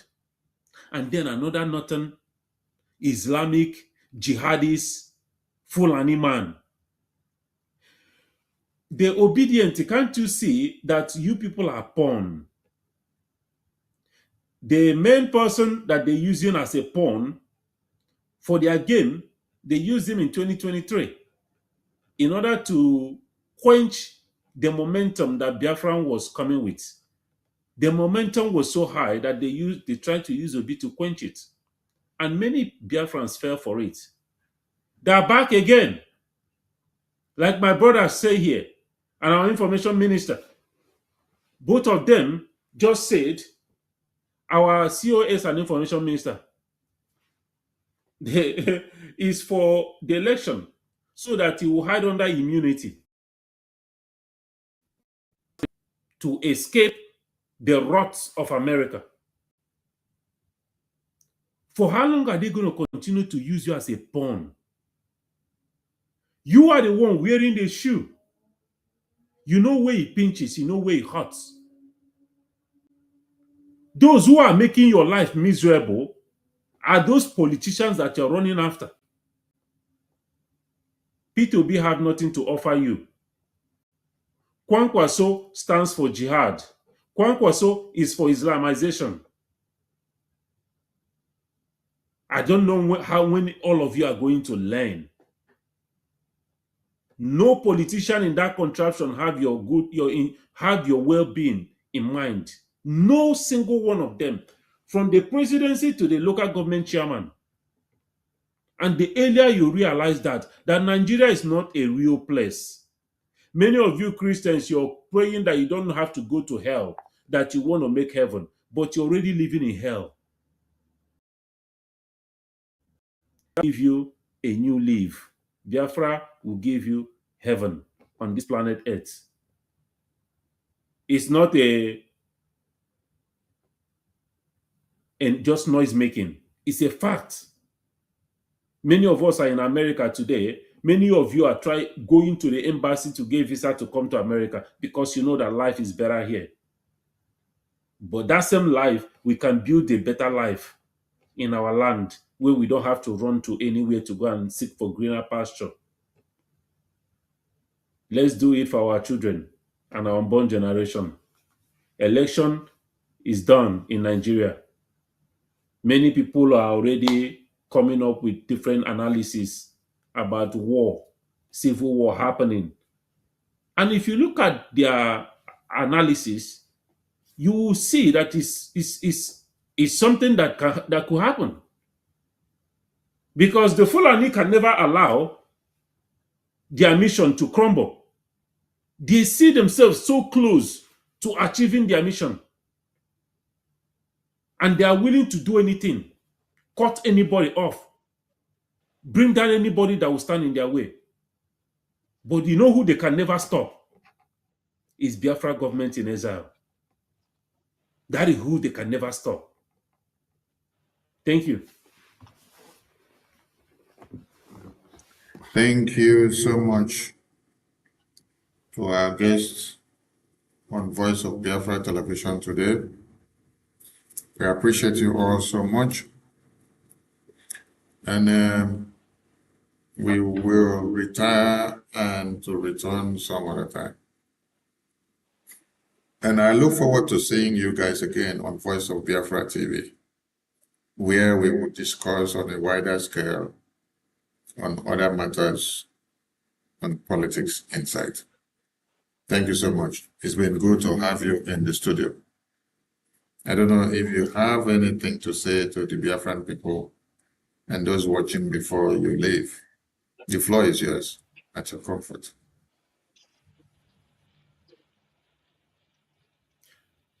Okay. Yes, let me go real quick. Thank you, Biafrans. Thank you for Friends of Biafra and those who have made their time to, to join us this evening. We are not doing this thing because we are the brightest, or we are not doing this thing because we are the ones that can speak better English. We are doing this thing because of the passion, the love we have for motherland. We are in diaspora. I'm here. There is light here. Nobody is taking the light. We have security. We live comfortably here. We can choose to just live here and ignore home. We are citizens here. But we choose to be here. Our information minister, where he lives, is living comfortable. Nobody is coming to lynch him. Nobody is coming to attack him in his home. But we all are gathered here. Every day we are pushing. Every day we have Biafra at heart because we feel that this is a noble cause. This is a task that must be accomplished. We do not have the luxury. We do not have the luxury of sitting back. Somebody got to do this. That person could be you. It doesn't have to be just us. Come and join and fight for your freedom. That when Biafra is restored, you will walk on the street of Biafra with your shoulders high, as a proud man, as a proud woman, knowing that this is a country that you fought for. Those of you who are not supporting Biafra, when Biafra is restored, which is going to happen very soon, we are restoring Biafra without you, with you or without you. How are you going to walk on the street of Biafra? How are you going to walk on the street of Biafra? Knowing that people like you died for this, people like you bled and suffered for this, while you were still alive, walking around. Alagachugo, so rise up right now and support your freedom. Let's do this. Too much talk. We've been talking. Mazi Nnamdi Kanu have been talking. Mazi Simon Ekpa. We can't continue like this. Let's do this and go home. Thank you all for being with us this evening. Thank you so much, Honorable COS. You take your turn, and we have some callers that are coming in on WhatsApp. I think we'll take this first before you go ahead. Caller on WhatsApp. Caller on WhatsApp, can you hear me? Good evening. You're welcome to Politics Insight on Voice of Biafra TV. Go ahead. We can hear you. Thank you. I see the program is coming to an end, but I just wanted to lend my voice and to say thank you to our speakers. In fact, you all have made our evening. God bless you so much. Akbarawa, is my voice coming now clear? Very well. Thank you. Gentlemen, look at these fine gentlemen. You all have made our evening. We are proud of you. We are very proud of you. My able COS, God bless you. The mighty Dot himself, Wokoma, God bless you. In fact, it was very refreshing, informative, and enlightening. You know, I can't ask for more. You know, you all have made us proud. So I just want to thank you. And then I want to ask Biafrans, just take a look at these fine gentlemen. Tell me if they look hungry to you. No, they are not career agitators. Rather, they are men who live in countries where things work perfectly fine. They are only fighting for the freedom of our generation to come, the freedom of our people. They are giving it all. And you have to support this cause. Yeah, 30th of May has come and gone. What is next? What else are you going to do? Are you going to go back to your business as usual? Lie down and sleep it off? Or are you going to write your name in the sand of history? Come on, stand up, support and fund your freedom. Now is the time. Make our eternal leader, Ojukwu, proud. Make Philip Effiong proud. Make Iskonso proud. My people, you can't tell me that looking at these men, they are telling you the lies. They are not telling you lies. They are telling you the truth and nothing but the truth. They are here for freedom. Thank you all, and God bless you. I know you are rounding up.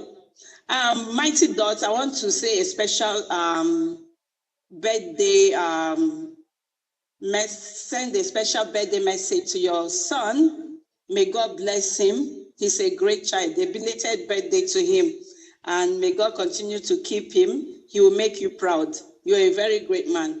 Akbarawa, my Minister of Information, thank you for this program. In fact, this is one of a kind, and we want it to continue. Please.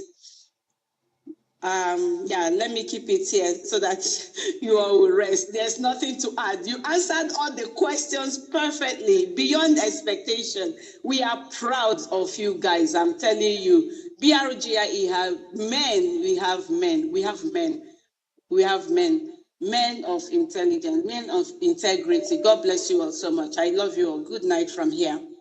Thank you, We pick another call, and this happens to be a big fish in the house. Honorable PM, you're welcome to Voice of Biafra TV. Politics Insight. You're live on air. Can you hear me, sir? Can you hear me? Very well, sir. We can hear you. You're welcome.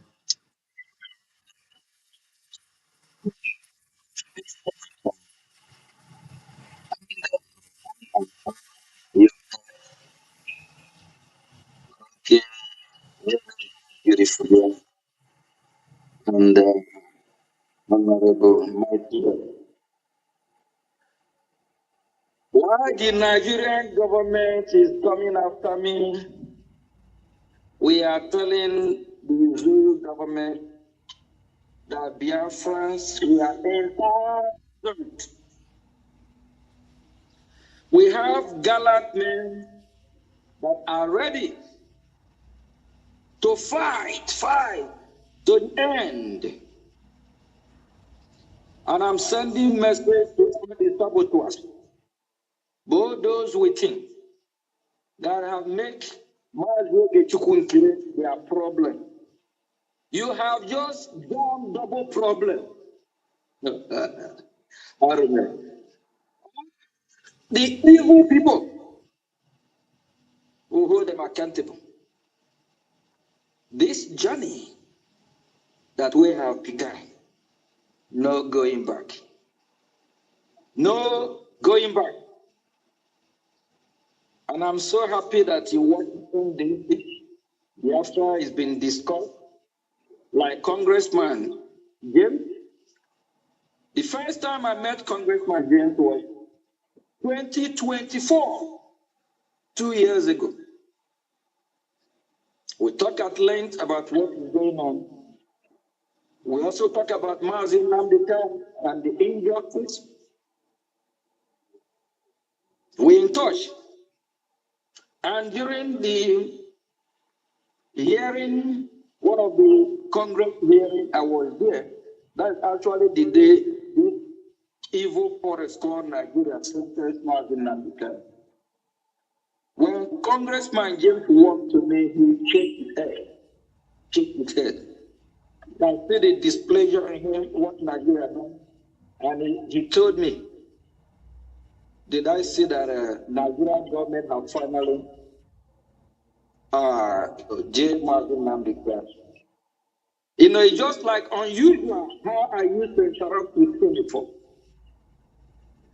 You know, I was so happy today, you know, with the good news. Congressman James is a good man. And, you know, he's fighting for the oppressed one. We can see the passion in him, even when he spoke about Mazi Nnamdi Kanu. We need more men like him, like Senator Ted Cruz, Michael Rubin, Ambassador Tubunaj, Congressman Smith, Congressman Ronnie Jackson, Brian Mask, a lot of them. But I'm not going to mention their names.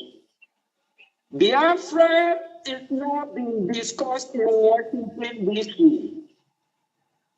Today, I receive a lot of good news. Things that are going on that because of the secrecy, we can't bring it out in the public. Just a few years ago, if somebody have even whispered in your ear that Washington, D.C. will be talking about Biafra. And like Mike Rubin said, the Nigerian terrorist evil forum is making the job easy for us. When we go to Washington, it's not like 20% that will push, trying to educate members of Congress. This evil force called Nigeria is trending. Their evil is trending all over social media. All over social media. Around the world, when you talk about what is happening in Iran, the war between US and Iran, before you even talk about Russia and Ukraine, Nigeria, you talk about Nigeria. A lot of people don't even remember about Israel and Gaza or what is happening in Houthi or even Hezbollah. No more. Nigeria is fantastically corrupt. Evil force, that's what I call Nigeria, evil force. I hate that country with passion. They are coming after me. I'm here. I'm waiting. Washington, D.C. is the battleground. That is where we settle the score. We know who is taking who right and who is doing what wrong. Let them come and answer questions.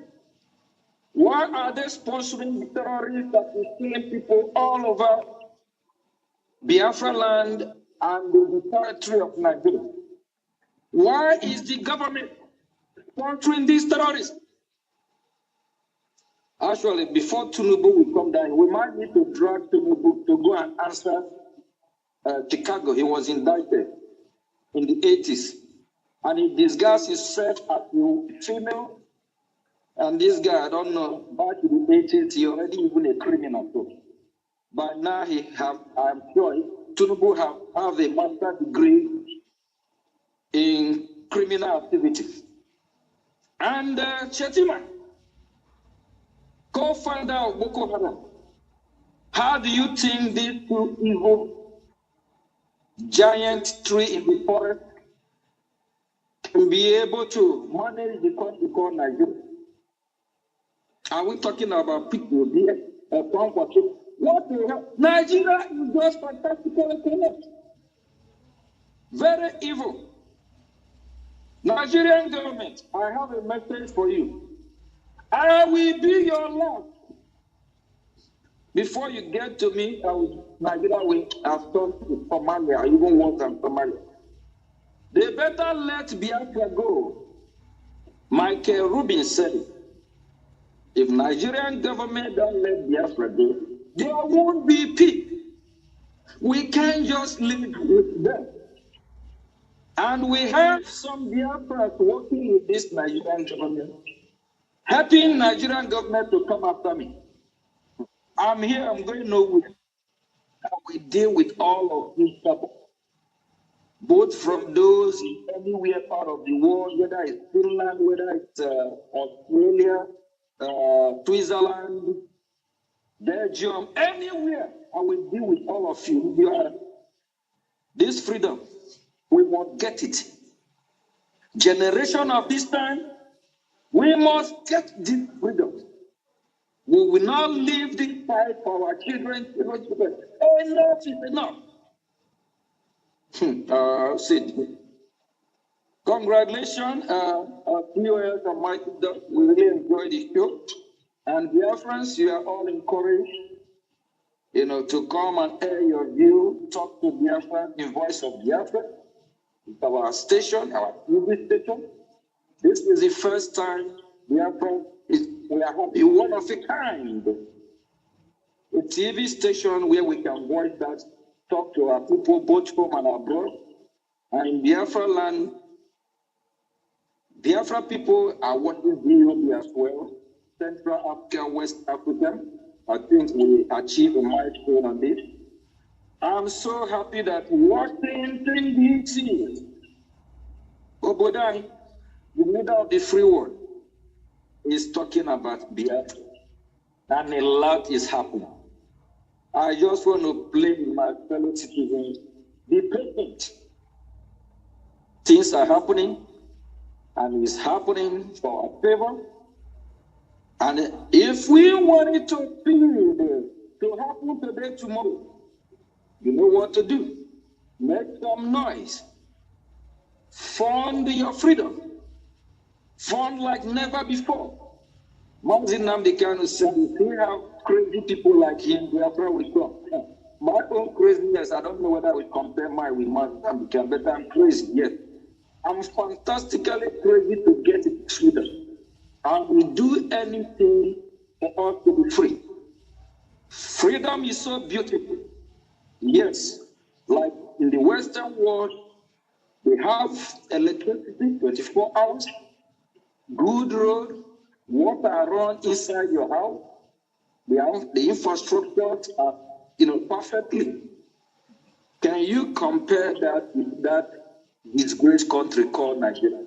The more we remain in Nigeria, the more they will even call us third world. They will call us fifth world. While the rest of the world are excelling, developing, moving forward, this great country with the terrorists, they will drag us back. We will not prosper in that Nigeria. Peter B, that gets his advice from a madman, even said, Nigeria breed Peter B.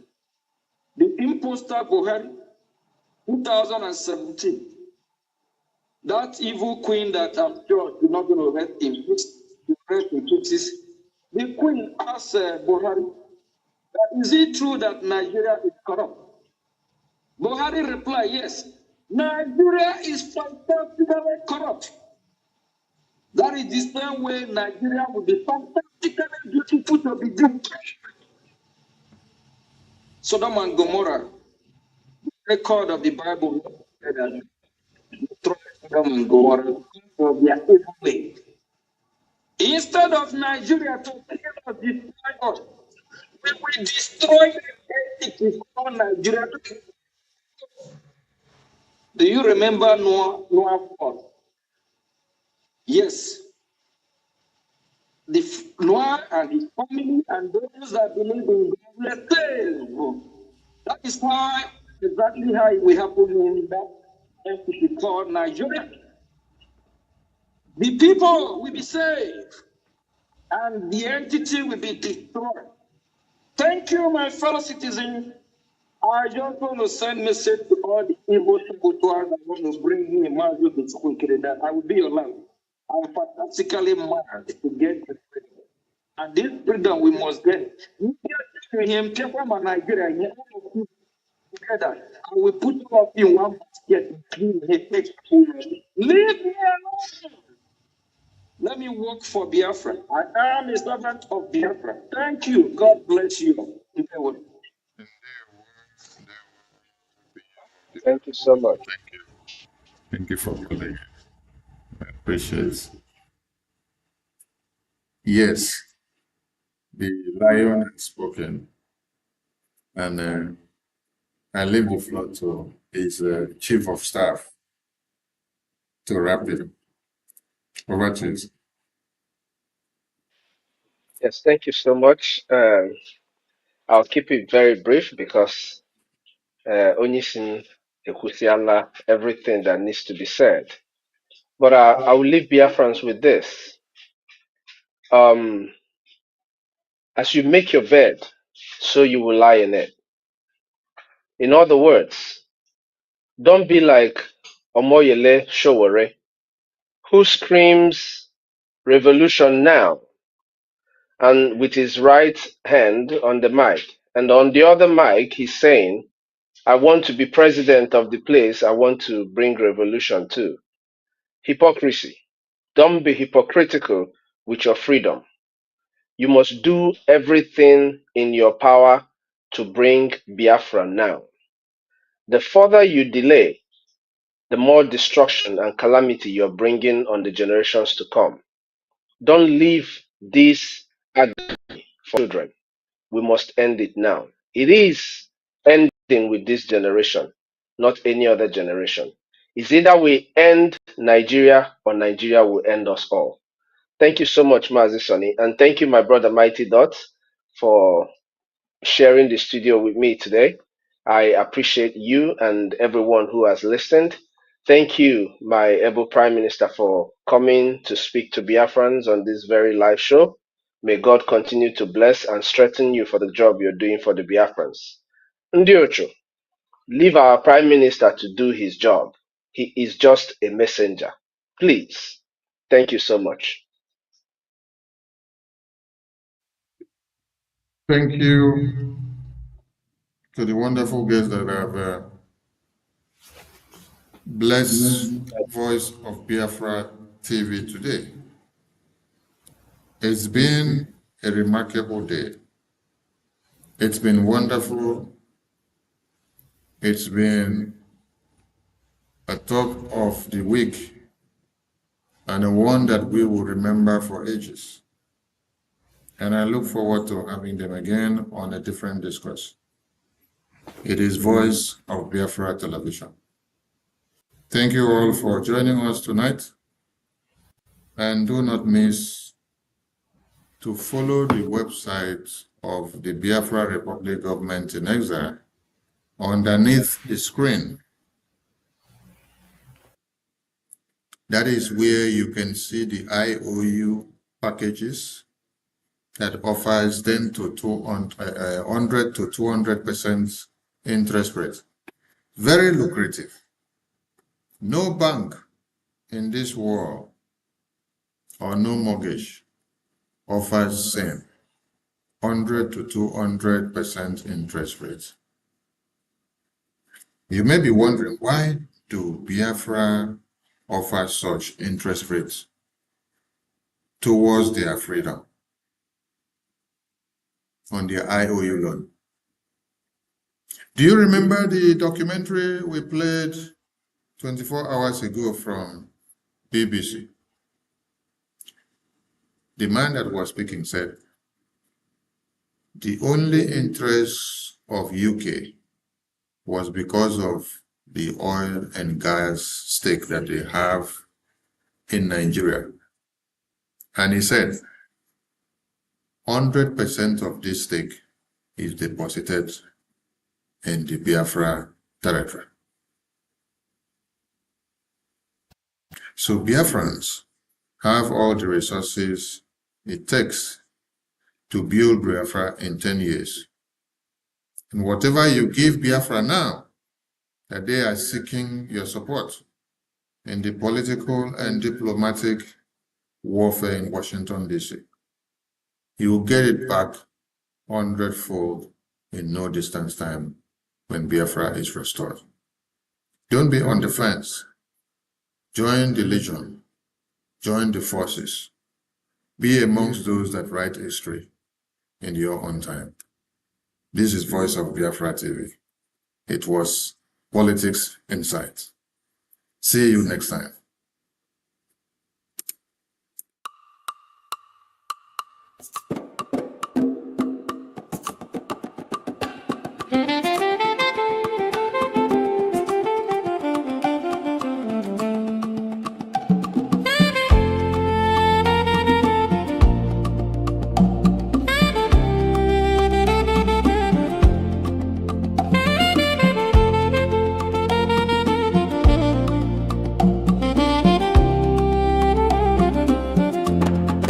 In the rising sun of a new dawn, a nation stood tall on her own ground. May 30, 1967, the flag was raised. Land of the rising sun, freedom proclaimed. All over Biafra land, the people sang and danced, tired of broken promises and iron chains. In July 6, 1967, Nigeria waged a genocidal war against the young republic. The drums of war began to sound. Nigeria turned against us on our own sacred ground. May 30, 1967, we still remember the day hope was born and hell descended. Rivers ran red, children cried for food in the shadow of famine and flying bombs.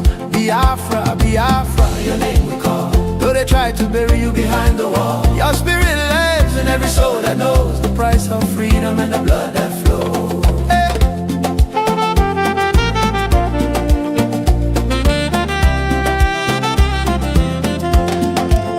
Blockade and hunger became their sword. Kwashako scars on bodies of the young and children. Women buried babies in shallow graves, while the world watched and looked the other way. From Ulias Street to the starving fields, 1 million souls crossed into eternity.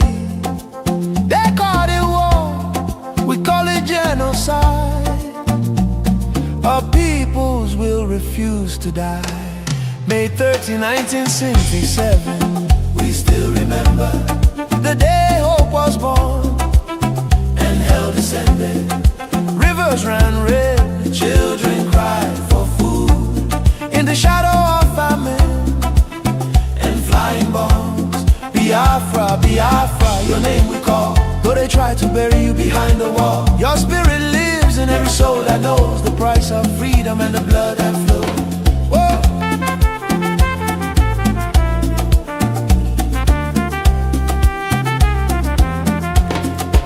No victors, only survivors left to tell of the pain, the courage, and the tears that fell. Nigeria may hide one flag, but 2 wounds remain. Only Biafra independence can heal these wounds in the heart of a nation still carrying the pain. We do not forget, we will not be silent for the unborn children and the dead who cry loudest. May 30, 1967, echoes in the wind, never to be erased. Biafra lives in memory and in flame. One day the truth will speak your name. We say loud and clear, never again, never again, never Biafra independence is not negotiable.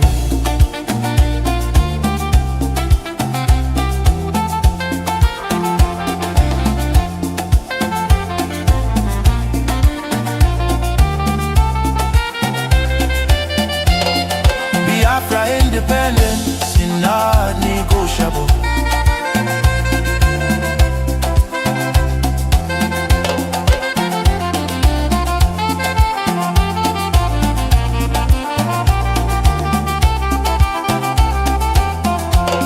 Biafra leaves. Today Nigeria is in confusion.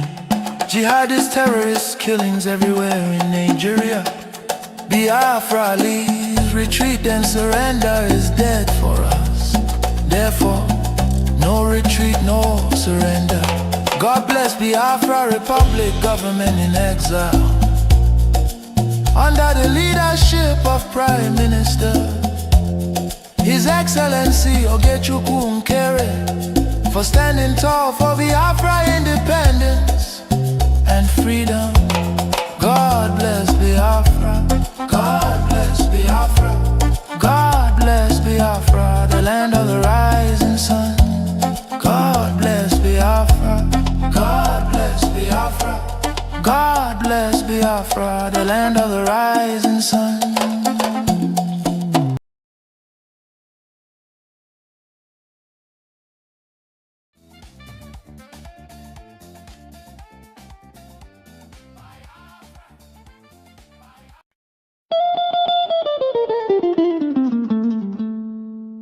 In the heart of Africa, a nation bleeds, not from a single wound, but from 1,000 cuts, inflicted by a false union, never meant to endure. This is the story of Nigeria. A giant built on false foundations, now straining beneath the weight of its own contradictions.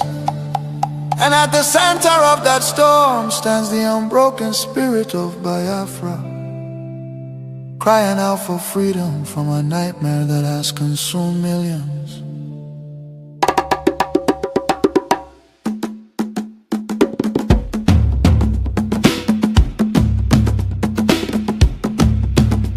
It began with the rivers of blood in 1966. Thousands of Biafran men, women and children, professionals, traders, students and families who had built lives across the Federation became targets in the northern city, fueled by ethnic hatred and religious hostility. Mobs descended upon innocent civilians. They were slaughtered in their homes, in crowded markets, and aboard trains carrying desperate families back to the east. Streets were littered with bodies, rivers choked with corpses. Survivors returned to the east carrying trauma, grief, and the painful realization that they were no longer wanted in the Nigerian Union. Biafra, Biafra, voice of truth and freedom. Biafra, Biafra, the rising sun will rise again. Then came May 30th, 1967. A desperate act of survival. What followed were 30 months of unimaginable devastation. The Nigerian military, armed and backed by foreign powers, including Britain, Russia and Egypt, surrounded the young republic. A total blockade was imposed. No food, no medicine, no escape. Starvation became a weapon of war.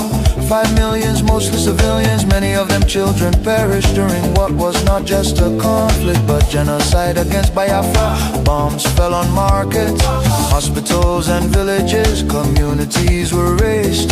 The world watched in silence while famine hollowed the faces of innocent children. Some nations spoke out, but many turned away. The war officially ended in paper in 1970 under the declaration. No victor, no vanquished, yet for Biafrans the suffering did not end. Their properties were confiscated, Nkere destroyed. Biafrans were given only £20 regardless of how much they had. Entire families struggled to rebuild shattered lives. The promise of reintegration faded into disappointment.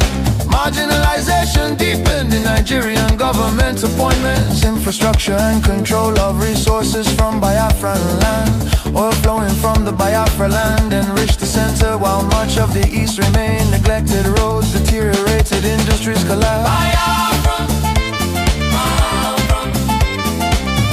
Voice of truth and freedom. The rising sun will rise again. The nightmare did not disappear, rather it evolved. Across Nigeria today, violence and insecurity continue to devastate communities. Armed attacks by Fulani herdsmen, terrorists have left villages destroyed, farmers killed, women violated, children orphaned and churches burned. Boko Haram and its offshoots have unleashed terror across multiple regions in the southeast. Demands for Biafra and self-determination are often met with military crackdowns, arrests and bloodshed. Protesters have been killed, fear and tension continue to rise. These tragedies reflect the deadly consequences of forcing vastly different peoples into one political structure. Through the 1914 British amalgamation, distinct ethnic nations, religion, traditions, ideologies, and systems of governance were merged without consent and without a shared national vision. The North's feudal and religious conservatism can never blend with the South's entrepreneurial drive. And the East Republican individualism attempts to hold the Union together continue to be at the cost of innocent blood. Why does Biafra matter? Biafra means self-determination. Biafra represents dignity, survival, and the right of a people to life and choose their future. Biafra symbolizes resistance, innovation, enterprise, and hope. The vision is of a nation with secure borders, focused development, protection of its citizens, and economic engagement with the world, a future free from oppression, fear, and perpetual conflict. The solution is not endless political conferences, military force or federal quota system, but a peaceful separation based on shared values and voluntary association. History shows that artificial unions often fracture violently, while honest separation can allow wounded nations to recover. Biafra is not dead, Biafra lives. It lives because the desire for freedom cannot be extinguished. Nigeria's ongoing crisis, corruption, insecurity, poverty, and division are proof that one structure cannot hold people with dangerous diversities together. For the million already lost, for the children yet unborn. Biafra, Biafra independence is non-negotiable. Let Africa remember that true unity cannot be sustained by force. The world must listen before more lives are lost. Biafra, Biafra lives, freedom calls. God bless Biafra. God bless the land of the rising sun. God bless Biafra Republic, government in exile, led by Prime Minister His Excellency Nkere, for standing tall in the pursuit of Biafra independence. Biafra, Biafra.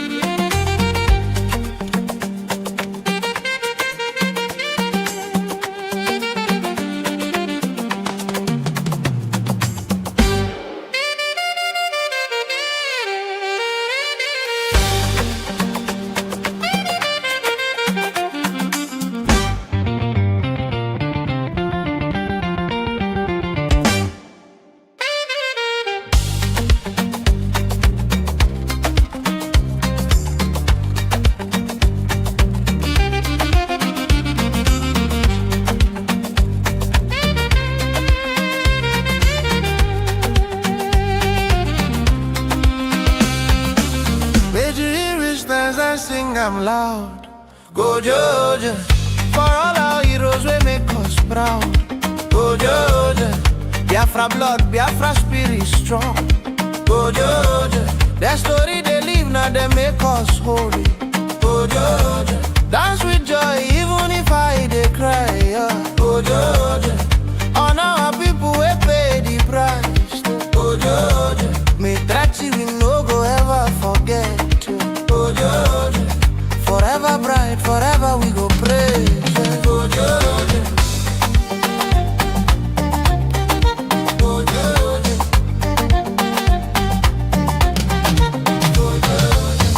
Back for 1967, call come out, when trouble show face, hope still stands tall. Them stand ground well to protect their own. Past fire, hunger, rain and heavy stone. Oju coolly us with hearts way true. Mama them fight, papa them too. Picking them brave as them walk at the road. Every sacrifice where them sow, na good see them soldiers. Them build things with hand and sense way bright. Ogbuni go shine like morning light. Ulia strip they touch the sky. Them say we no go die, we go still try. No, we no go let their name just fade away. Their strength now, our strength to this very day. Lift your voice, lift your leg, make the rhythm flow. For heroes of old, for heroes of old. May 30 we go stand and sing I'm loud. For all our heroes we make us proud. Biafra blood, Biafra spirit strong. Their story they live now they make us so. Dance with joy even if I they cry. On our people we pay the price. May 30 we no go ever forget you. Forever bright, forever we go pray.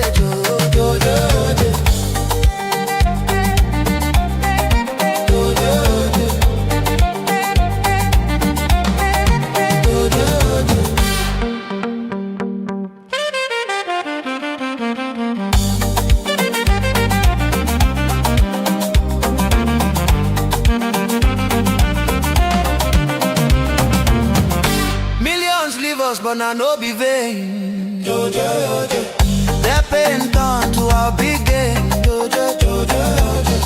Whole world look and learn the truth about human value and brave you. From east go west past every say. We they carry their legacy. Strong sense they run deep inside. Every step where we take, now pride where they guide. Women stand when hope almost go. Them you wound, them show love well. You them arise, keep fire, they burn.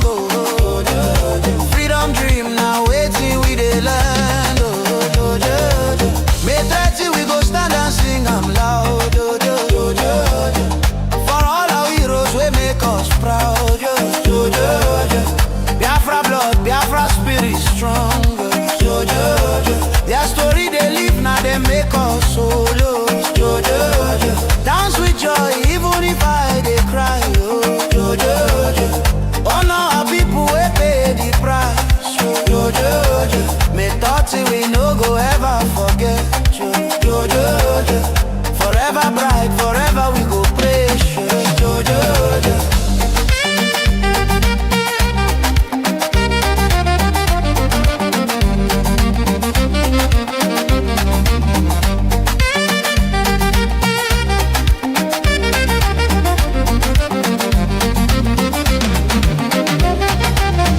We remember the hunger, we remember the pain.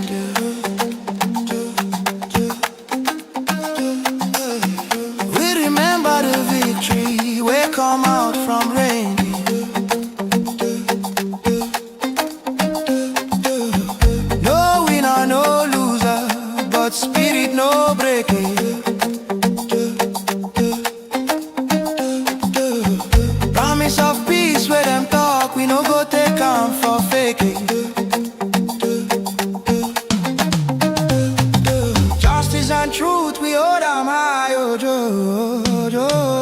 Under sun and under sky,